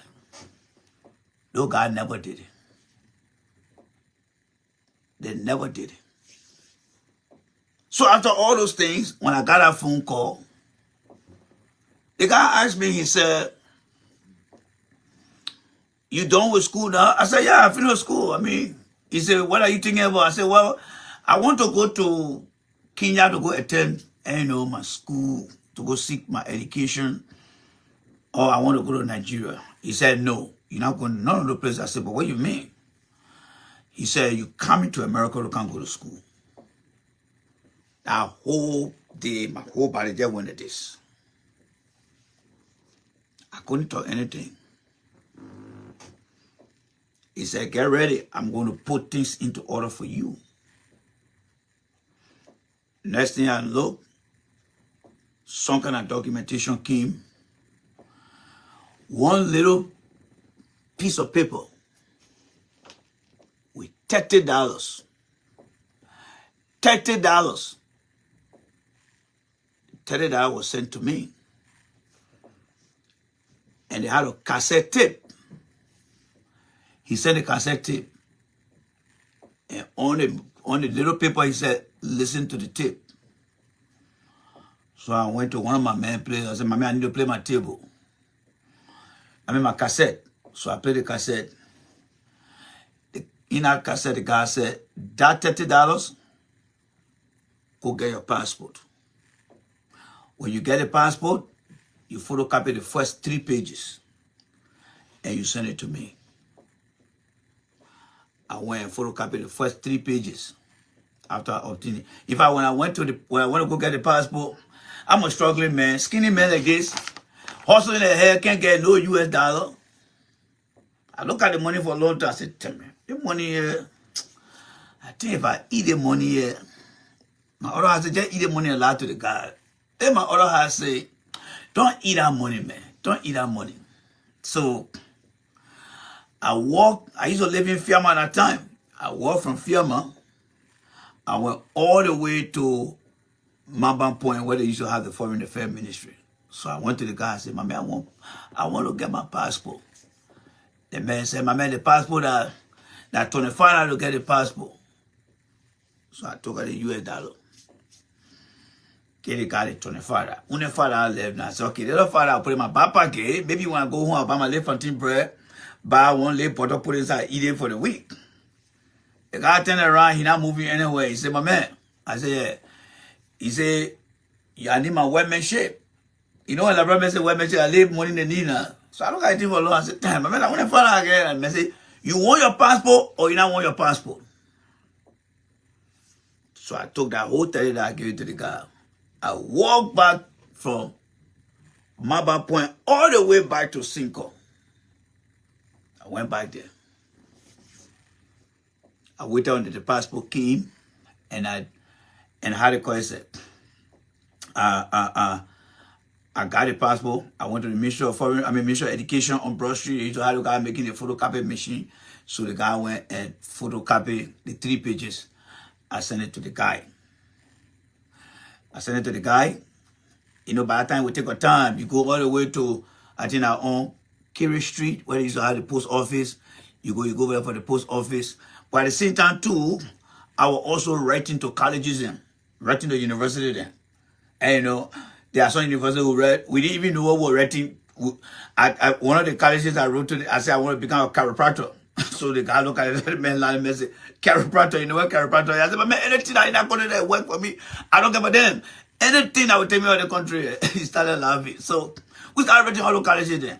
So when the letter finally reached the guy, and then we used to go to the post office. There was a guy who had a post office badge. I didn't have the badge at that time. So I just asked the guy and said, man, can I write to the college and use your P.O. badge? Yes. So the other guy too, you are not happy. One time the guy went to the post office, he came out a letter all like this. So letters. The man came and said, my man, you're writing too much letter there, my man, the letter there too much, my man. Look how random man. How can I play the letter? You guys said, my man, I beg you by. Let me just get my little letter. The next time we'll take it easy. I grab my letter. But I would like to pause here a little bit and place few emphasis here. You know why I don't beg people for money too much? Because I know money is hard to earn. Money is hard to get. I run the platform here. Everything I do, I pay out of my own pocket. But because I want you guys to get engaged, that's why sometimes I ask for money. I even tell my own brother and sister them back home. I tell them, I say, if I send you any money, you don't like it, listen to BBC. The day you hear, be that Joe Boca or be that anybody who can listen to BBC. The day you hear on BBC that I win millions of dollars, then you must call me, I will send you a part of share. You know where that idea came from? When I got that $30 from that guy, I was very, very hungry. If I had eaten that $30, do you think I'm going to be sitting down here today? The man is not my relative. It's nobody to me. We just got connected because when I started living on 12th Street, let me tell you how he came across me. When I was living on 12th Street, after we left from Lamco, Yikepa, I went to live with my uncle. Our family was separated after my mom died. My older brother was living in Ghanaville. The other one was living in Nukutam. And we were living right at the edge of the Two River in Cinco. So whenever I see my friends then playing, I used to just sit down like this, quiet. I'm very young that time. Very, very young. So the guy came to me, the guy asked me, the guy said, he was in touch with how he came because he used to pass from our house. He said, how come every time I pass in here, your friend is playing, you don't want to play? And I said to him, I'm thinking about my future. He said, you're too small to think about your future. I said, well, the day I grow, I want my children to be with me until they all grown up. Because my mom died, our family had been separated. So every time I sit here, when I look across that river, I know my brother is on the other side. So that was my mindset that time. So he said, whenever you get homework to do, let me know. I will help you with your homework. And I went that bound king. Right after Tobo died, the guy got on the plane and came to America. And that how come I used to read him, he read me back, read him, he read me back. That's how the bond started between he and myself. So coming back fast forward to the story today, I'm not saying anybody should be like me, but the processes that I went through to be who I am, I learned a lesson and I stand by the principles. I cannot compromise them. I cannot compromise them. So when everything finally came to reality, because we took the TOEFL test at JJ Ravel, yeah, because when we start going through the university process now, the document was just coming, go to the page, do the 1 year, do the 1. So we took the TOEFL test, we took all the other tests. When the final document came, the day I was leaving, it was raining on that day. My buddy that was with me that time, I started crying that day. And he asked me and said, my man, what are you crying for? You going to America, you're not happy? I said, no. The reason I'm crying, I'm not too sure whether I will come back to the country again. That's what I said to myself. I said, I'm not too sure whether I will come back to the country. Maybe my friend that are living here, some of them will be dead. Or maybe I may not come back, I may die to where I'm going. You do the math. My daughter is about to graduate from a 4-year college this year. You do the math to know how long I've been here. I'm telling you this story to tell you that country, I don't hate my country. I love my country. But the people that are in charge of that country, they don't have the love that people in the country have for you and I to make sure that we must live a little better life before we die. Irrespective of the disadvantage that some of us face in the country, there are people here who are still fighting to make sure that you and I live some type of life here and help our children. That mindset is not in Liberia. And from year to year, it will never come anytime soon, especially when you're from the no class. When you are from the no class, God will not put you through something that you will not come here to be the witness. Everything I'm saying here. You see the government that just left? Samuel Toy and myself were best friends. The Minister of Finance that just passed. When I mean passed, the government just left office. Samuel Toy was my best friend. In 2001, when Toy came to America for the first time, I was still living in an apartment Frenchman called Entre Couché. When Toy came to America for the first time. He and I, we spent time to my place because you were in New Jersey. And we used to talk all the time. When they got into government, do you think if I was somebody that really greeted for joy, you think I was going to be talking anybody about the CC government? No. I was going to say my mother, I was going to go to Liberia, and anything, any of you guys tell me, I'll say, my man, you don't know what you're talking about. But that was not the reason why God put me through what I went through. That was not the reason. God told me I will put you through tests of time that you will use your life to just out other people and tell them the truth. Many of you guys know. Many of you guys know.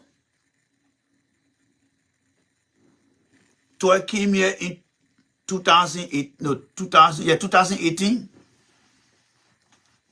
After the guy inaugurated, met me in Philadelphia. I mean, how your wife? I said, my wife is okay. Next thing I know,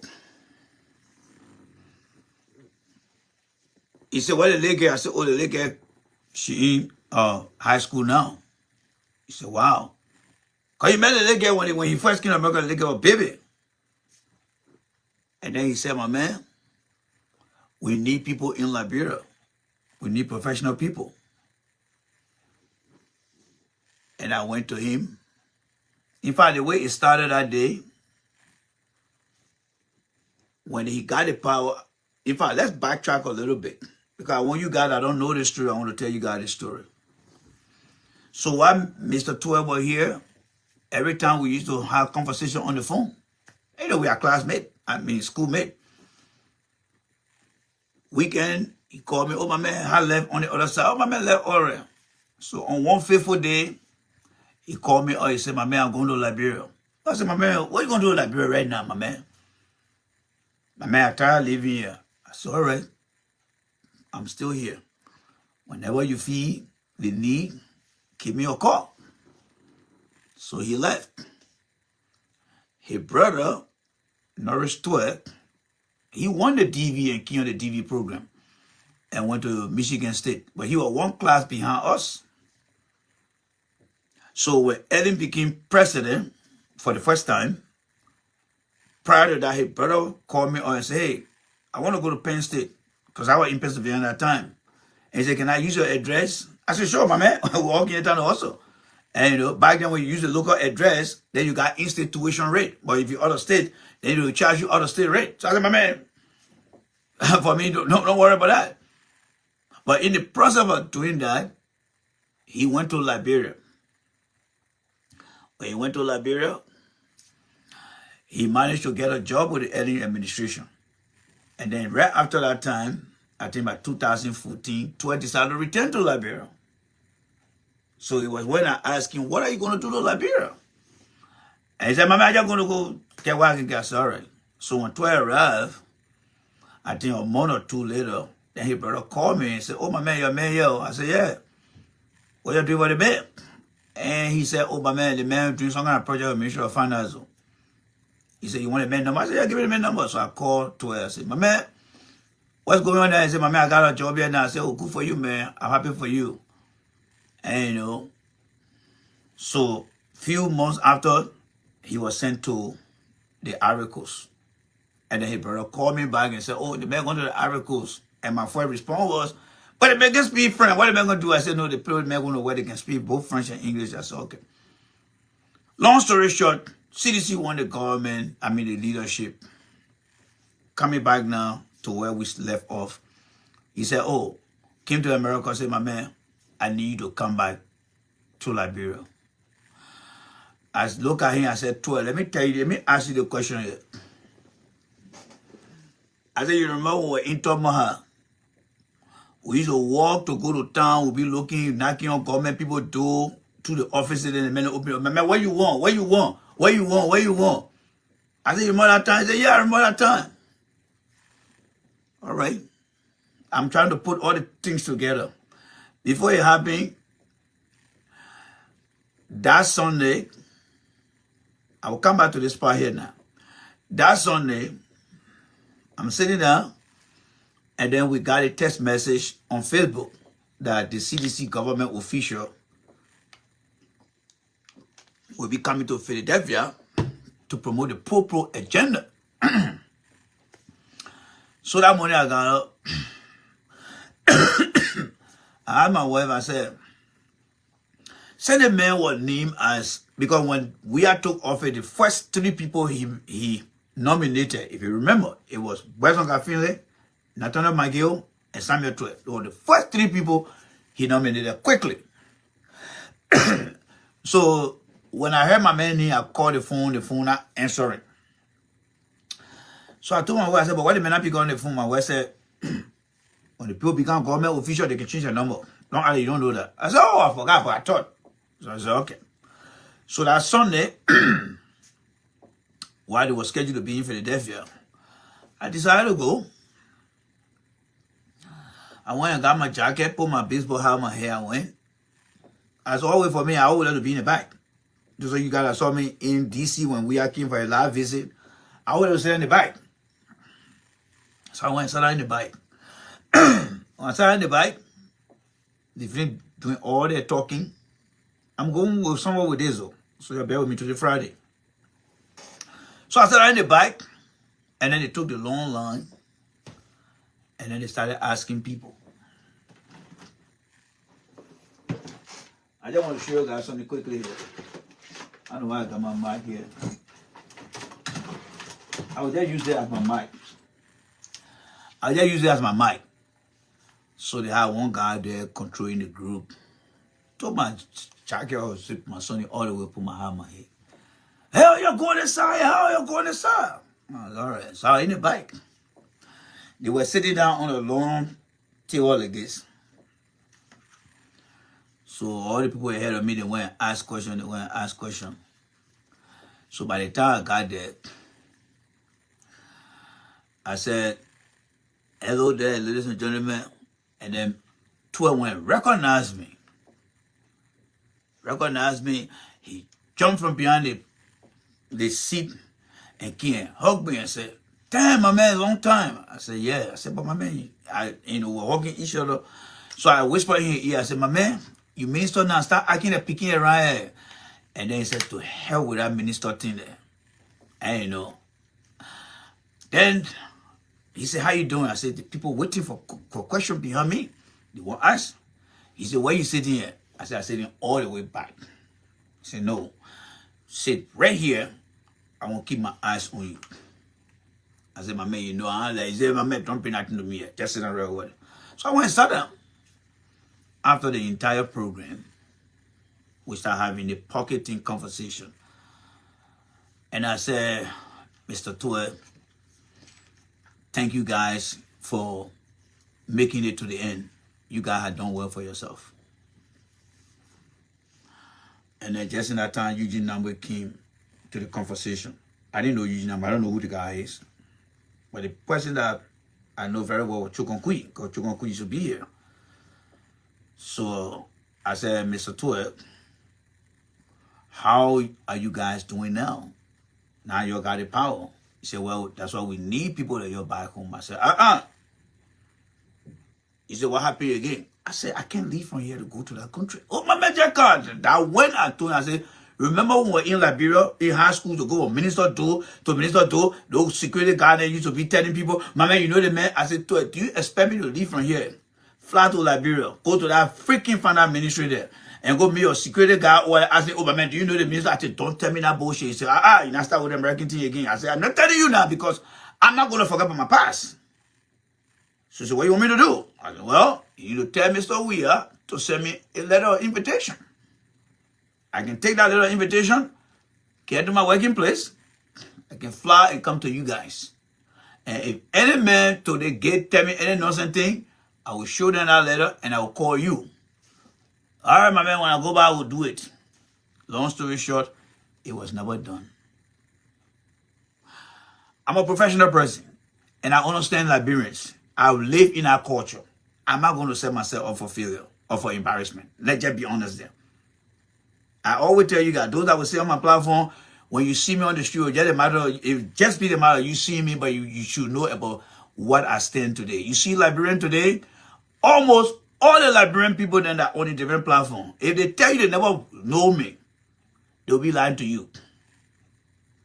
They'll be lying to you. Since 1998, I met my wife in this country. We stayed together. All the time you see me putting my mouth on all the politicians. Have you seen any of them coming out to tell you, oh, Jay Rennie did, Jay Rennie that? No. They're not going to find nothing.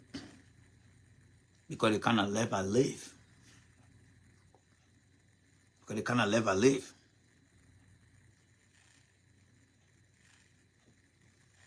The man that brought me in the country here, one time he and his wife came. I was way back before Facebook. They came to my house and said, his wife came and started joking with me. She said, I'm coming to take the sofa from in your living room. I said, for what? She said, so you can stand up all day when you get tired, you go walk around, come back, or go buy a new one. You know what she said that? Because I don't go out. I go to work, I come back, I stay home. I go to work, I come back, I stay home. Up to today, people still see my wife. People that knew my wife in 1998, they see my wife. Where your husband? You're together? She laughed. She said, yeah. I said, next time they ask you, get tell them say you keen to look for a wheelchair because I'm getting old now, my knee getting heavy. Tell them next time say, I just looking for a wheelchair now to put a man inside now. Not every Liberian will be like me and will not be like every Liberian. But I want to tell you guys that there are some Liberians that want to see a better country, and I'm one of those. And I challenge any leader. It will be difficult for them to accept me to work in their government. Why? Because the mindset that I have, not many Liberians got that mindset.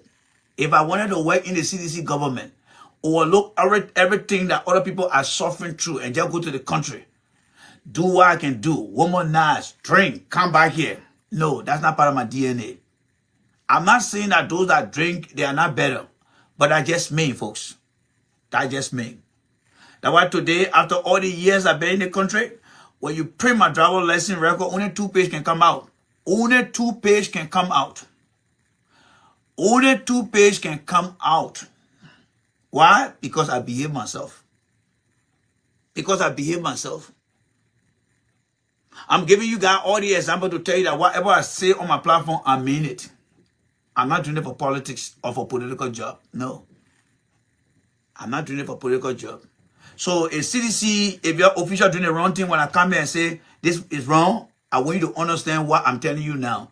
That I've been through some stuff.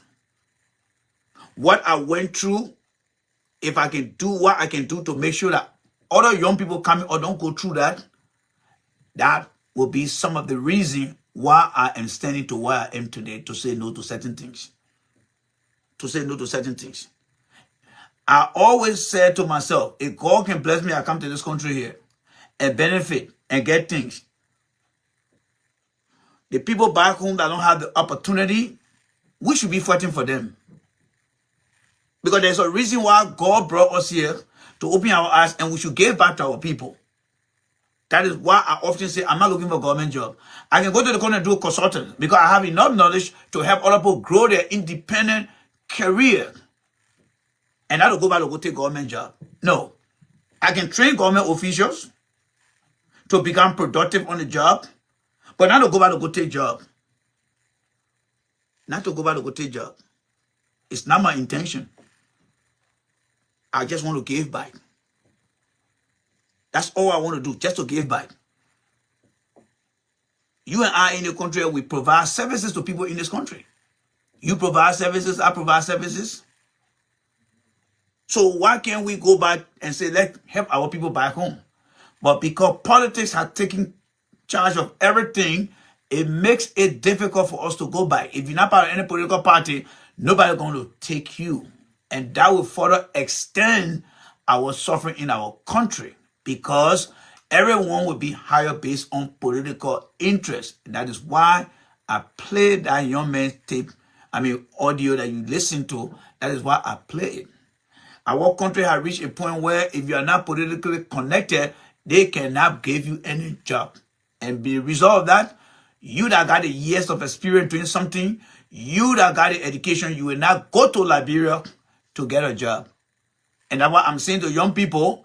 If you once live the life that I live and you living there now, you got to find a way to get out of there. You got to find a way to get out of there. It's very difficult, but purpose in your mind. Because what has happened in the past, it is bound to repeat itself. There will be young people in our country that will be used, and in the end, they will not get nothing. And those that are using them, look at the letter of Ellen Johnson Sirleaf.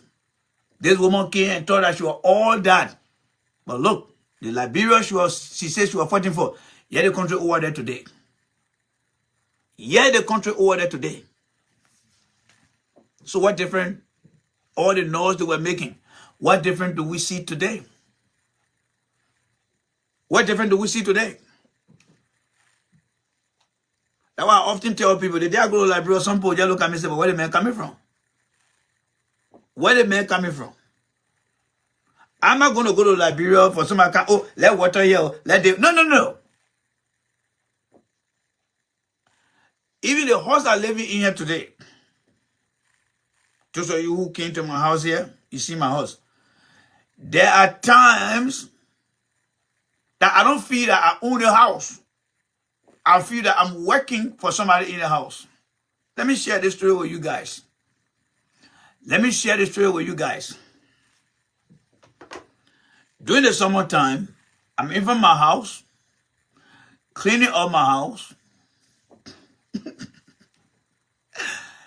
The guy came, he passed the first time, and he stopped by. I cleaned the grass.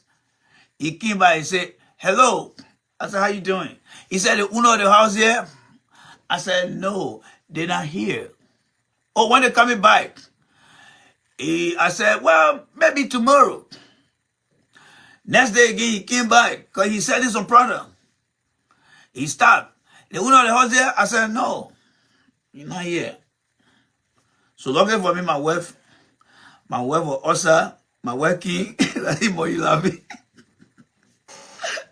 So, the next time I was also cleaning up, he came again. This time when he came on the scooter, the train can be ride, man. The motorized scooter.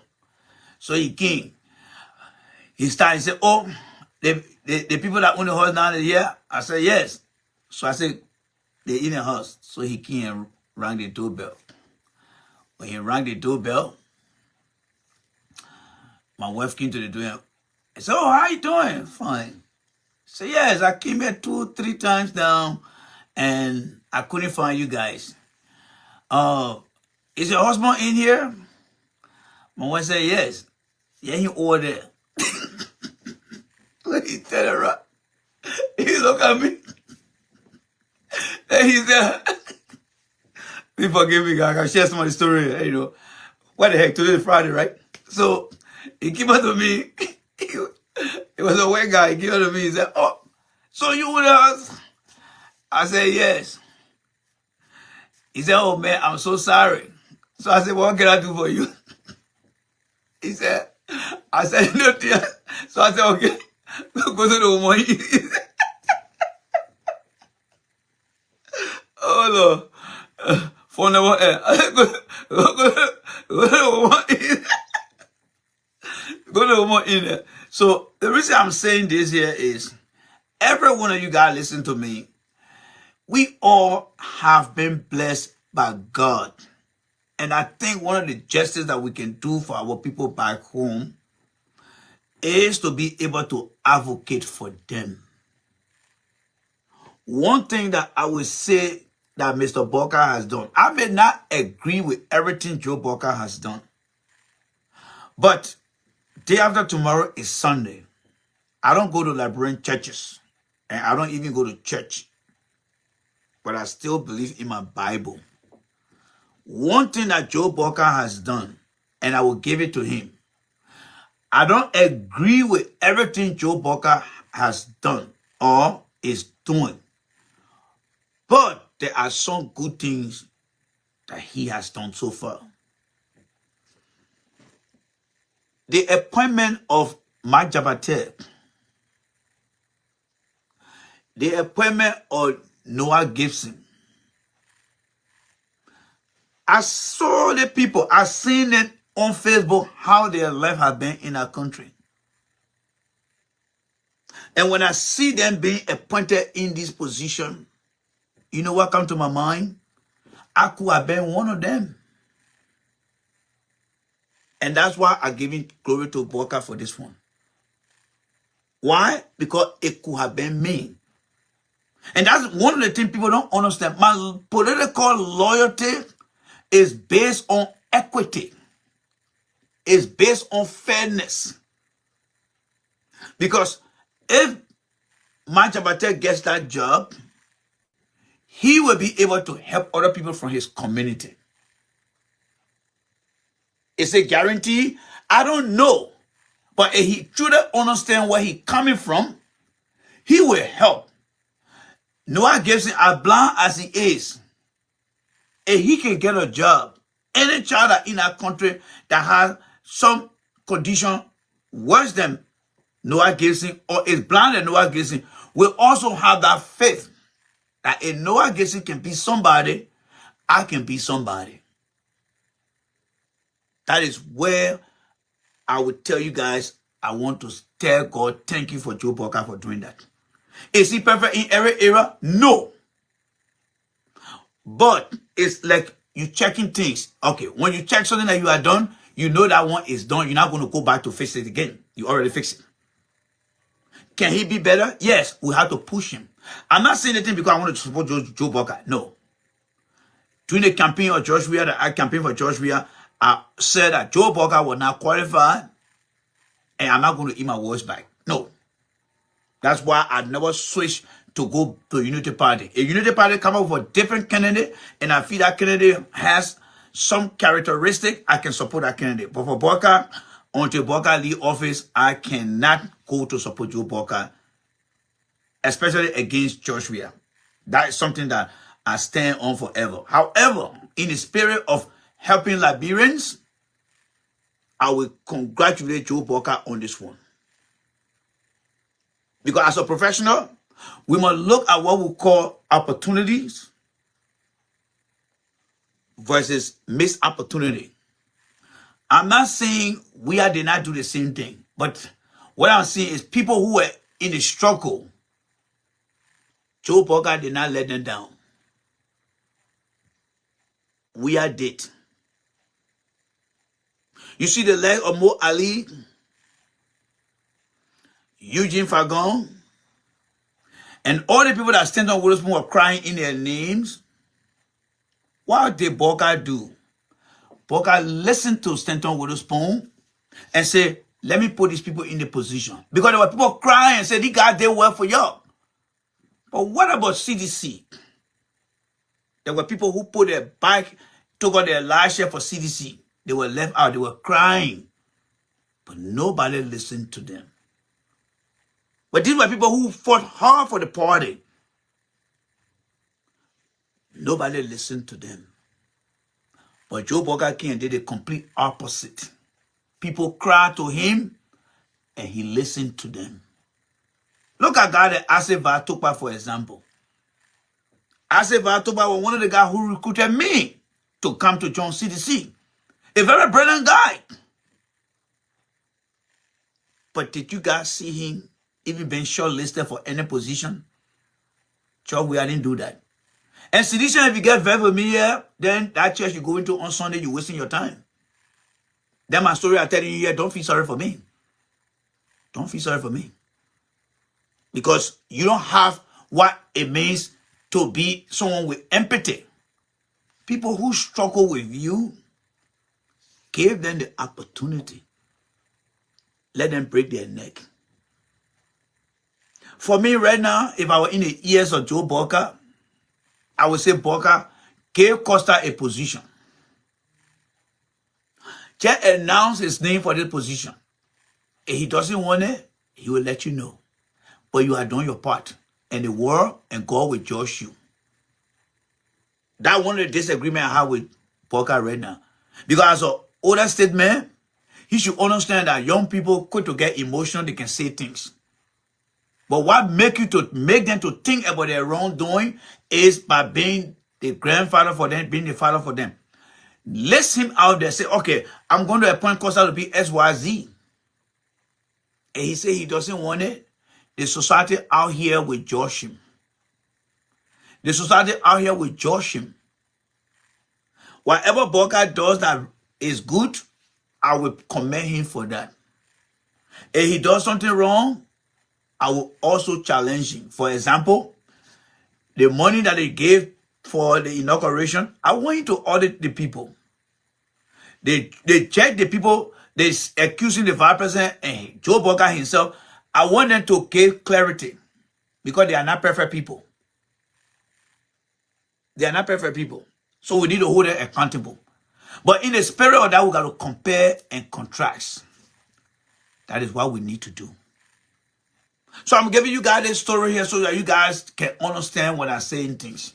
I am not interested in taking government job in Liberia. I can go and provide services to government officials. I can go and help because I feel that the skill set that I have, I can be marketable. As long God got me in good health, I can go anywhere and work and become productive. But what will I do with my experience if I only want to go to Liberia and take job from people rather than helping people to get job? That is why I keep asking the question, what do you guys want me to do when I go to Liberia? When you say the country is fine, you come by, oh, the country is enjoyable, the country this. What are you doing that make the country enjoyable? Let somebody come and tell me. Let somebody come and tell me. When you say the country is enjoyable, what are you consider enjoyable? That's what I'm interested in knowing. Because Liberia that I know, I used to be there. People come from America, they go, they do what they can do, they come back and say the country. So I've been there, done that. And I'm on the side like you guys, joining you guys, I know what's going on. So when you tell me say the country is okay, I want more detail for me to understand what made the country better. I want to know. I want to know, folks. So I just want you guys to understand. There are some times I will take my time to come and explain things to you guys here once in a while so that you guys can get to know me. I'm from a very poor family. And the only way that I could break through the ceiling was to focus on education. People let me down along the way, but I never gave up until to where I am today. That's why I don't like to see people cheating academic progress. Now, what Stanton Witherspoon did, it came to me, it hurt me personally. It hurt me personally. Because when we were sitting down in some of the examination hall, people were watching us. If you don't make that grade, you're not passing. So to see somebody trying to take shortcut, to present that mindset to certain people who don't believe in us, that we cannot compete, that is where I took a little bit offense to that. And if you're a child of God, you buy your thing, somebody steal it, it hurts you. Because you know how well you struggle to get it right. So there are times that we must set standard in what we do in our lifetime. I'm not a perfect person, but I try to live an exemplified life so that people can see who I am and learn to emulate things that I tell them. That's all I'm trying to say on this platform here. So when I've been very strategic with people, I wanted to do their best. You think I will not be happy if somebody call me and say, oh, J. Randy, my man, I'm going to Hotel Africa, my children, myself, going to go enjoy ourselves on a vacation. I want to be happy. I want when I come to Liberia, all right? When I come to Liberia, I just pass around and, you know, see people having fun. Go to the people, man, how you doing? Life is too short. The Bible talk about 10. That is the life that I think they said the Bible gave to people to live, 10. Mathematically, I think it's equivalent to 870 months. 870 months, mathematically, is equal to 70 years. Now, depending on your age, you can transfer your age to the month. No matter how old you are, you can transfer it to the month and subtract from the 870 years that God gave us. How much left people back there got to live? Everybody just want to eat the same thing over and over. So that's where I stand. So if I go to any politician, remember, I'm measuring them based on what I think they should do for the people. If you are not in for the people and you just think that, oh, I'll come here to kind of use J. Rennie to get this, then you and myself will not go too far. Because it will just be the matter of me figuring you out and then I part ways. That's what I would do. I would just part ways. There's nothing wrong with that. I understand some librarians will say, oh, the man's a flip-flopper, fine. Down the road, when you mature enough, you get to realize that I see what they got left. Because there's always a time that you have to learn from your mistake. So I'm not in this thing here just for, my personal, entertainment, enjoyment, or benefit. No. So I just want to make sure that you guys understand that. All right. So let's get into some few video here. All right. There are some people in our country that I want you to get to know who they are. All right. And one of them is this guy right here. This guy right here is not stranger to us. All right. Let me turn the light off here. This is Darius DeLong, as you can see. That is Darius DeLong over there, right? Darius DeLong is the owner of the the Darius DeLong Center for Intellectual Exchange. This comment you see here was written long time when Darius DeLong was in opposition, when we all was on the same side. He was in the Bronski camp, we were in the Weir camp, and we all were against Joe Walker. Do you see what Darius DeLong wrote over there? Well, today, here is Darius DeLong sitting on the other side over there today. That is the Darius DeLong that I want you to know. These are some of the people who will tell you that they love the country and they will only come to lie to you. Darius DeLong is not stranger to me. Every politician that I would talk about, don't challenge me, because I am a person who keep documentation. Some of you guys that follow me right now, you know I love to keep documentation. Between 2014 and 2015, Darius DeLong was sent to come to school to America in Newark, Delaware.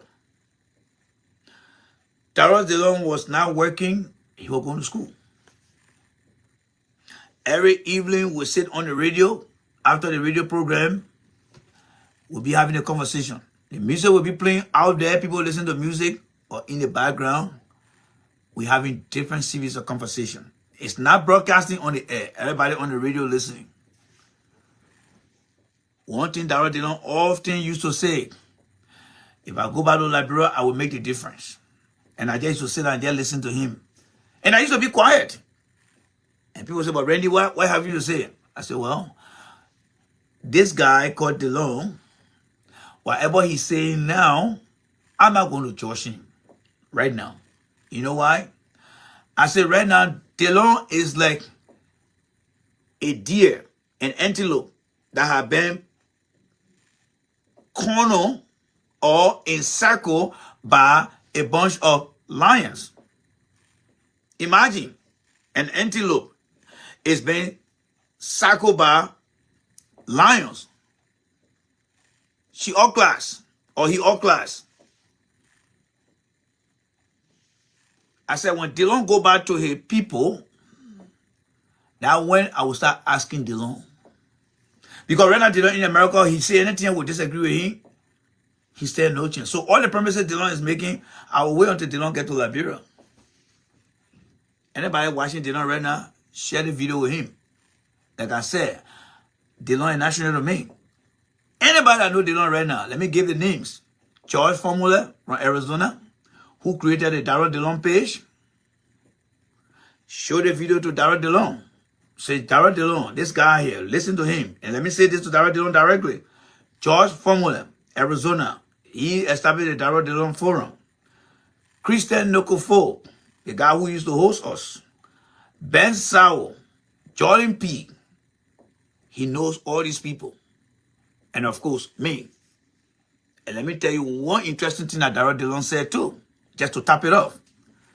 DeLong said he respected America so much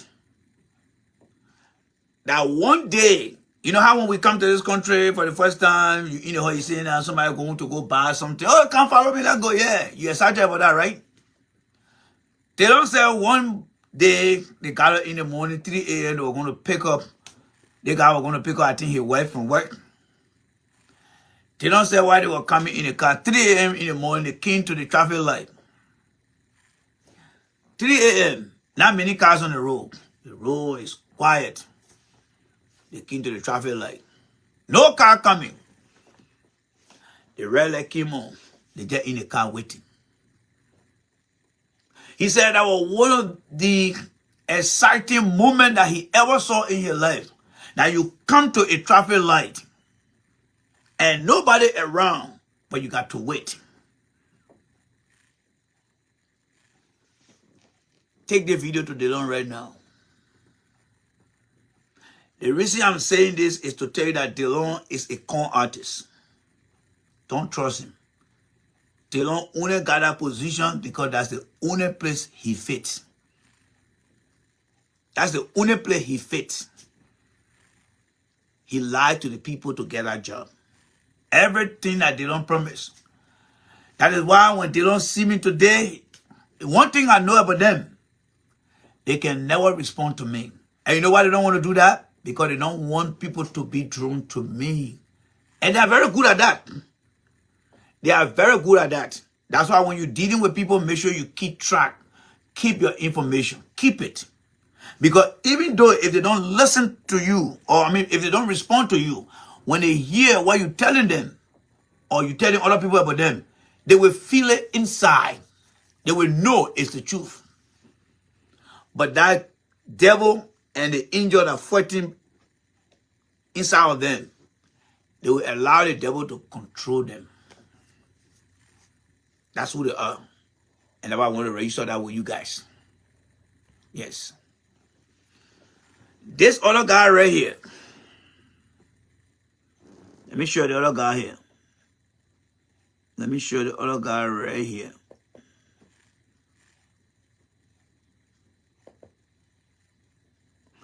Let me see the guy right here. Hold on there. Let me turn the light on and show you the other guy here, right? You see the guy right here? Let me bring the camera to him there. Who is this guy right here? Somebody tell me who is the guy right here? Who is that guy? I want to see names. Some of you guys are very smart. You know this guy. Who is this guy? You know him. Who is he?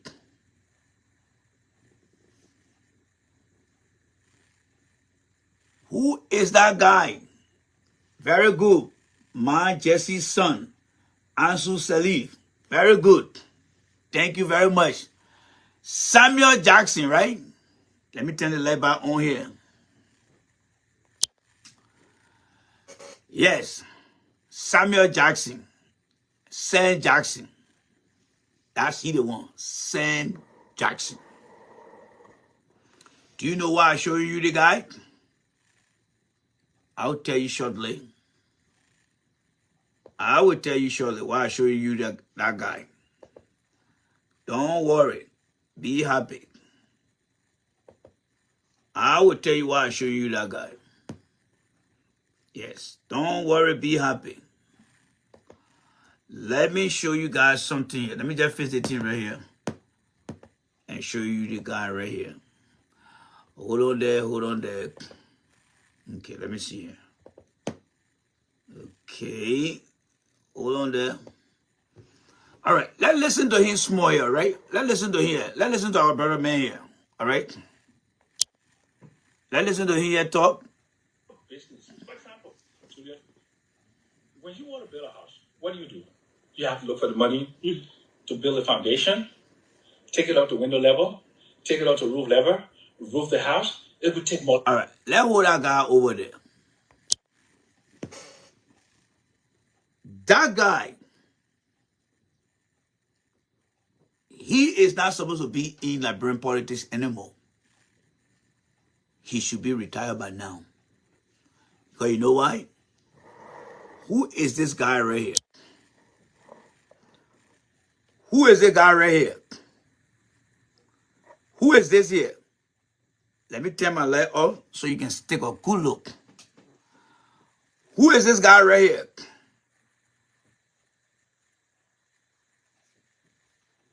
Samuel Kanyendo. Samuel Kanyendo. Do you know what year is this? This is Samuel Kanyendo. Everybody that's seen Samuel Kanyendo, you read. This is Samuel Kanyendo here. This guy right here is Samuel Jackson. This is Samuel Jackson. This guy right here with the white shirt here. This is Samuel Jackson. Thank you very much, LaVersion. 1980. This is Samuel Jackson right here. This guy you see right here, this is him right here. Take the picture to him right now. Take the picture to him right now. This guy you see here, this is him right here.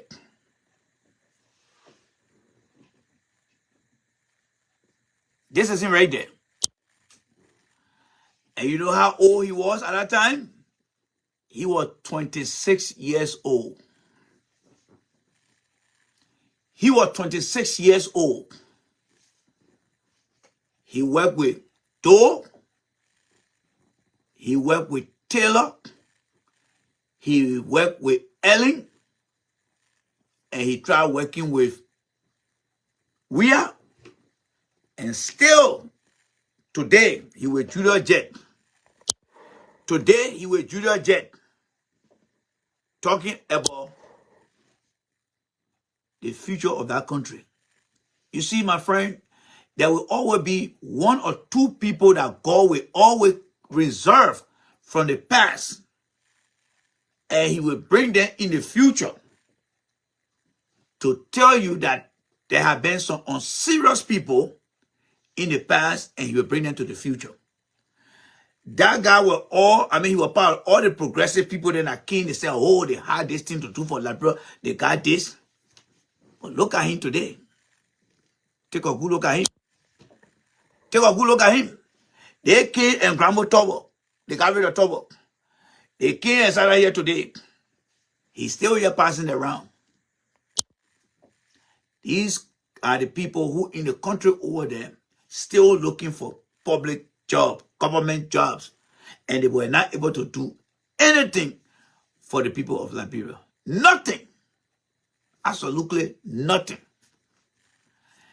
I see them as some of the bad luck of people that are in our country today. That's how I see him. That's how I see him. Since 1980, you already came up with a year. From 1980 up to present, how many years has gone now? How many years has gone? He was 26 years old. He was one of the youngest. I think he was a lot older than the Secretary General of the PRC. There used to be a guy called Father Vanny. He was either older than Father Vanny or Father Vanny was older than him. And I'm talking about 1980, when some of us was still in one DJ age. That when Samuel Jackson then came to that country to say they were coming to change that country. And since that time, how many American presidents have been gone since that time? Ronald Reagan was there for 2 years. 2 terms. George Bush Father, 1 term. Bill Clinton, 2 terms. George Bush himself, the son, 2 terms. Obama, 2 terms. Donald Trump, 1 term. Joe Biden is about to finish his term. Can you imagine all the people president have listed in America so far? And Samuel Jackson was still passing around? But Samuel Jackson was in government during Ronald Reagan time. How many people in the Ronald Reagan government today that you find around here? That were in the Ronald Reagan government yesterday. That's how those guys are. 44 years. 44 years. He's still passing around. This guy should have his own consulting firm, helping other young Liberians to make them to be productive. Instead, he's in a place, going from one radio station. Oh, they call him a bit like this. They call him a bit like this. Does he think he is the only person that got that education and nobody else got it in the country? No, that is absolutely a blatant lie. But because he's so greedy, he's lazy, he's nothing but a parasite that always want to suck on every government. And they came to that country with no plan, nothing. That is why today you still find him around, passing around. But he's not your age group. That guy, none of you guys are equivalent to that guy in terms of age. None of you guys. None of you guys. And I hope that the Boga government will not get him anything. He works in the Eden government. He even worked in charge to the government. What did he do with all the little earning? When will he get chance to other Liberians to come? When will he advocate for other Liberians? This guy now should be advocating for young people. To say, you got to get the young people this. I'm not interested in this. But he always putting himself first. So there go his before picture. And there go his present day picture here. That's how greedy they are in our country. That's how greedy they are in our country, ladies and gentlemen. So, ladies and gentlemen, the last video for the night. The last video for the night. I am totally against what you are about to listen to. There are some things that I am against, but I will give you my reason, and then you be the judge. Very short video, very, very short video, and then after the video, we'll call it a day. All right? Or we'll close the shop for the day. I want you to understand the CDC party, I still believe up to today, is the party of the young people. But we need to make sure that we promote the young people. But I'm still having this feeling that what that Ghana guy you're listening to, that said that political party, when they're not in power, they turn to opposition. I'm still feeling that. So let's listen to what the Ghana guy said, and then we'll go to that video just to refresh your mind. All right? Let's listen to what he said here. Very good and informative information. No democratic country in Africa can progress under political leadership or under political framework. Politics is not good for the progress of any country in Africa. Why am I saying this? I'm saying this because you and I have evidence. Since some of us were born, it has forever been like a clockwork with similar story. It has always been every 4 years with same story. The number one justification or reason why politics is not good for any nation in Africa is because it is a struggle for power to personal interest instead of public interest. The number two problem is that once the people comes to power, because the term frame for office is only a short 4 years, their next agenda is to secure the next election instead of securing the future of the nation. Now, this is the deadly part. Let me use NDC and NPP as clarification. Our parliament is divided into two political parties. As NPP is now the ruling party, it have to work collectively with NDC to develop the nation. But do you know why it will be difficult and almost impossible? The NDC group is aware that if by their effort they help the ruling government to develop the nation in any way, the credit will be given to the ruling party, NPP. And that will give them the chance of winning the next election. They will do their best to destroy their work so that the next election, the people can bring their party to power. And it is the same thing if NDC comes to power. It is vice versa. So it becomes nothing but Game of Thrones. This will only affect the nation negatively. Now, politics is poisonous to the youth. Every party has something that benefits their youth who belong to that particular party. So the youth becomes partisan instead of being patriotic. And once they become partisans, they are no longer in defense of the nation, but rather in defense of their parties. So even if the party is doing something that is affecting the nation negatively, you will see them on national television defending it, closing their eyes intentionally to the truth. Those of us on neutral ground without belonging to any political party, we are in defense of our nation because some of us, no matter the amount, you can't buy us. I can use my platform to advocate for NDC because we have no choice than to make a choice. If they come to power and misbehave on this same platform, I'll blast them because our nation comes first before any political party. So in every 4 years, like a clockwork, we try to change the situation by voting. But the truth is that we are not changing the situation. We are only changing leaders with same mentality in different versions. What the youth need to understand is that the difference between all political parties is this. They are same soup with different meats. And the sad part is that this system leaves us with no choice than to vote old men whose brains are already tired. Old men whose body need to stay at home with their family and rest. We need young men with critical mentality, young men who have the country at heart. And not these old gurus. They are too old to get the job done. The next election is almost here and we have no choice than to make choice. I can vote NDC, you can vote CPP, somebody can vote MPP, but I tell you, none of them is an option. There you go. No democratic country in Africa can progress. And so let's stop it right there. All right. So as I said, we are about to discuss an interview. And I have my own reservation. Just what you heard that guy said. Not everything he said in there holds water. There are some countries on the continent of Africa that are making great strive. I know they are thriving. They are not living up to basic. Liberia is not that country. But what he said also with every political party shifting position.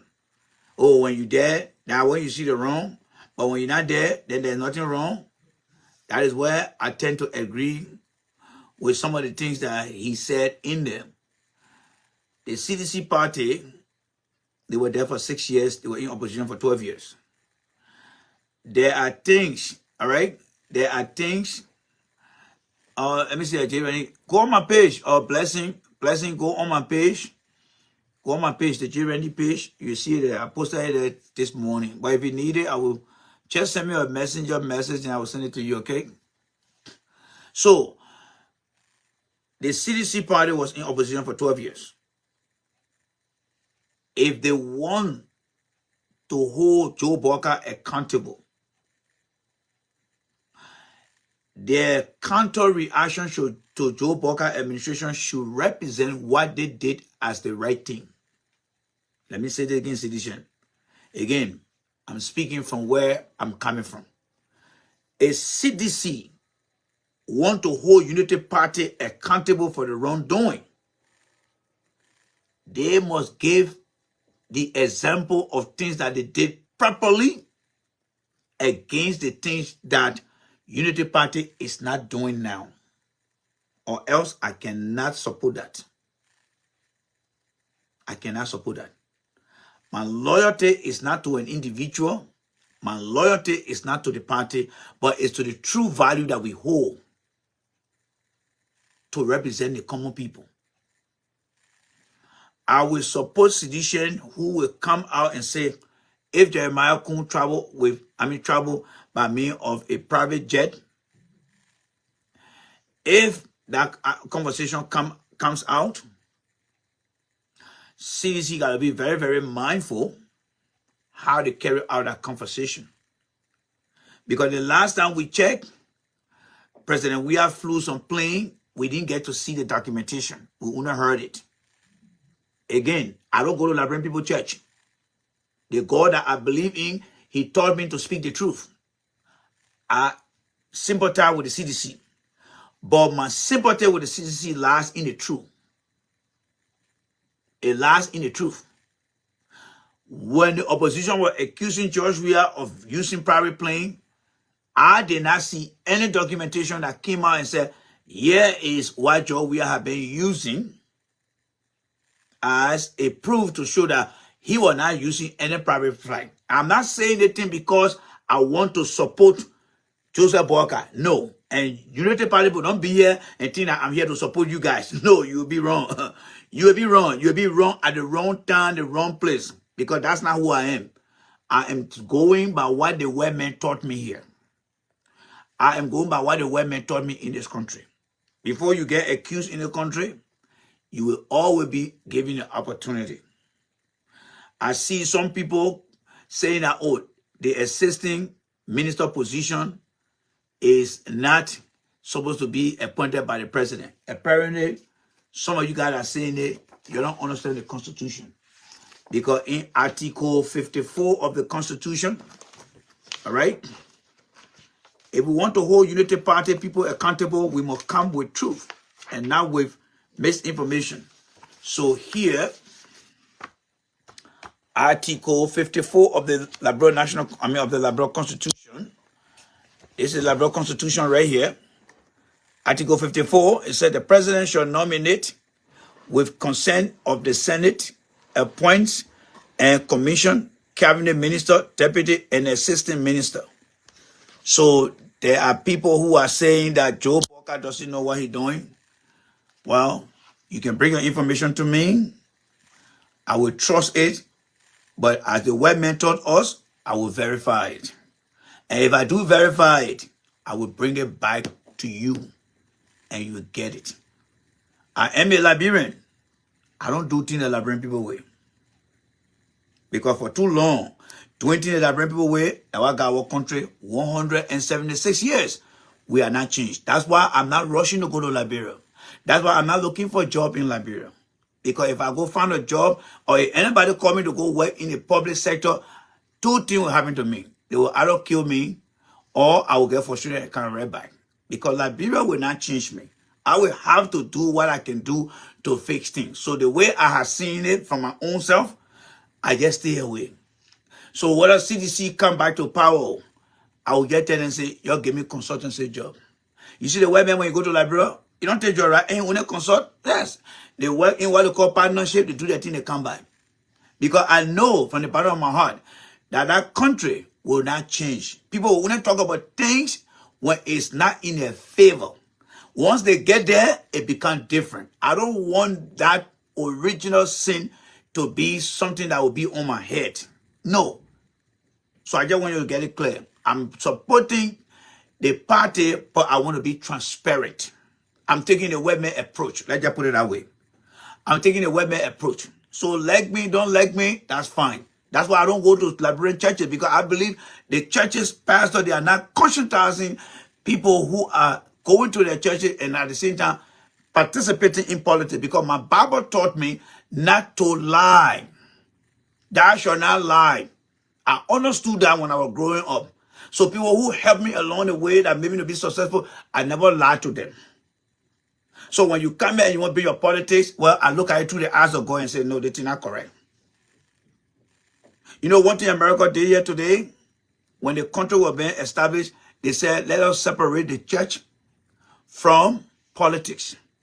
That's why you see today, in America, you don't find people who are pastors preaching politics. In Liberia, we are yet to do that. So that means the pastor, the churchgoer, they interfere or they engage or participate into politics in Liberia. But they are not utilizing the rule of the Bible when it comes to their political interests. I mean, they're not utilizing what the Bible tells them. You see, the women, they know that they were not going to be fair with Christians. So they say, you know what? Let's separate the church from our political thing. That's why you don't find the church getting involved into politics in America. In Liberia, they don't have no rules there. And that's why I will come in to challenge things. All right? So, I want us to listen to this interview. And let's be very honest here. I'm going to give you guys my breakdown of this interview. And then after that, we will call it a day. All right? So, let's listen to the interview. Latest news from the top. Back when I'm did not take it away from me. Okay. AFM 99.5. Let's get to the interview here quickly here, folks. Political discussion yesterday.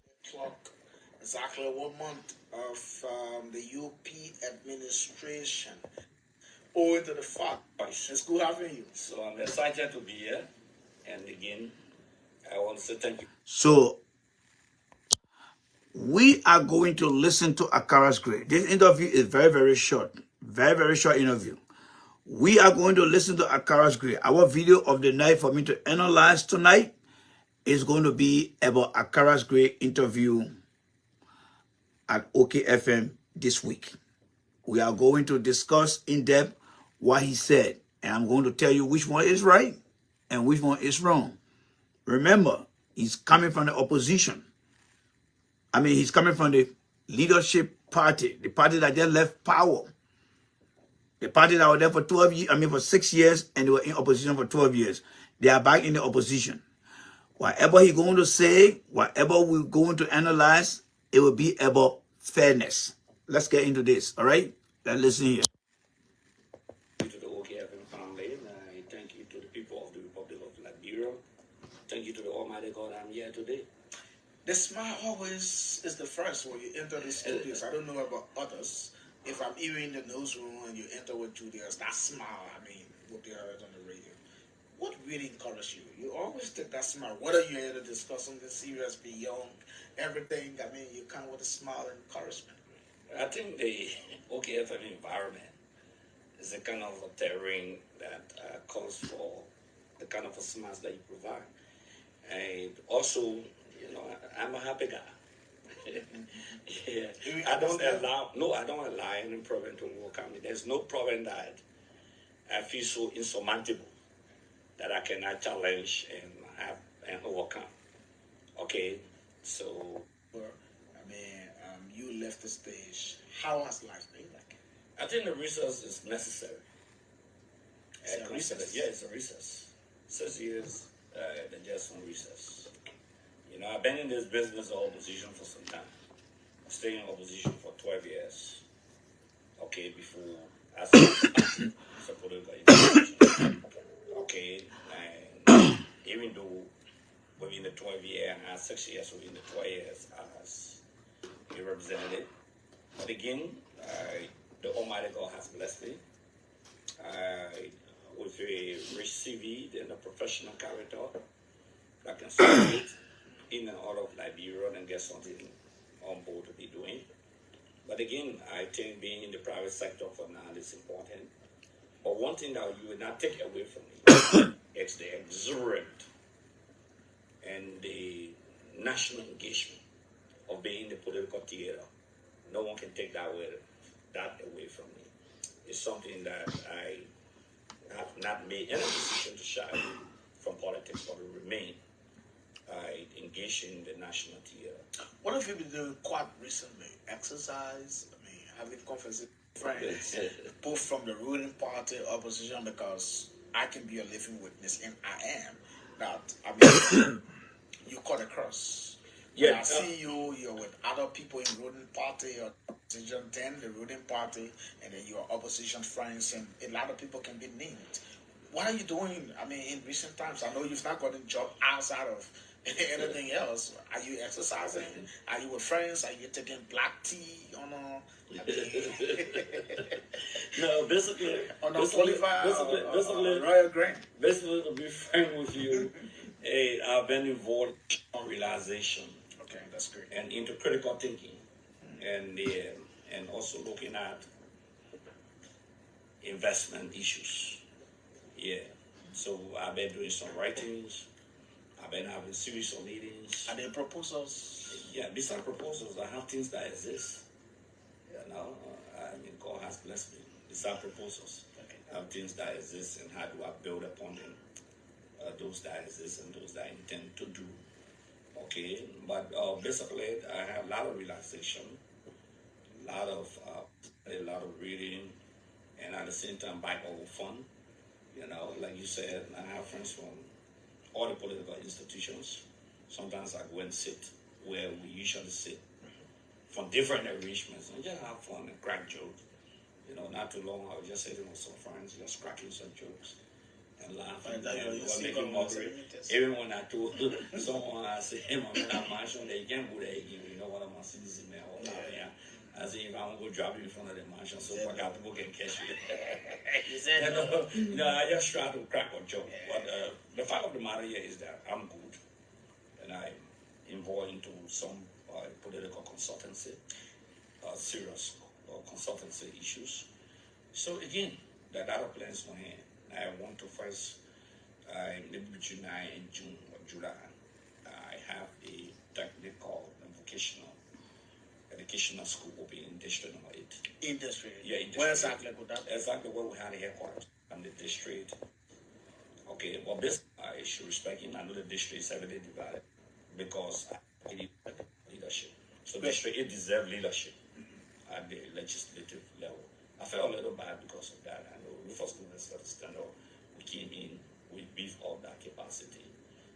But again, it's a matter of time. After 2 years, give you time and see. Yeah, that's maybe what I was about to say. Maybe after 3 years, you know, after 3 years, you can take to leadership. You can get appointed. You build more relationship. You interact with more people. You know, I see Facebook, I see someone attacking him. You know, some of the very things they attack me for.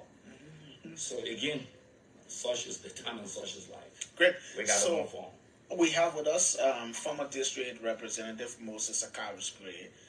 My name is Trokon. We're here. Thanks to Blessing for being on the camera always. If it is not Dioda, it's Blessing. Blessing. We are very, very, we're very proud of our women here. So let's go to some of the issues. On yesterday, the administration clocked exactly a month. From the 22nd of January to February 22nd today is a month, 1 day old. What are your thoughts? The administration, my honest feeling is that I expected everything that happened, just about everything that happened in government. Because, you know, the criminal people being appointed, many of them now are no strangers in terms of the governance cycle. They have a history in this country. They serve, some of them serve past governments, some of them serve in different capacity outside of government. So it's not a strange thing. So from all point of view, we're prima facie. It's not just, I will back the prima facie by evidence, and also I will express my opinion also. But they have started on a dangerously bad footing. And that dangerous bad footing has to do with not reconciling the country. All right, so let's stop it right there. Let's stop it right there. Let's stop it right there. All right. So let's stop it right there. So that was Representative Akaras Gray, and we're still going to go back to him. He just said something that drew my attention, and I want to just throw my 2 cents on that.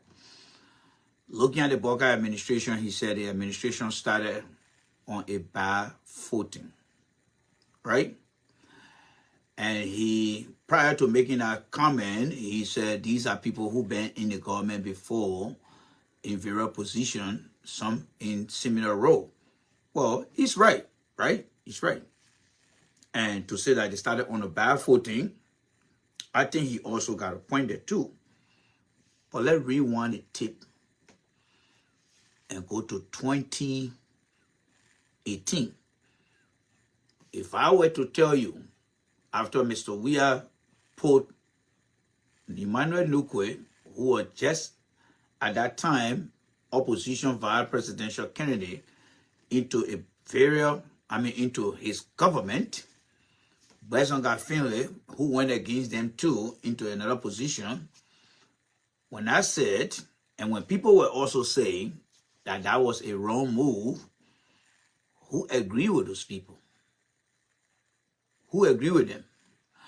When people were saying that Boca and Ellen would be audited, and that was some of the motivating factors that got Liberian to elect CDC.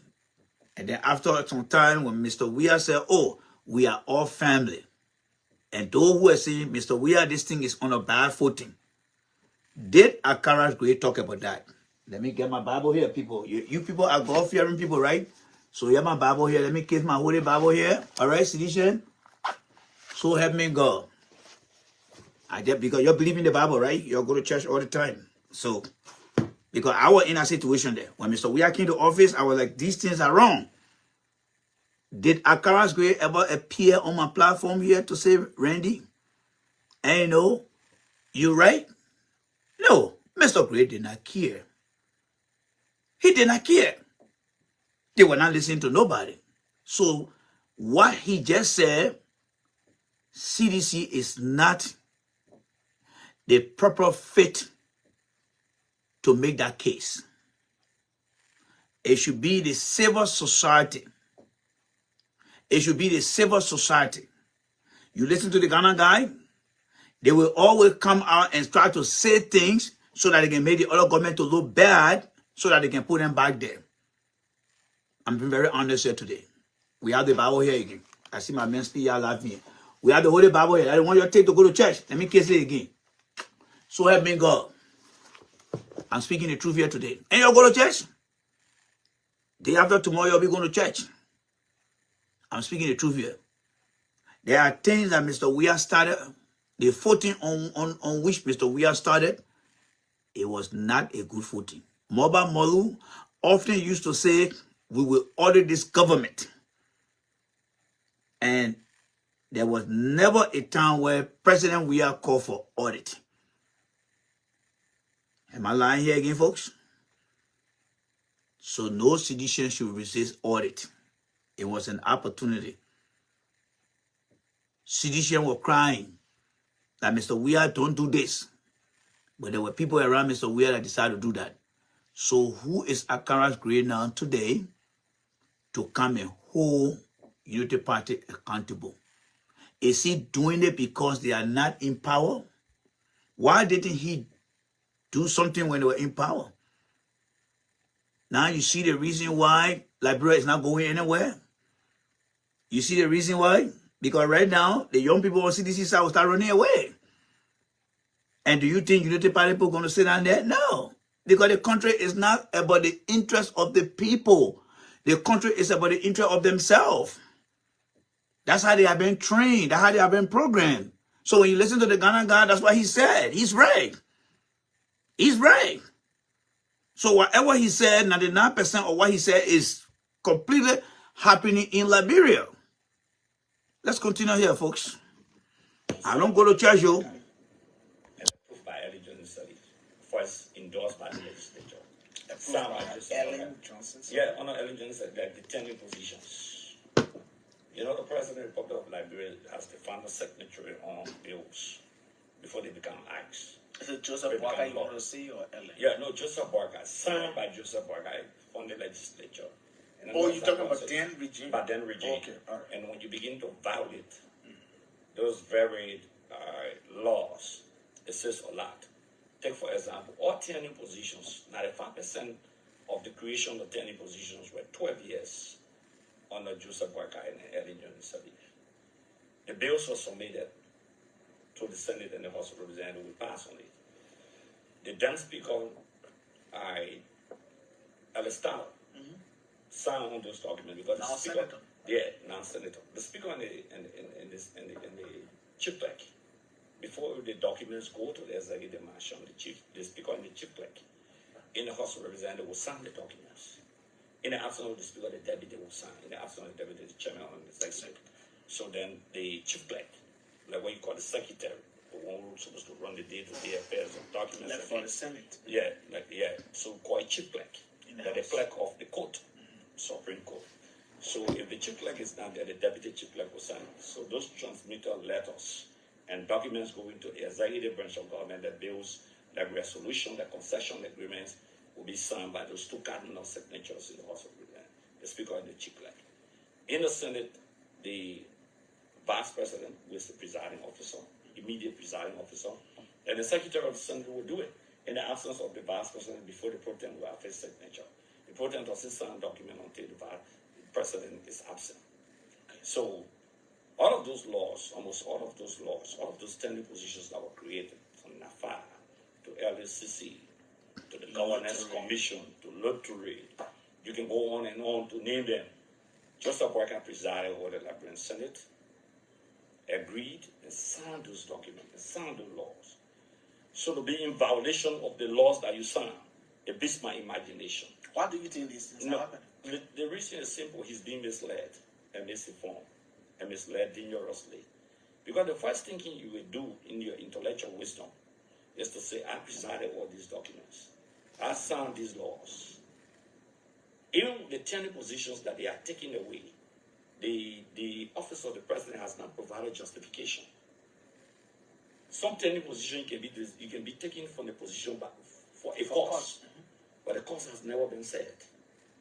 It's only Roman. Some people say, boy. All right, so let's come back here again, right? So Akara's Gray is telling you that President Boka is being misguided. He's been misled. That's none of his goddamn business. That is none of his goddamn business. The only people that are supposed to be saying those things are people from the civil society group. The regular person in the community organizers, and the community leaders. They are the ones that should be chastising Joe Boka's leadership. Akara's Gray is only doing it to promote political interest. Because when Mr. Weah was president, how many times people did not come out here and ask Mr. Weah to respond to some things? Did Mr. Akara's Gray ever appear on any show and say, look, I'm doing everything possible to get Mr. Weah to speak on issue? Again, folks, Sidishan, y'all go to church, yo. And the question I'm asking, those are objective questions. So I'm going to use the Bible to ask my question and stand behind the Bible. Am I lying here? How many times did we not hear that people were calling on George Weah to address some issue? The Akara's Gray men are talking today that Boka is being misguided. When people saw things and were calling on Mr. Weah, did Akara's Gray ever show up to say, hey, Chokon, Julius, I'm trying my best to get to George Weah to come and speak about these things? Let's be honest here now, folks. Akara's Gray is not in any better position to question Joe Boka on certain things. The only thing that Akara Gray need to question George against Joe Boca are things that they did right. Whatever Joe we are did right and Boca is doing it wrong, that you and I know that we are did it right and Boca is not doing it right, then we have right to support Akara's Gray. This interview that he had, not everything wrong in it, but whatever he's saying that make no sense, I will let you guys know here. It should be the civil society group of people out there who voted for Joe Boca should be the one championing this thing. Akara Gray is not doing it because he wants to represent the people. No. Because he does not have a job, so he coming out and want to be the opposition. But the question here is, when he was in leadership, when his party was in leadership, when did he ever stand up to say things that we was not doing? Stop playing with the people. Let's get back to that again. Let's get back to that again, folks. In campaign t-shirts. That's what was my next point. No, some people say that's the street, that's the hostile defense. And there were evidence that people were here campaigning for your party and the president. But excuse me, you see, when we come to that, then I will read the provision of the code of conduct that I passed. Please do, let's hear it. Now, the Liberian Code of Conduct and part of 5.86, 5.8, part of it says, 5.8 of the Code of Conduct, part of it, no officer, listen to this, no officer or employee in the executive branch of government or any agency or department thereof shall take any active part in political management or in political campaign.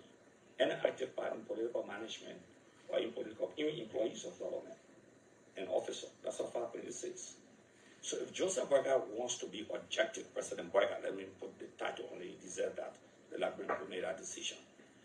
Then Amos 12 is part of a political management. That's not what the man said. That's not what the man said. The man asked Akara Gray, and we all saw it during the past election. There were current government officials that were campaigning. And the man said, but there were people who were wearing CNC t-shirt campaigning. So then why are you accusing Joe Boca people or doing similar thing? But then he said, let me go and read the thing in part. So he only reading the thing in part, but leaving the other part outside so that you cannot understand it. But the people who were in the CDC government wearing the CDC t-shirt shouldn't have been campaigning according to that rule. But Akara Gray said nothing about that rule because CDC were in power. So then why is he coming now to open the eyes of the Liberian people when you were not there to defend the truth to what that ethics stand for? Don't listen to him. He trying to gain political relevance. And sedition, if you want to win power again, you got to be honest with the Liberian people. These are some of the people who lied to George Weah that got him defeated today, and I will not sit here and allow someone like that to go free. No. Check how yesterday we told you guys that Mo Ali, he said he's going to be managing director to learn something and add to his degree, which defeat the purpose of that position.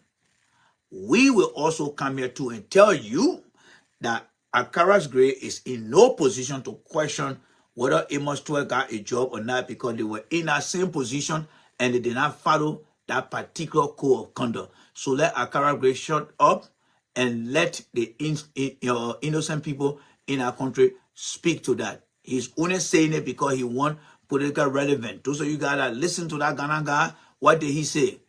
Same soup, but different meat. That's who they are. Let's listen here again, folks. Let's listen here. For political party as Secretary General, then he should not hold public office. Then Darlington Smith, who was appointed to the CSE, who paraded publicly in the unity and working with the government. He was an employee of government, but being appointed by Joseph Boyka.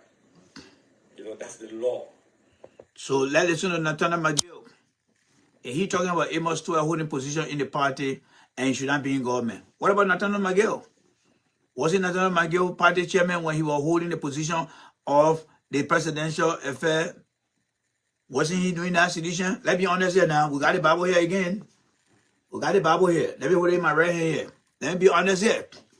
What the Bible taught us, do unto others as you hadn't do unto you. If he's saying things that ECDC did not do, and these guys are doing it, I will come here and say, yes, Akara's great, you're right. He's not advocating for the people of Liberia. He's only saying those things because CDC not in power. But you are one of those who decided not to pay attention to things that people were saying out here. So he's not in any position to say anything about Amos 12 because not Jefferson Koji, or Natalia McGill were in that same position. What did he say that time? Did you hear Akara coming out to tell you guys sedition? Look, I think our bylaw and constitution, even along with the code of conduct, no, he didn't say anything like that. All right? We are speaking the truth here from the Bible here today. There's no hate here. We have been honest here. There are something that Akara said. Like I said, when he said the right thing, we got the evidence, we'll bring it out here. Well, he cannot use the thing to gain political relevance here. No. All right? Let's get back again. The law is blind. The objectivity of the law is very important. But what is astonishing is that nowhere the government has said why they are replacing people. They are not dismissing them. Any position, there is no dismissal letter that you have seen, that I've seen. The only thing they are doing, they are appointing people to the position. So even if those who say, but it's the way and pleasure of the president, but the cash. So what about the guy they call Asa Jackson? What about the guy they call, I'm not Sam Jackson, right? No, I think that Asa Jackson. The other funny looking guy who went to war with Stanton Witherspoon. Wasn't this guy who was the deputy minister, one of the deputy minister? I think it was Asa Jackson, right, guys? He had a position in London, and they tried to take it from him, and he went to court. Wasn't that guy on a tenure position, but CDC tried to take him out? Let's be honest here, folks. I mean, for some of us here, we are very honest. You see, people speak about tenure position in Liberia. All right? Thank you very much, Susie. People talk about tenure position in Liberia. Some of the institutions deserve no tenure. Tenure position in America, because America does not have ministry, they got department and agency that subscribe to the executive branch. People who are tenure in different career position, they will be coming up with this kind of question I'm asking here. So we saw that thing happen. I remember that thing vividly like yesterday. They got to call. I said Jackson had to go to court. Whether he was forced out of that position. So then why Akara Gray did not say anything about that? All right? Why Akara Gray did not say anything about that? So we need to understand that these people were making fool out of him, and we will not sit here for them to come here and come make fool out of Joshua again. No. Because this time the CDC don't get it right, someone will campaign against CDC when the time comes. So we got to set the record straight here. All right? These guys sign up order and allow all the bad things to happen. People used to be caught in here. Oh, Joshua, please talk to our people. Joshua, please talk to our people. They never went to encourage that man. All right? So let me progress here, folks. 22 issue is this. That evidence is the will of the president. So that means the president is taking somebody from tenure position and appointing another person to that same tenure position. So that means the next person he appointed, if that tenure position was 5 years, he also appointed that person for 5 years. The law remains the law. Okay.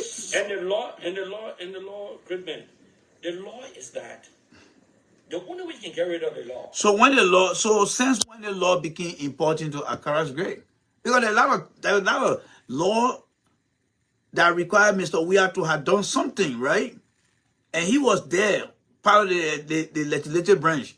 He should have been helping the president to understand the law as a partisan. And say, President Weah, please, we need to do this.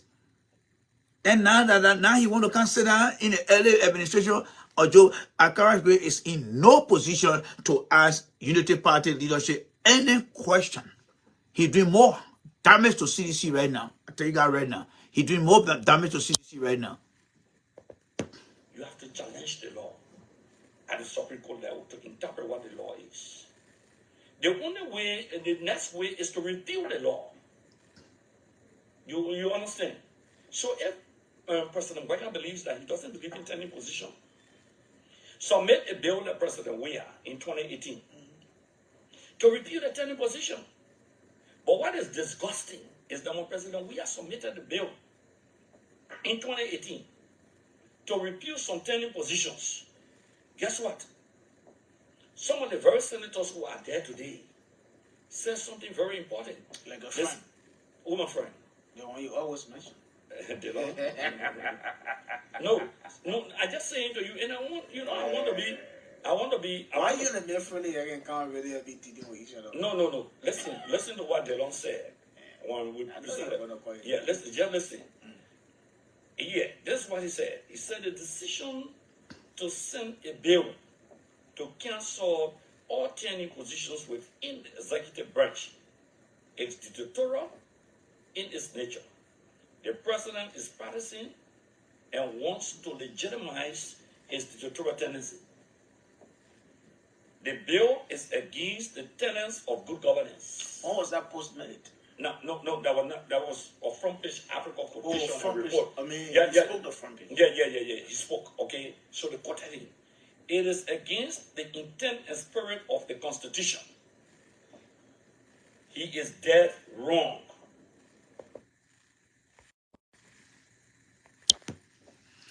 Don't blame Delon. Delon is doing exactly what Republicans will do here today. And you see Donald Trump in America here today. Whatever the Biden administration and the Justice Department and the legal system is putting Donald Trump through, the Republicans in Washington, D.C. are doing everything possible. Obama wanted to name few Supreme Court justices to the highest court of the land. What happened at that time? Mitch McConnell and ordered the black Obama appointment, right? Why? Because they wanted Donald Trump to come in, and Donald Trump did get that opportunity, and he put in judges that even got away with affirmative action, right? When you hear Darrell Delon, from what Akara Gray just read, from Darrell Delon's standpoint, political position, that we see your bill, but we challenge it. Now, what happened to the $41 million that Joe Parker just asked for? For the $1.3 million. Did you see in the newspaper and they pass it? Thomas Fala is what? Deputy Speaker, right? Opposition. Fanatic Kofa, Speaker, Opposition. And they pass it? You think in our job we are asking for that money and Delon was staying in opposition, you think we're going to let it pass? This is where the deception coming from. So if you're sedition on the platform, you think what I'm saying, I'm not saying it from the Bible, then you are part of the problem that CDC lost. All right? Every opposition must have some level of excuse to show your strength. So whatever Delon said, Akara Gray just read, Delon is only doing what an opposition is supposed to do. And that's the same thing Republicans are doing in Washington, D.C.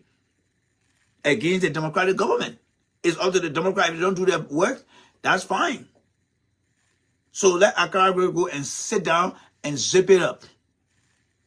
All right? He go and sit down and zip it up. Just the recent money that Boca asked for, did you see anyone refusing it? No. Because they don't care for you. It's about personal interest. They don't care for you. So, if Josh Weah was there wrong, wanting to scratch or turn in position, and Boca is appointing people, and not wanting to turn in position, and the guys are arguing, so equally the Boca should be dead wrong. Nope. You believe equally? Yes, nope. Because they were one of the greatest supporters of the Unity Party, and Boca is saying. But what is important, even Jeremiah who is presiding with the confirmation. I'm not talking about the hearing at committee level, but the final confirmation. He voted for the bill. So it means that they themselves are in violation of what they voted for. So the only way, look, let me tell you today, if we pass a law in the legislature. Look, the only reason the guy is talking now is because he's not in government. He wants to rally all the base so that people can start to look up to him so he can go back to power. He had the opportunity. He was there for so many things. There are more mistakes that Akara Gray made than what he's trying to correct here. So I want to say this to you guys. Be very mindful. Be vigilant. Be very collective. How you listen to some of these CDC guys. They destroyed George Weah. There was no reason for George Weah to lose. But the way they treated the people out here, do you see Akara's Green right now? The way he talking like that. You think Akara Green have been very vocal when CDC came to power and saying things that was not pleasing, especially when the people talk. When people used to be talking out here and Akara Green listened to those people and he was coming and saying, look, I need to reach out to President Weah, let's do this. Akara Green has started on that path. Do you think George Weah would have been in a position he's in today? No, because Akara Green did not care. He did not care. This is a man who got married in France, took all the money, took all the food, everything, went to France and got married there. The people that he represented, for him to even have a party around the people so that people can eat and take some food home. He decided to fly all the way to France to go give those people the money. Then he want to come back here to come talk about, he talking about anything truthful here. Please do not allow your party sentiment to oversee your common sense. Those guys like Akara Gray, he's not in the interest of the Liberian people and you. Pass a law say if you say beyond the microphone, they will kill you. And the president signed it. A contravene the constitution, somebody has to challenge it. Or it has to be repealed. Until somebody challenges it at the Supreme Court level, hear me or Lord, that means say beyond the microphone will kill you. So all the laws that are there are laws. So when I hear the strict argument and gossip that the people were campaigning for your party chairman, who is still chairman of the party, that the code of conduct say they should not get involved into political banishment.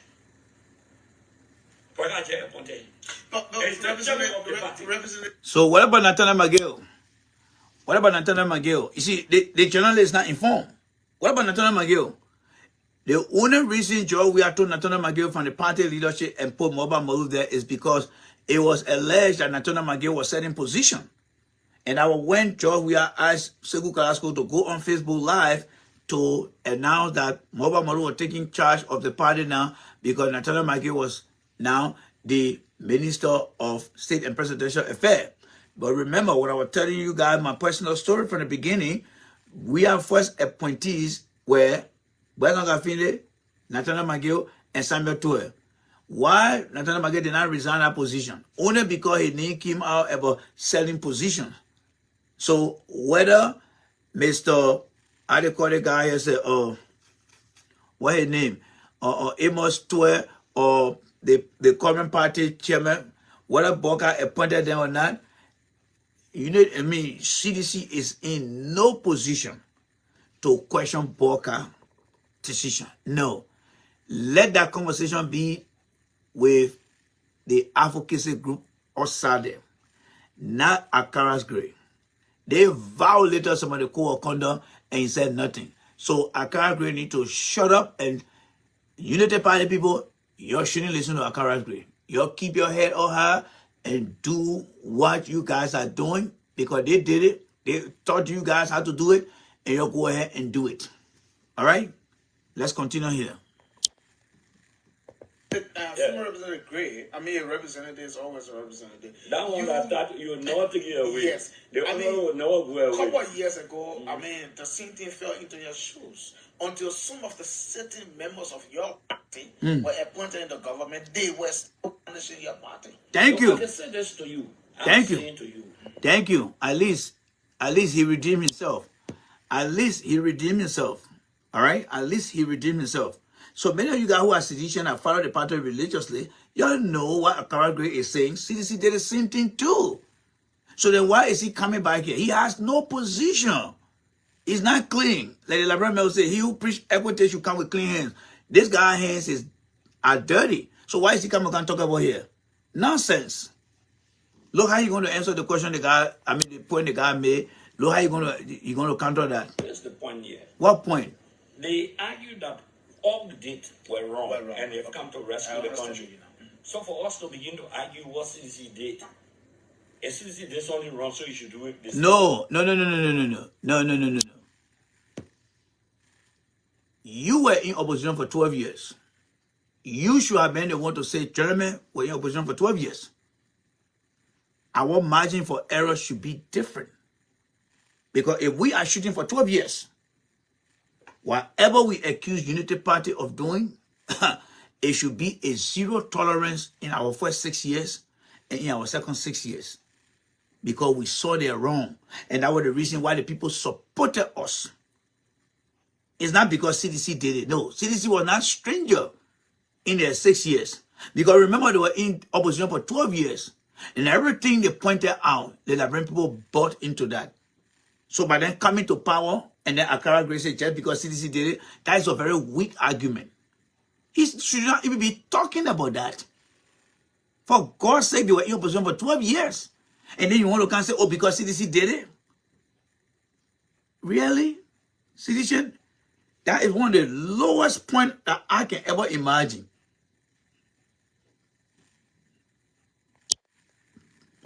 Will you challenge your own party when it ever happened again? Thank you. I can say this to you. I'm on public record right behind your microphone here to disagree with some decisions in the executive branch of government. I'm on public record. That's a lie. Let him go bring it. And he just read and he pick up his phone and read some of the things that Darrell Dillon said. And he is very detailed to find Darrell Dillon fault. Why can't he come up to find his part of fault? And we all got our phone when I broadcast, I can bring all my stuff then. He should be able to come and say, yes, on the day I said this here. Akara Gray is nothing but a pathological liar and nobody should listen to him here right now. All right? For that, I got publications to show that. In fact, I think Chelsea is published something that I disagree with. Yeah. What is something? Disagreements, public disagreement. What is disagreement? Don't allow somebody to tell you, say, I got something that I disagree with. No. Ask them, what is that thing? What was the disagreement all about? When you hear a character tell you, oh, I disagree with something, something. What is that something? It's an unknown fighter. He's lying. When he came out with Darrell Dillon's stuff, they didn't say when President Weah submitted a bill to repeal certain position. He specifically mentioned that, right? And he also read what Darrell Dillon disagreed with, right? Now, when the guy asking, did you disagree with certain things? He clearly want to make his position clear to position the party and his opinion. He should be able to tell us exactly what he disagreed upon. Why? Because he owned that disagreement. He brought that disagreement out. So how come today he is saying, oh, I just disagree with certain things? What are those certain things? What are those certain things? And if I will question you guys who are now in the opposition, not every CDC individual, certain people in CDC, when they come to counter Joe Walker administration, I will tell you that the person here, they are right. Akara Gray is in no position to say anything to the Unity Party because he saw so many things that were being done wrongly in the CDC administration and never said anything in it. Folks, we are talking behind the Bible here. For those of you that are here, we kiss the Bible, we're going to kiss it again. We love that party called CDC, but we not stand for the deception and the lies. Akara Gray is in no position to challenge Unity Party on some things such as what he's saying right now. No. Because when we are then in power, along with Akara Gray, there were some things that we are and the government were doing incorrectly. Akara Gray did not say anything. So whatever he claiming, he said, we want to know what that thing is. What did he disagree on? What was the reason for disagreeing on that? Let him give us that reason. The metastatic issue, we had disagreement with that. That's why we didn't amend the law of metastatic, for example. I'm saying to you, when you stand up, for example, that metastatic issue was never announced. Don't let him lie to you. That metastatic issue was never announced. That's why Samuel 12 got visa restriction today. Did you guys ever get to know why metastatic project did not go through? Because it was that HPS something that was coming. Did you guys ever get to know? No. No. He lying again. on the subject matter, you should be clear. President, what is disgusting is that I'm saying the president signed the law. His signatures are there. Okay? Besides the then president of the Republic of Liberia, the speaker's signature is there. And the then speaker today is senator. And the speaker who replace him, Emmanuel Nukwe, is also senator today. And not only that, the deputy speaker on our administration, the first deputy speaker, Prince Moi, is senator today. Nyom Likanga. Let me tell you this. One president the pro tem who supported you. Yes, the pro tem. He's there. Abachi is there. Abachi is there. Still member of he's your still party. there. Not only Abachi. There are many that are there. No. The guy tricking. But he recollected himself first. All the people he accused that signed the law, the guy said Abachi, Abachi is there, but then he bring so much of the flag. Because Abachi was part of them too. They all agreed to what he trying to say is wrong. There were people in the past government that were part of CDC that signed it. You see, the problem with CDC, they are a bend over, especially their official. They are official in the legislative branch. They are bend over guys. All right? They are bend over guys. That's who they are. They don't reject nothing. They pass everything. So whatever Tara London did, when we have a president that rejecting so, they were right because they were doing what an opposition is supposed to do. Look at the end of a few days. What have they done to give citizens the motivation that they are actually representing them? Absolutely nothing.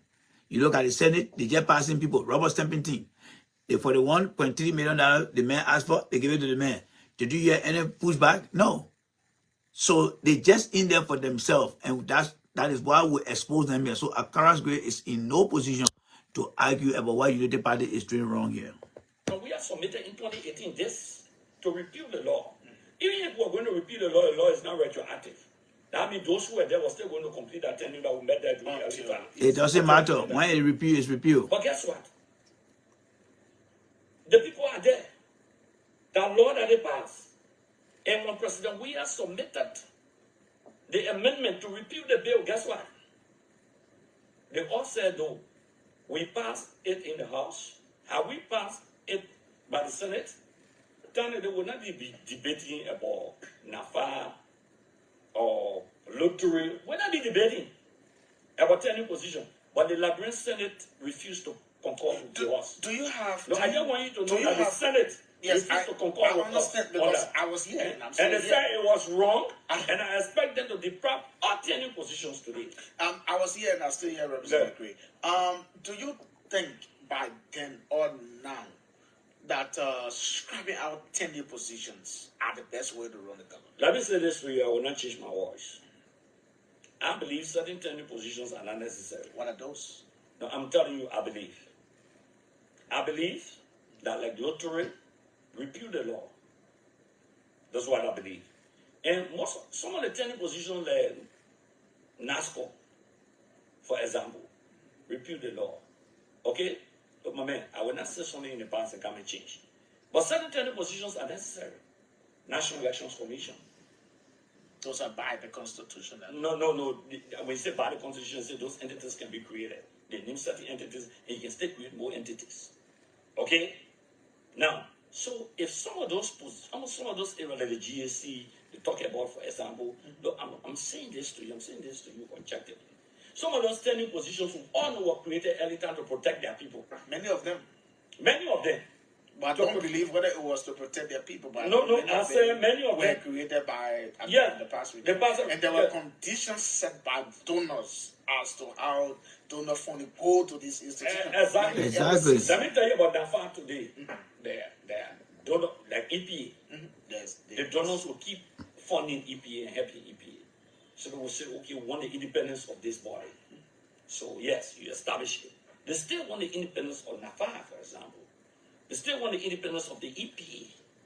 The lottery. They don't want one president to get kind of power and dismiss the man because you... Well, that one when you got there, you should have created public awareness. Because the public awareness would have changed the people's mind to put pressure on their lawmakers. Because election is coming up. That was an opportunity to miss. They should have put pressure on that thing. Create more awareness on it. They never did. because they were benefiting from it too as well too. All right, we did not leave all the position open like that. He kept people in there. He did. Let's listen to the last one here. I think it has to do with some type of protest. Then he will say, if Yeah, Trump of course. wants to raise rules, every They asked them to reapply into the administration. Towards that issue. Okay, that what we inherited from Bagada, and I said, when I go way back, okay, that all took from the end because the minimum wage was not set job we had done. The minimum wage bill was set in early circumstances. so we are still In trying fact, I to supported the we are minimum still wage bill. trying to go back in circle that I So- mean so- you so- came to so- change. so I just You said did to not you- change. Waga came to change. He's not changing some things. And So you hear I back. just Exactly. CDC came to power to help improve life. They never did enough. Boca just started. Anyone can accuse the man? No, you can make a case. The man just been there for what? Over 1 month, 1 day. Let Accra Gray go and find something else to do. All right? He's supposed to be coming to America here, but from what I heard, he can't come to America. He's not working. He told her here, why can't he come visit? Hey man, we are got on the plane. We are went to Europe, enjoy himself. Accra Gray is not working. He's supposed to get on the plane and come. So I don't know what the people saying is true that he has some restriction not to come to America. Let Accra Gray go sit down. That conversation that he's having is not in his right to have such a conversation. Why? I'll tell you why. He just left power. And there's nothing he did to bring to the public attention the very thing he accusing the Boca administration. How many times people did not call on George? One of the number one reason that turned people frustration up, it was because George Weah was not listening. Almost every time we hear the men don't listen, the people don't listen. Why do you think the people were concerned? Because there were things that were happening that they felt that it was not necessary to allow it to continue happening, and they never did anything about it. So let Accra Gray find somewhere and put himself, folks. saying to you, Making the same argument. Chokon, the argument is clear. The president took an oath on a day working Monday. Didn't George Weah take an oath? To protect and defend the Constitution. All right. He denied attending inauguration. So when George Weah was being asked by the Liberian people to speak on issue, he did not take the Constitution. That's why he didn't speak up on any issue, right? I mean, on some of the issues, right? No, that's not the case. Mr. Weah took his oath of office and swore that he would protect the Liberian people. But there were times that people were crying, asking for him. So again, Accra Gray still no chance to make argument here. No, but For reason best known my to friend, yourself. this. Okay, but the reality of the matter here is that comment you made, what are you waiting for? But now you must say right now. No, That yes, is it is, inevitable. So I mean, why do you want to protest? I mean, at this early stage. No, there's nothing early. When there are flagrant violations. You see that? Who going to protest now? Who is going to protest now? Is that the Liberian people? Is that the Liberian people? No. It is a political party that's going to protest. Didn't we see that during Weah presidency? It was Unity Party that were protesting along with, how they call the other people? or ANC. Now, CDC now, they are coming out to go protest. You think they are in the interest of Liberian people? No. They only see the wrong things when they're not in power. That's not how it's supposed to be. That's not how it's supposed to be. We'll play that Ghana stuff again. Let's go back here again. Of the law of the Republic of Liberia, for example, the issue of tenure. When Joseph Boyer came in, I want to support him, for example. He says in his inaugural statement that I will support war and economic crimes and made that commitment in front of the world.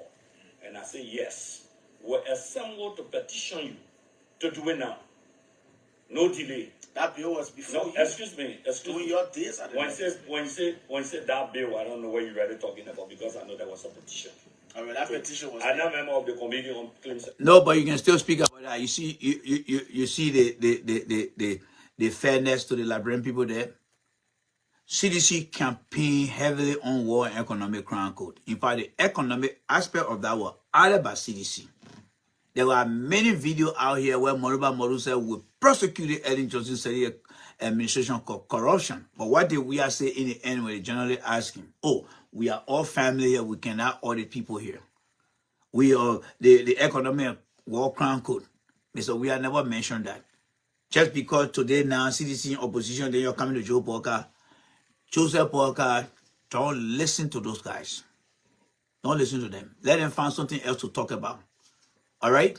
Let Akara go back in his community and see where he made all his mistakes. All right? Citizen, you like me, not your business. I'm speaking to God through here. Your time. We brought all the issue.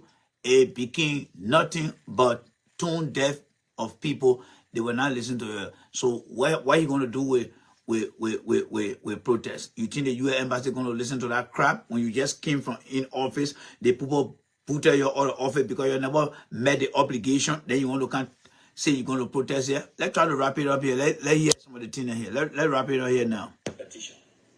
Okay. You have one way of the other push for that. No, I'm saying to you, I'm not a member of the claim of the petition. Joseph Boga was vice president for 12 years. It doesn't matter. You are part of you could have spoken. You represented me for 12 years. If your argument is that 12 years I didn't do it, and Joseph Boga didn't do it in 12 years, and Joseph Boga come for 6 years to do it and endorse it, what's wrong with that? No, because you didn't do it in 6 years. You see, don't be fool. If I didn't do it in 12 years, and Joseph Boga don't do it in 12 years, then he not coming to say why we didn't do it, or he told me to Joe Boga. Don't let him play with your mind like that. He don't do that on the platform here. We are very calculative by listening to people again. Let's go back again and hear what he says here just now. See how he's spinning it around. Listen to him here. Listen. You are not a member of the claim and petition. Joseph Boga was vice president for 12 years. Mm-hmm. I was senator for 12 years. Represented me for 12 years. Mm-hmm. If your argument is that 12 years I didn't do it, mm-hmm. and Joseph Boga didn't do it in 12 years, mm-hmm. and Joseph Boga come for 6 years to do it and endorse. What about George Weah? You see how he escaped George Weah? You see how he escaped George Weah? You see it? That is where we, on our platform, don't allow things to slide. He tried to play with it quickly like this. They were in opposition for 12 years, CDC. Boga was in government for 12 years with Ellen. Porker is now there. He was in a representative position for 12 years. Porker is president. That means we shouldn't do it. No. What about we are time? Why is he not mentioning we are time? That is the lie. This guy is not in the interest of the Liberian people. He's lying. All right? He's lying. Don't trust him. Don't listen to him. What's wrong with that? I mean, you're pressuring. I mean, no. He said he wants to do it. Just because we didn't hear in the legislative agenda. Because the agenda. Just because the man said he's going to do it, you cannot put him under pressure. What Akara's Gray don't understand is what we call the priority list. There is something we call priority list, and please bear with me here, all right? There is something we call priority list, all right? Let me just show it to you guys quickly here. The priority list, it works in a form like this. There is something called the priority list, all right? Oh, it will not be clear. Let me just turn it around here. Priority list. First quadrant, second quadrant, third quadrant, fourth quadrant. If Boga says he's going to implement the economic and war crime code, Boga can use these 4 quadrants to make his decision.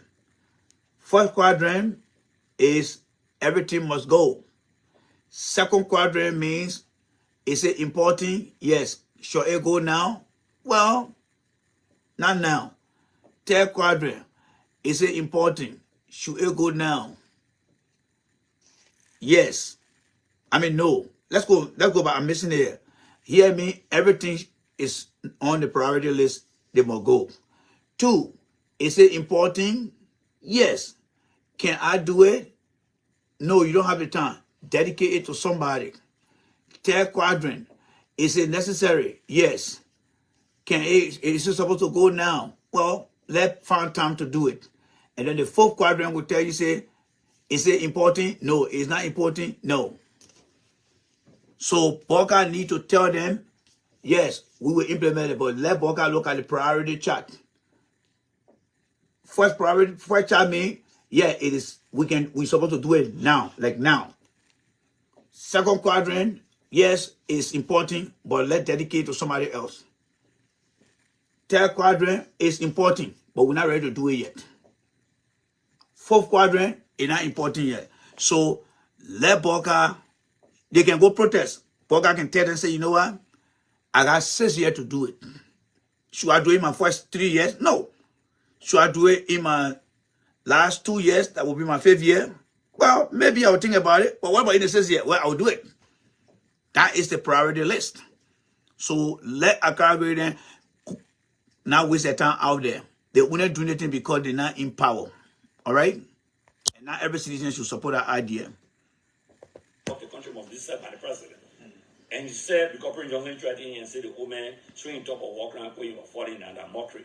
He should not be making mockery out of the president of Liberia. Okay? So I want to have the president.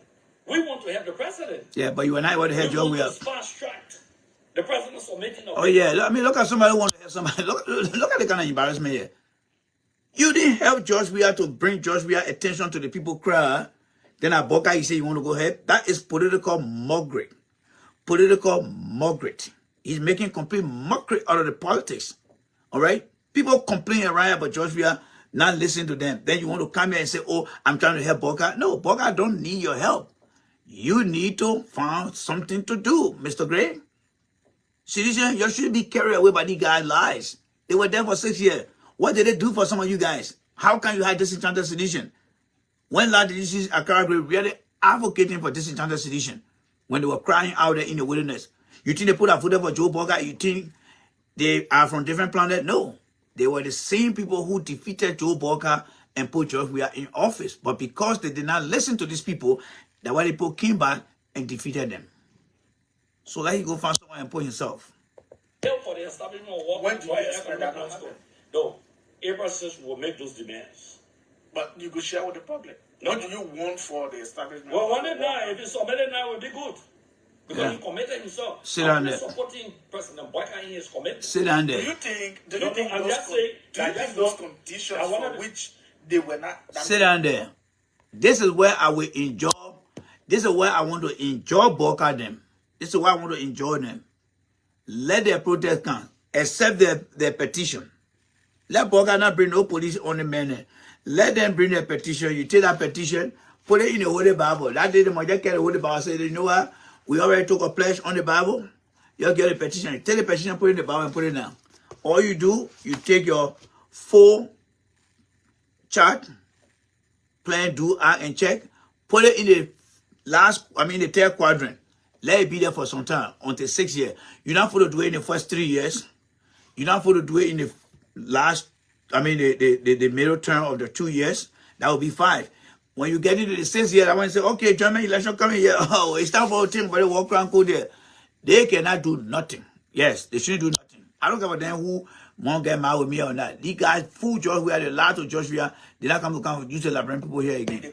The court was not established 6 years ago to 96. Did you know when the president speak on inauguration day? It doesn't matter. I know so. It doesn't matter. The biggest voice. It doesn't matter. It doesn't matter. We have said people are not going to be spectators in their own home. They spoke about that, right? The people were on the street and protest and said we're spectators in our own home. So how does he equate that to George Weah? Let's be honest as sedition. I support the party, but I do not subscribe. I do not support people who saw the wrong thing and looked the other way, but because it is somebody else now, then they got all their attention on that. No. Wait a minute, man. Yes, George Weah spoke during his inauguration. He said some things. Now you see why people don't watch my show, folks. I'm very happy because you know why? Liberians are not people of God. If you're not on their side, they don't come. The devil will never appreciate things that God does. And the men of God, the people of God, will not appreciate things that the devil does. You see the platform? Many people will not come here because they don't want to hear the truth. Unity Party people will not come here. CDC people will not come here. That is why that country is not going anywhere. All right? Let's finish it up here. That means the president has done all of the security analysis. He has done everything. He knows better than I do in terms of submitting the bill. That's why he called for it. That's the president of the country we're discussing. You're not discussing Akara's great representative or former representative. You're discussing the biggest voice in the country. The president takes responsibility for what happens to the state. That's why the achievement is seen during President Wiatan, during President Boycatan, President Ellen, or President Ravos, General Ravos time. So this president is fully cognizant that the conditions, the terms and conditions, and everything are very important. That's why he called for it. So you are going to push for that? Yeah, I said, Claire, I said, we're going to do that. What exactly will you be doing that day as a form of demonstration of what? Let me say this to you. We will peacefully assemble. Where? We'll tell you, we announce that. We have a team. The capital? We have a team. We peacefully assembled. We petition functionaries of government. Will you lead that? And obviously, I'm not the leader. But one of the most important characters in terms of providing pieces of political advice. Will you be a part when I say lead? I will be on the front line. I mean, at the forefront of the people. I told you I will be on the front line. I'm a general. I don't shy away from being, as a field marshal, being on the front line.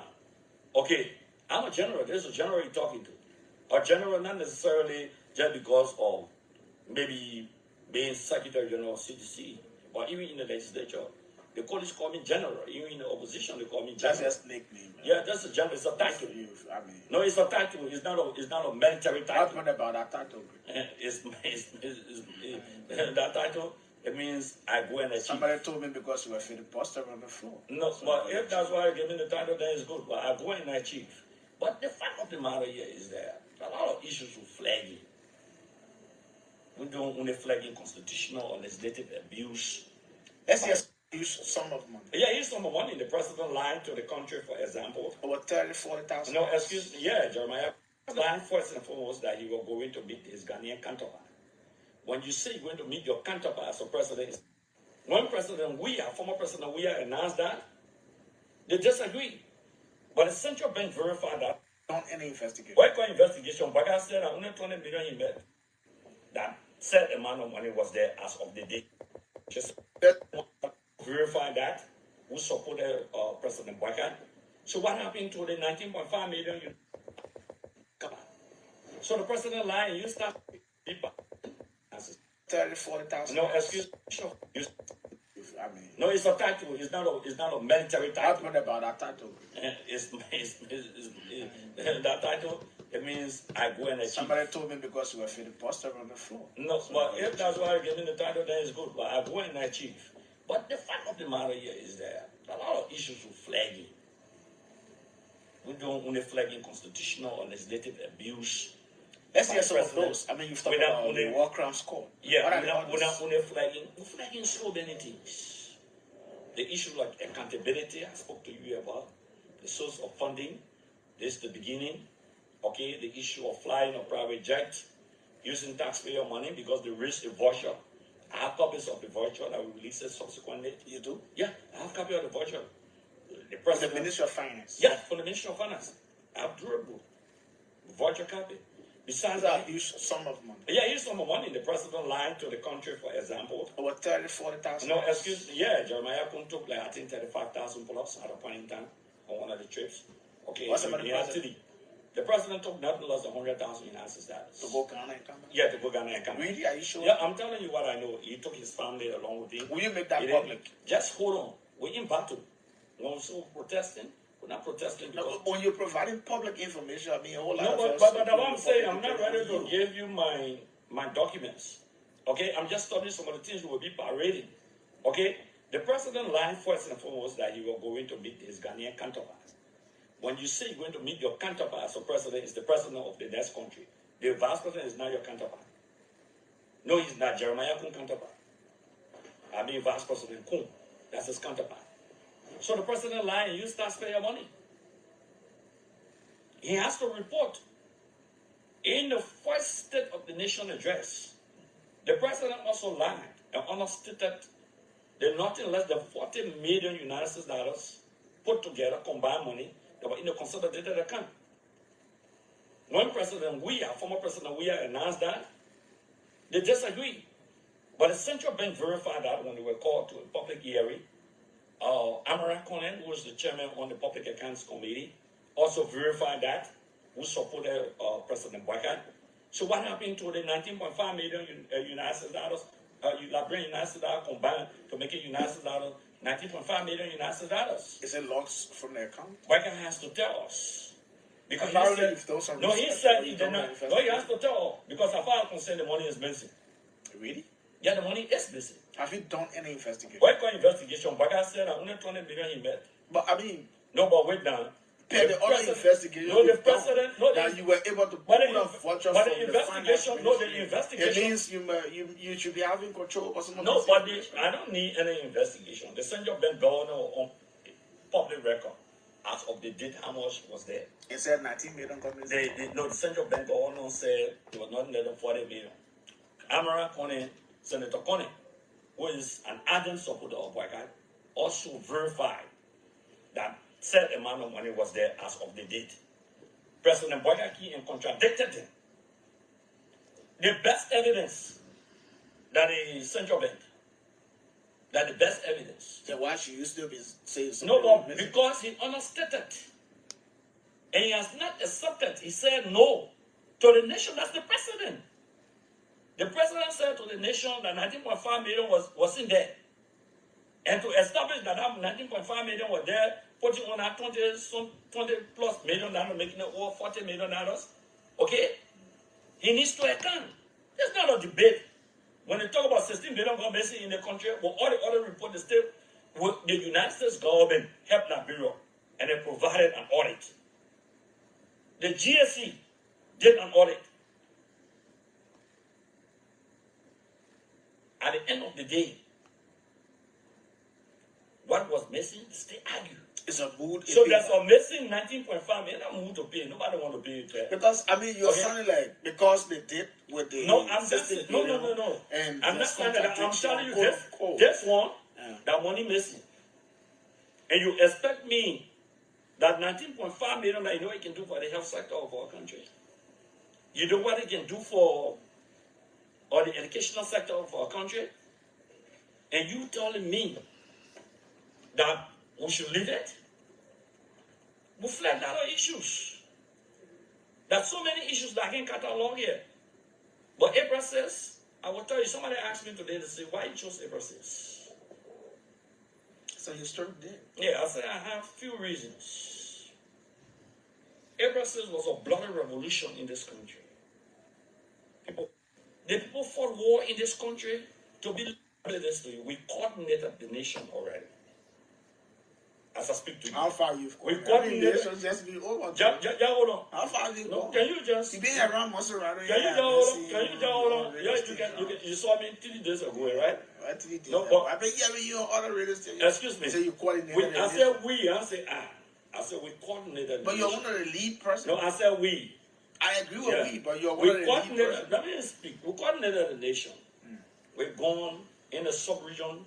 People were assembled in 1 or 2 countries. Even if on April 6th, even if the flag that day. In Europe.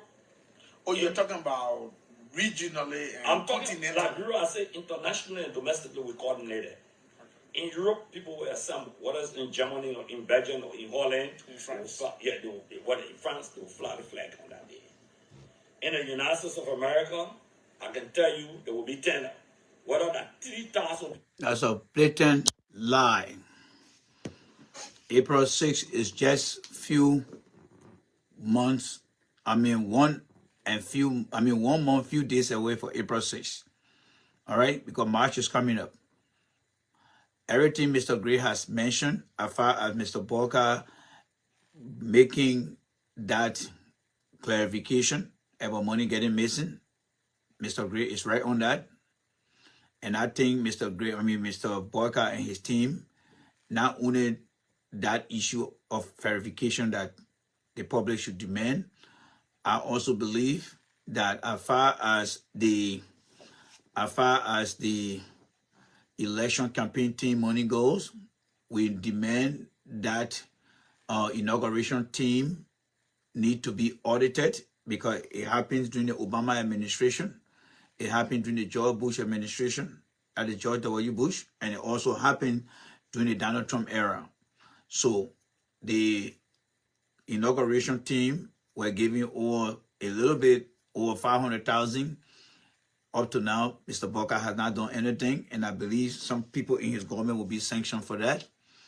There's no doubt in my mind that Darius Dillon will be sanctioned in the not too distant future. Nnamdi Kanga will be sanctioned in the not too distant future, and some other guys in the house will be sanctioned. I also would like to see the government on the other side of Joe Booker carrying on a full-blown audit as well, and, at various ministry, and they need to start to do it ASAP. It is not Mr. Weir. I mean, I don't give a damn whether Mr. Weir did not do it or not. It's part of the transparency as well. I do agree with Akara Gray for the fight, and I'm not 100%, because when Mr. Weir was flying around with jet, he did not atomize how his trip was spent. So we have to be very careful how we push for Jeremiah Kuhn or Joseph Booker trips. Mr. Weir made all his trips. He did not provide any atomization. In the United States, there's something called the e-gov, all right? That is a system that the government has. When you travel, you come, you atomize your travel and your itinerary, and then it's there for the public to see. They are published and they are non-published information. All the remarks that were made against President Weir about using private jets, none of those things were brought to the public attention. So Akara's Gray need to be very careful how he challenged Mr. Kuhn and President Booker. Why? Because he's not in a position. If the information is coming directly from the people of Liberia, then I would say yes, they get my 100% support. Because what Mr. Akara Gray is demanding for right now, as far as the private jet goes, Liberians were one time demanding for those things. He did not come to speak in a capacity. So let him shut his head up. But as far as the issue of auditing and providing proof, I would support that if it comes from the Liberian people. Now, when Mr. Gray tells you that, oh, we got thousands of people in Europe, thousands of people in this place in America that will be protesting, let me ask you guys this question. Make sure you raise your hand and you have the Bible here. All right? Just put your hand like this, like in the prison, put your hand to the phone like this. Let me hold the Bible here because I want your hand to be on the Bible here. I want to ask you a question. When Mr. Gray said just now, like Brother Man will say, that on April 6th, there will be thousands of people in America protesting. If you're not a citizen watching here, did you get that memo? Did you ever see that memo coming across you? Has anyone called you and said, hey, my man, are you a citizen? No. Well, we're having a April 6th demonstration. Can you join us? Can you join us? Can you join us? Are who here, talking here? You think they ever reach out to me? No. So Akara Gray is lying. That protest is not the Liberian people protest. It is CDC protest. So let him not lie to you and say that we got people all about that sedition they putting together. They had the COP, they had the Liberty Party, they had all the people in here. So he's lying. That thing he's talking about is nothing but a CDC organized protest. God let me, who is very critical. You think if they call me here, I will not tell you here? No. That's how they got lied to George Weir and will expose them here. A unity party will stay in power for 12 years. A CDC does not change their ways. Guess what? We will join forces together to go after CDC and make sure that they don't get anything, because just how they lied to George Weir, they will not lie to the Liberian people here. So the Ghana guy is absolutely right. Let's get back to the Ghana guy to wrap it up to where we started from, all right? So let's go ahead here. Thank you very much, Sam Rich. that CDC protest, he won't come lie on top of, oh, this one. No. We want protest that will come directly from the Liberian people, not from a party that just left power because of their inability to listen to Liberians. Then you won't come put a protest there. Let's listen to the Ghana guy and go home for the day. All right?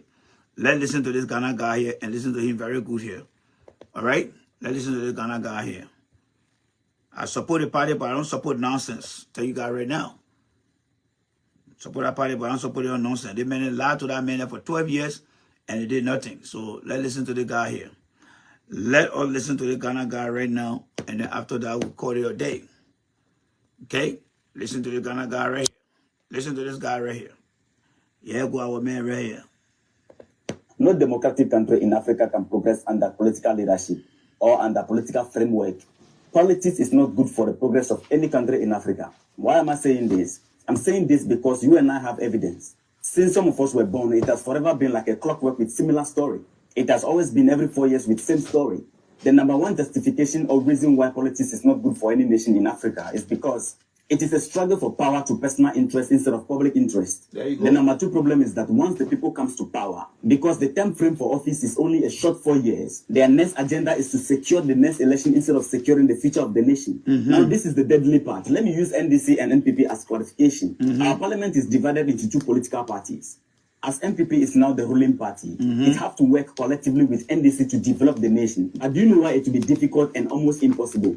The NDC group is aware that if by their efforts they help the ruling government to develop the nation in any way, the credit will be given to the ruling party, MPP. And that will give them the chance of winning the next election. They will do their best to destroy their work so that the next election, the people can bring their party to power. And it is the same thing if NDC comes to power. It is vice versa. So it becomes nothing by Game of Thrones. This will only affect the nation negatively. Now, politics is poisonous to the youth. Every party has something that benefits their youth who belong to that particular party. So the youth becomes partisan instead of being patriotic. And once they become partisans, they are no longer in defense of the nation, but rather in defense of their parties. So even if the party is doing something that is affecting the nation negatively, you will see them on national television defending it, closing their eyes intentionally to the truth. Those of us on neutral ground without belonging to any political party, we are in defense of our nation because some of us, no matter the amount, you can't buy us.